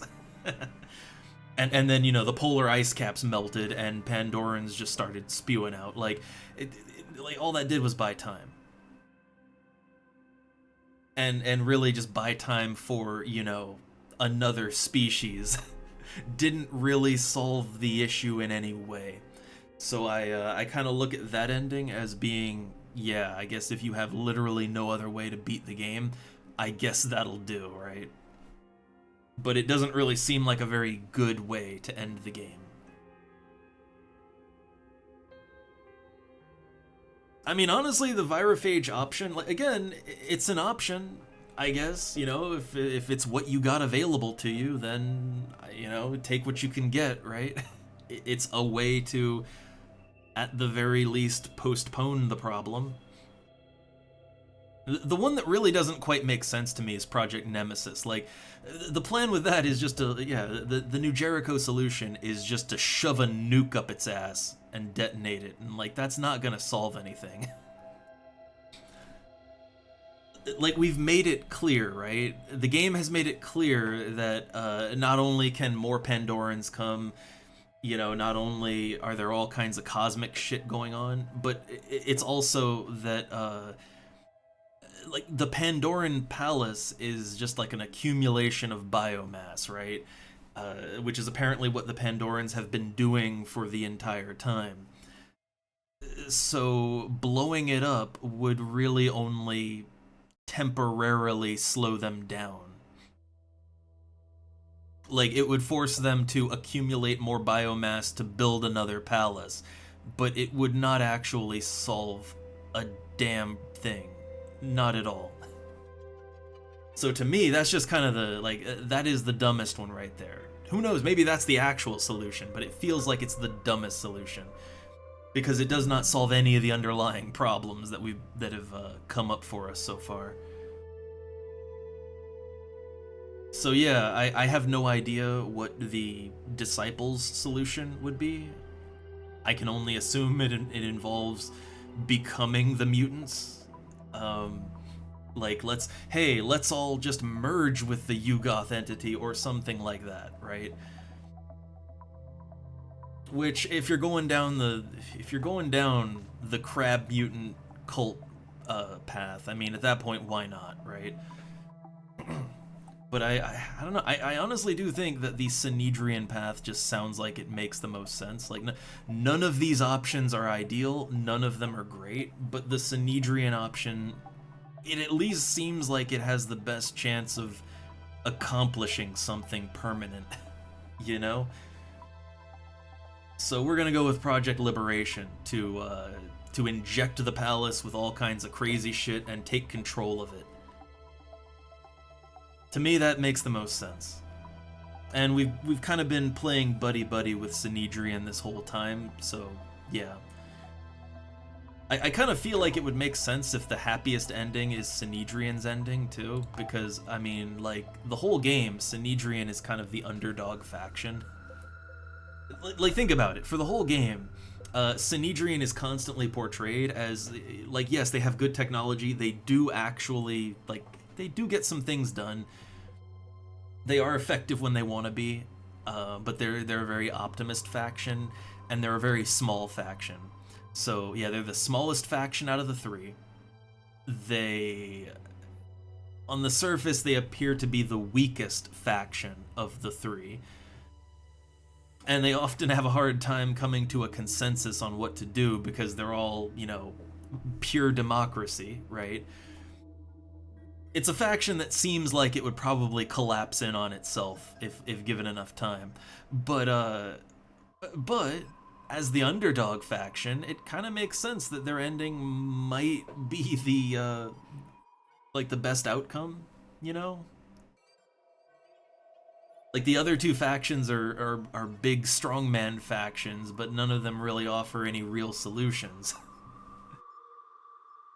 So they're easier to side with because, there's more havens to trade with. You know, when the faction war breaks out, like disciples and disciples or New Jericho versus Sanhedrin, Sanhedrin's gonna lose. So they're the easier faction to side with. So to me, it kind of makes sense that Sanhedrin might have the best actual ending.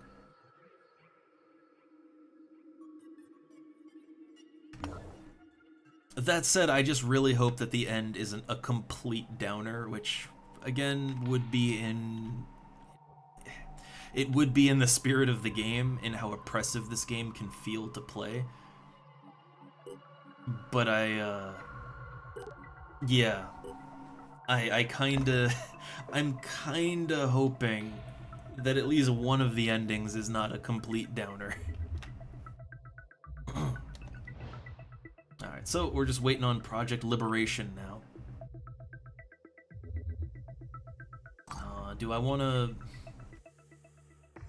I don't know, do I want to help out these guys? It's just, I feel like if I don't help them, they're probably going to result in an infested haven, and that's not going to be great. But I'm not sure it's 100, like, I don't know that it's 100% thing, right? They might be okay. Yeah, I know what you mean, Burn. I do feel like a horror movie ending is kind of what we're in for, where it's like, oh man, you know, the last girl survived to the end, and then the slasher slash monster or whatever just pops out of nowhere and kills her right at the end, you know, or drags her off into the shadows screaming. Like, I kind of feel like that's what we're in for, given the tone of the game. But, you know, I can be hopeful, right? I can be hopeful. I can be optimistic.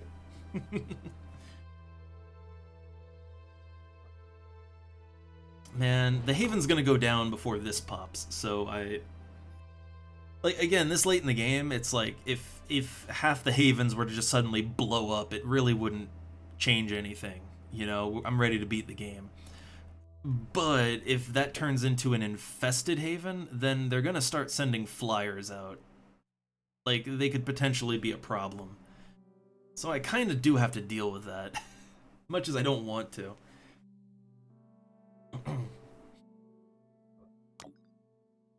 So I guess I'll go over there and help them out. I guess I will. I guess.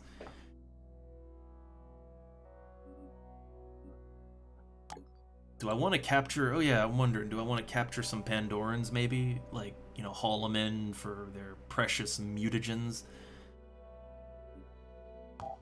I might want to do that.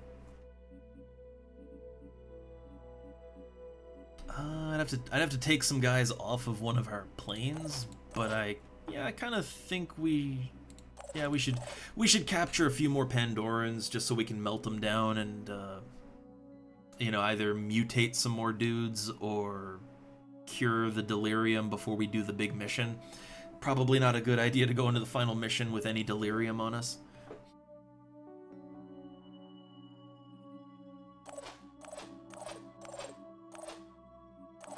Then again, I mean, how many Pandorans do I have in storage? I got a couple, actually. I have a couple of them in storage, and if I melt them all down, I would have enough mutagens to cure everyone. So, yeah, I don't think we really have to do that. So, okay, yeah, cool. Let's just go in there and kill everything.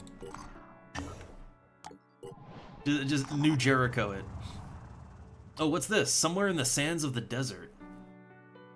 The leader of a notorious band of raiders have surrendered to a haven, begging for forgiveness. He claims that he woke up in the middle of the night to find that his men had stripped naked and headed out into the desert. There, he says, they arranged themselves in a spiral and started scraping off each other's skin with jagged pieces of stone, while repeatedly chanting a word that sounded like "your God" or "you God," Yugoth, until one by one they dropped dead. The raider was so horrified by what he saw that he thought it was the judgment of God. Understood. Strength of Pandoran attacks on havens increased by 50%. Oh boy, so that means you really have to actually respond to the haven calls.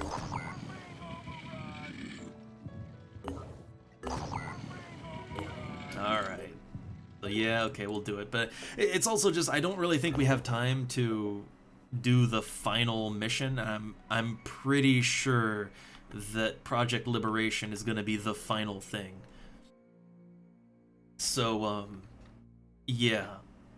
I believe that'll be the last thing, and I do not think we have time for that. I would assume that it's going to be a large mission. It's gotta be, right? There's no way it can't be a big mission. So, I highly doubt we can finish that today.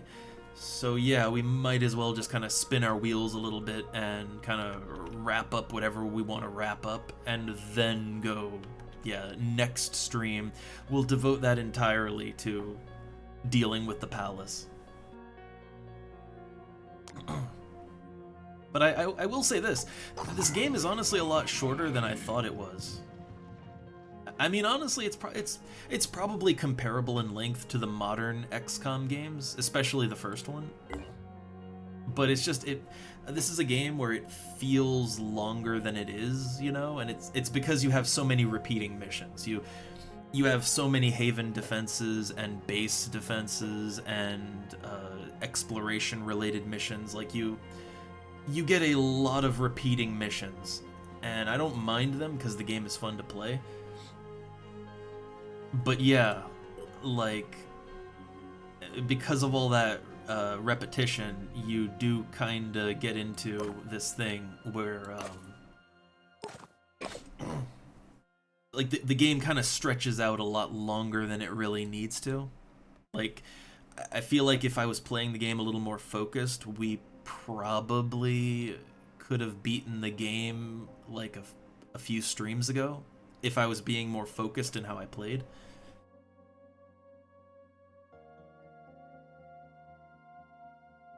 It's fine, but yeah, I kind of recognize that now.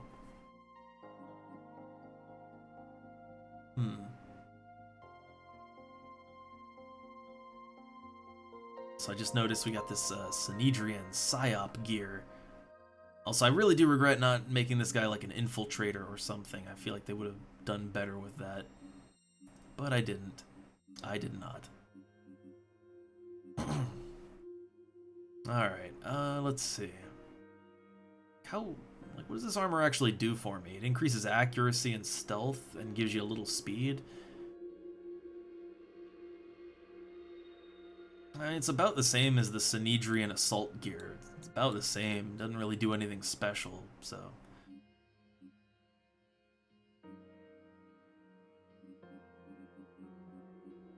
But I'm gonna go ahead and give that full willpower. 20 points of willpower.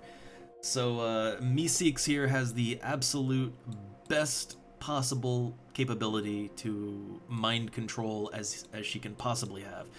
Only way she could be better is if she was a mutant.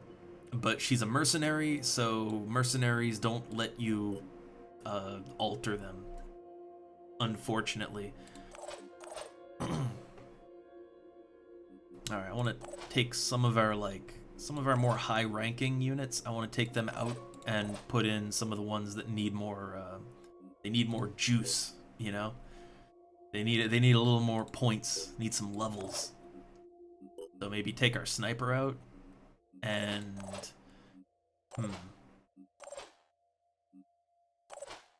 it's funny. Like, this unit is. They're higher rank, but they don't have as good of a stats as Lewis does. Like a little weird on that.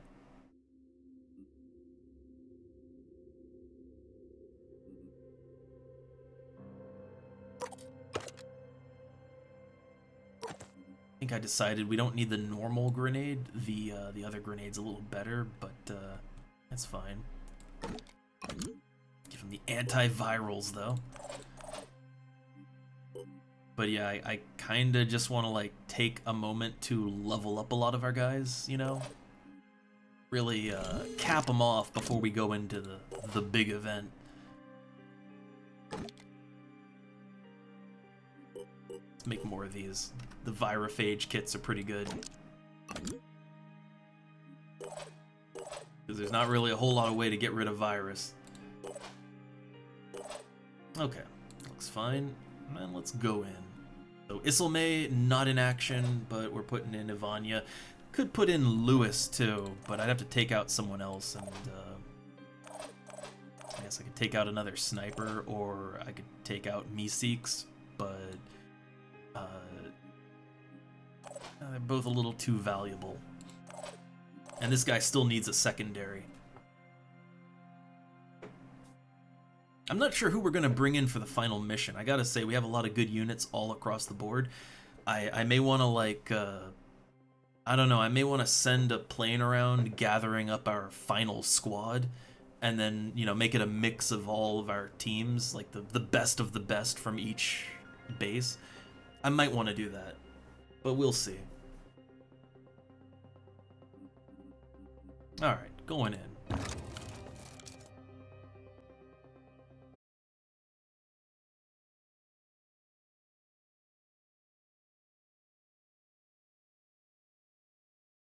And I will say, is I kind of, like, now that I'm getting near the end and I realize it, I do see that this game, yeah, like, it's not as long as it might seem, and if you play the game in a very focused way, it is very possible to kind of get through it in a timely fashion. It's no XCOM files. But also, if you do want to just kind of, like, chill and play the game, you know, just, like, kind of endlessly do it, with Terror from the Void, I'm pretty sure you could just play it endlessly if you wanted to. Like, the Haven populations are pretty stable in Terror from the Void. So the game does kind of let you just, you know, take it at your own pace, more or less. And I do like that. But I also stand by this game being a little bit obtuse in terms of, like, your first time through, yeah, you don't really know, like, what you need to do, or what's important, what's not important, or what's part of one way to beat the game and what's part of another. None of that is really clear early on. And so you can just waste a ton of time just spinning your wheels. Here they come. Alright, so these are resistant to shred damage. That's actually a pretty rough one to deal with. Like, shred damage is, yeah, that's a rough one.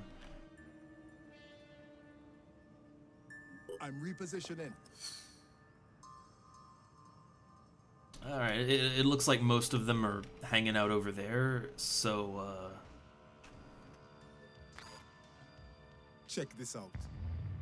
could shoot this guy out. Deploying a decoy wouldn't cost anything at all.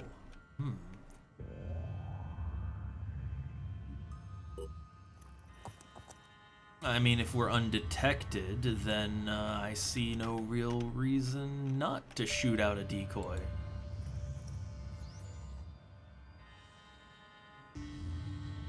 Yeah, it does feel like they kind of went for the old school XCOM vibe of obtuse, but even old school XCOM, it's not really that bad. Honestly, old school XCOM unmodded is fine. It's mainly fine because there's not that many things to research. Like, original XCOM, it is a very open game, and there is a lot to research, but it's not like the XCOM files, you know? Like, classic XCOM, the game very much goes in tiers, where it's like, you know, you start with your conventional weapons, then you upgrade to the laser weapons, then the plasma weapons. Like, everything has a very linear path of progression, and the story, like, advancing through the plot to beat the game is not really any different. Like, there's certain things you know you have to capture in order to progress, and you know where you're gonna find them, because, you know, if you click and ask for more info, the game will just outright tell you. So, like, XCOM is actually not that obtuse in that way. It's a little bit, but not that much. Like, this game has so much research and so many, like, there's just so many paths that you can go down, and many of the paths don't really lead anywhere for progression, you know, or there might be, like, multiple ways that lead to the same thing, you know? Like, there are several ways to get the Yugothian entity research, which that opens up the door for beating the game. You know, that leads to the final string of researches. And yeah, there are several ways to get that, you know, to get that door open. But yeah, if you don't know beforehand what you're doing, then you don't know that you're basically wasting your time going down like 4 different paths at the same time. And so you end up spending a lot more time than you really need to.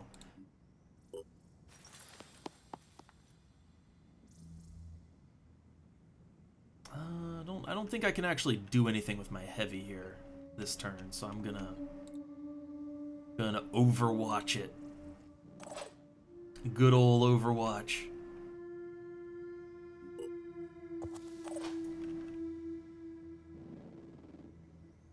I guess I don't know for a fact that there aren't any Pandorans directly behind me either, do I? Like, technically they could be behind me. So I should probably station at least a few guys just in, you know, different places.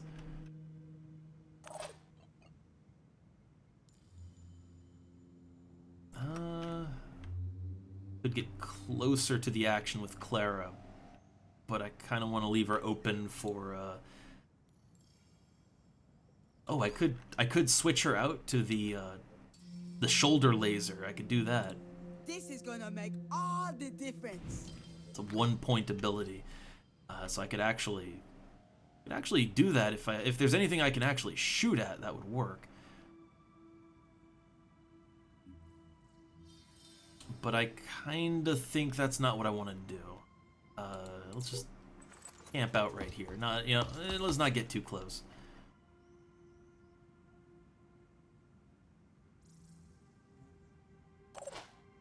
Okay, and Meeseeks, I mean, he makes everyone around him immune to psychic damage, or, you know, to psychic scream. He doesn't make it, like, he doesn't do mind control invulnerability. I don't think he does that. So the Siren can still mind control us when it comes over here, but it's not gonna drain our willpower, at least, I guess. Let's show him what we can do.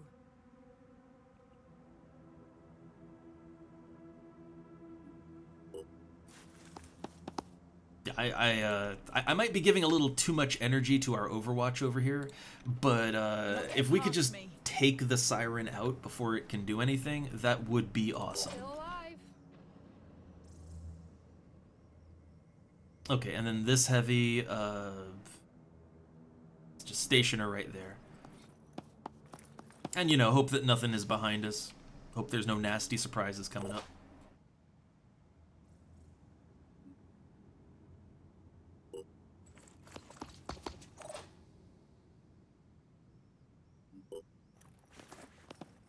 All right.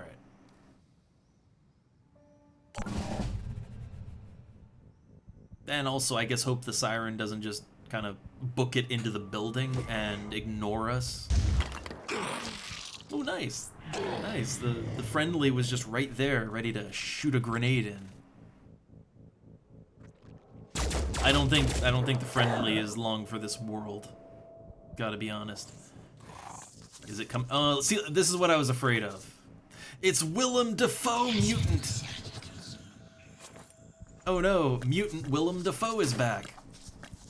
It's slithering away, as Willem Dafoe is wont to do. Yeah, see, that's what I was kind of worried about. I was worried that it was just gonna do that and not, like, engage us properly. So now we have a heavy that's under mind control, and that's really not great.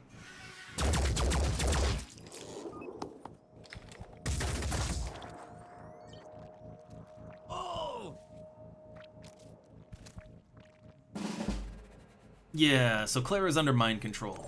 Not great at all. What we can do is we can plop out a decoy. That'll probably keep her busy for a little bit.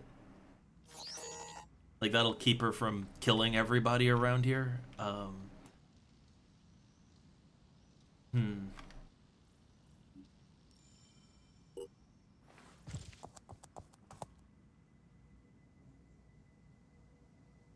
something over here. Is that a... I'm just gonna assume that's like a friendly, though. I'm gonna assume.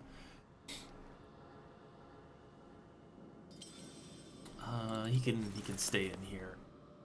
Standing by. All I need is a clear shot. Huh. Would deploy the spider drone. But I think getting a little damage in on it's a good idea. My turn. So I don't really have a good clean shot here, right? Like not with anyone, I don't think. What I could maybe do is if I could throw a fire grenade on it, that would be a start. But I don't really think we're gonna have a good arc on a fire grenade.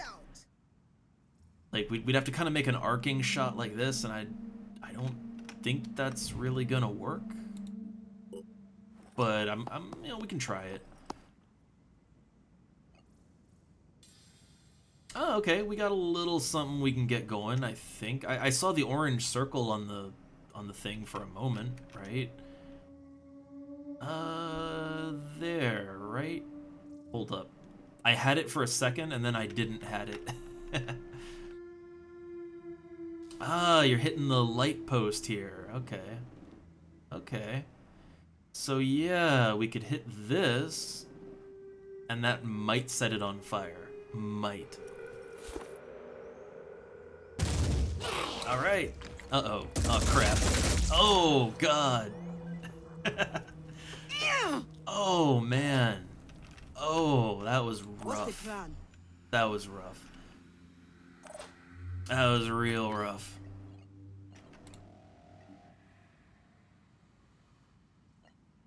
Okay, electric reinforcement, so we get a little armor going. Whew. Yeah, man, ouch. Ouch.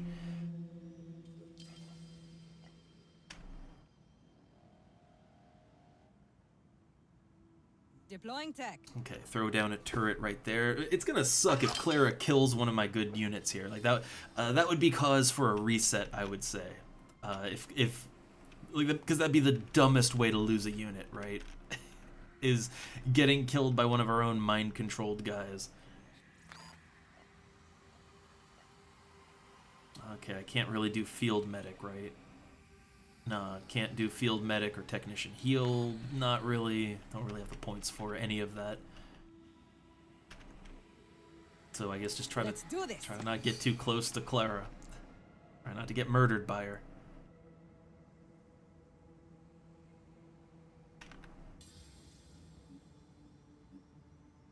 Heading out.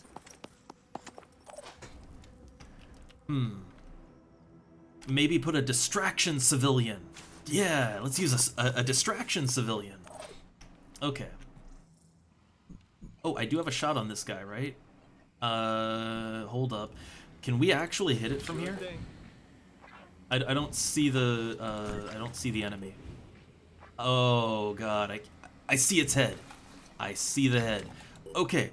Okay, we might be able to stop Clara from going nuts on us. So okay, boom blast, and I think I'm shooting the head right now. I can barely tell. Head is disabled, so that means the mind control is no longer in effect. No more are we getting mind controlled. So now let's break the tail. Okay, so it's gonna take a lot of fire damage. Yeah, it's gonna take some fire damage now. That's good. All right, ooh. I kind of wish I'd done that before I allowed Ivania here to get, like, just shot the hell up. Ready to go to work. Kind of wish I did that first, but, you know, lessons learned. Lessons learned. All right.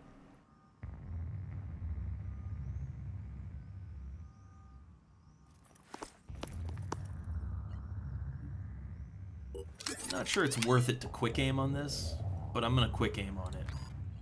It's not really gonna matter on the accuracy too much. So they have an evolved Arthron gun, they have a launcher arm. I want to say the launcher arm is probably a little more lethal to me, although the gun might be too.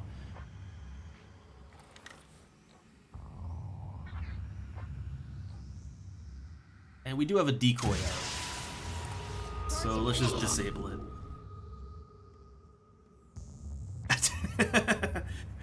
Man, input. Also, hey there, input. Oh no, is the brain rot getting to you? Oh no, I thought it was just me. Moving. Oh, hey, I can use this turret. It doesn't have a great shot. But you know, take what I can get. Alright, let's see. We got Leora here. It might pay to use Leora just to make sure that this guy is safe. To make sure that he doesn't get, like, assassinated, you know? So, like, just kind of... Yeah, just sort of Overwatch like that. What's the range on our fire grenade with this one? Not great. Not great. Going in. Watch this. Okay, I was kind of hoping that I'd have enough points to, like... to throw the fire grenade right into the middle of their group, but no, I do not have the points for that.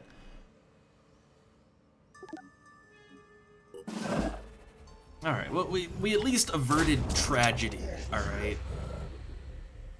Like, I was really worried that Clara was just gonna go nuts and kill everyone around her, so... yeah, we avoided that one.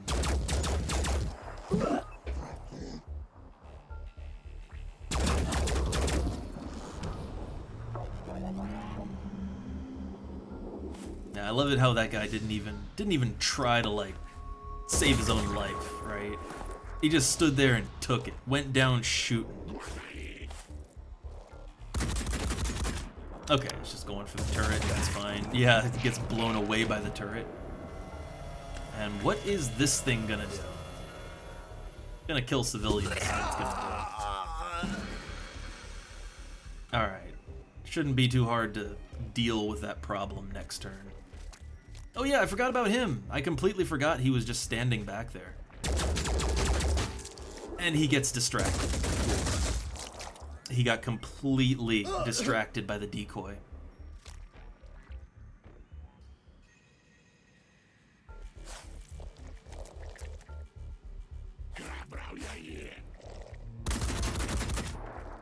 Alright, turret's in a little bit of trouble there.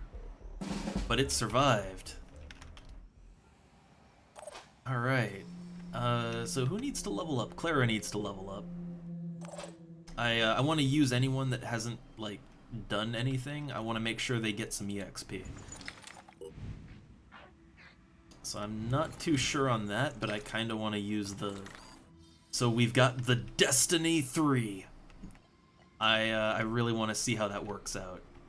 So let's use the Destiny 3.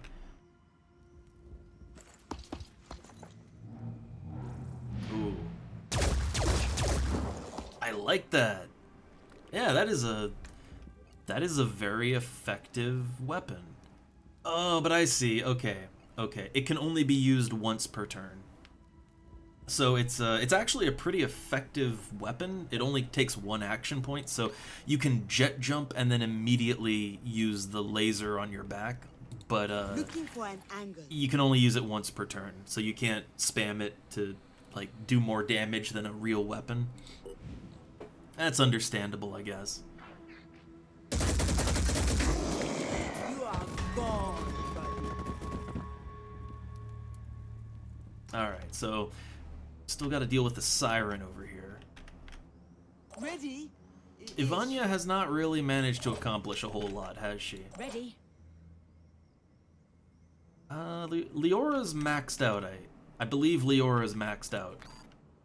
It still throws me off that she's one letter Here away comes from the just being a Mass Phoenix. Effect character. But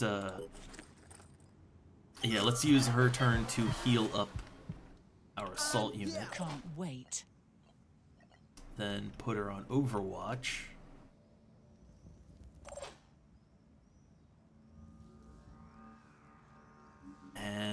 Okay, so Clara needs EXP. Who else needs EXP? I think it's just Clara and Ivania over here. I'm here. I believe.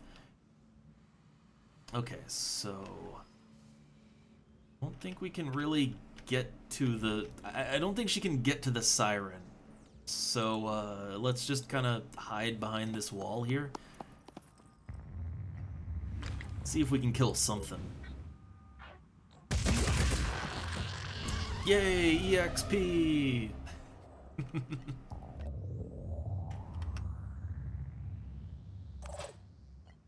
Alright, this has got a shot. Ah, come on. I'll let it take the shots because I don't think any of it's gonna go through. Okay, so yeah, our infiltrator is the best shot that we've got here.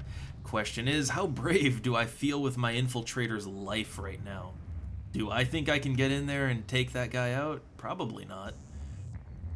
I don't think I'm gonna kill it in one turn. Pretty sure I'm not. Then again, I don't know, the poison and the poison and fire and bleeding, it might add up. It might add up. Oh, we could get behind it. We can get behind it. And yeah, if we get behind it and shoot it in the back, or if we take down it from behind, I'm pretty sure that would do a lot of daze damage. Potentially take it out. But what's our normal damage look like? Our normal damage is not gonna... It is not gonna take that thing down. I guess the question is, does a takedown count if it's from, like, does it get that radical bonus to damage if we do it from the side angle? I'm not sure. It's equal to 5 times the damage dealt. So 5 times 80, right? That's pretty good. That's like what, 400 damage, I think? 400 shock damage. But if I do take down twice, I get over 400. Yeah, I get 420 shock damage. So I'm not really too sure that it kind of maths out there.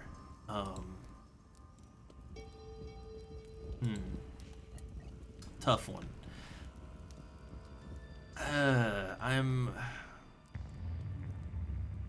But if we daze it, that gives us quite an advantage.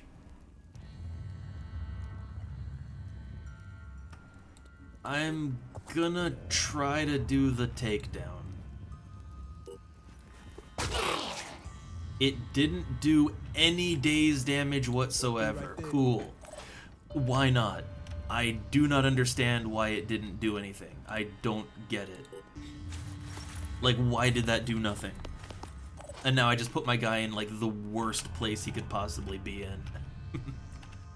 Okay, so can I do some electric reinforcement, maybe?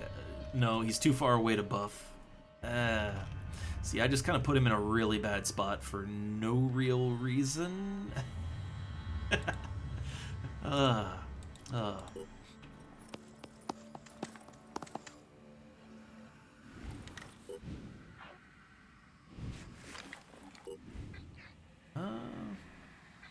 Not the worst shot. I tried. I'm just trying to think if there's any way I can, like, help out my unit over there, and I don't really think there is. I really don't think there's any way I can help him out. Looking for an angle. Operative on the move. Like, what should have been a very simple thing has decidedly not gone very simply. Just like target practice. Alright, so we just disabled most of that guy's limbs, so he's kinda done now.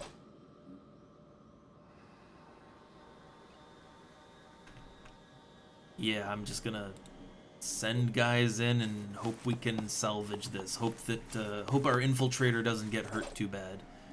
I'm here.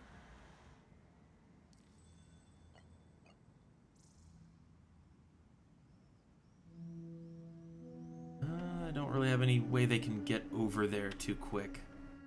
Running. Alright, well, yeah, let's see how this goes for our infiltrator.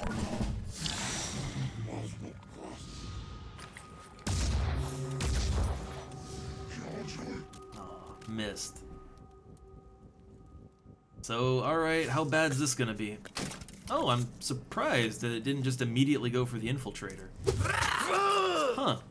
That is not what I expected. That is not what I expected at all. Ready for action. Not at all. Huh. Okay, give him a quick heal. Don't move for a sec.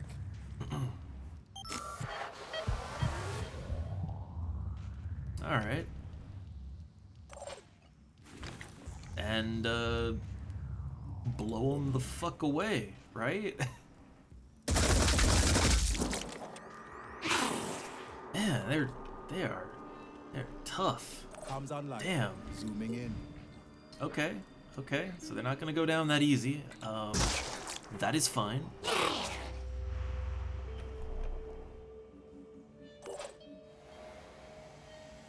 That thing is just dead.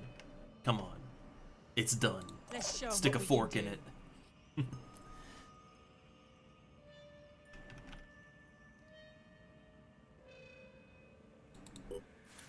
Oh, also the wife is home, so time to end stream. Sorry, abrupt, but lunchtime. See y'all later.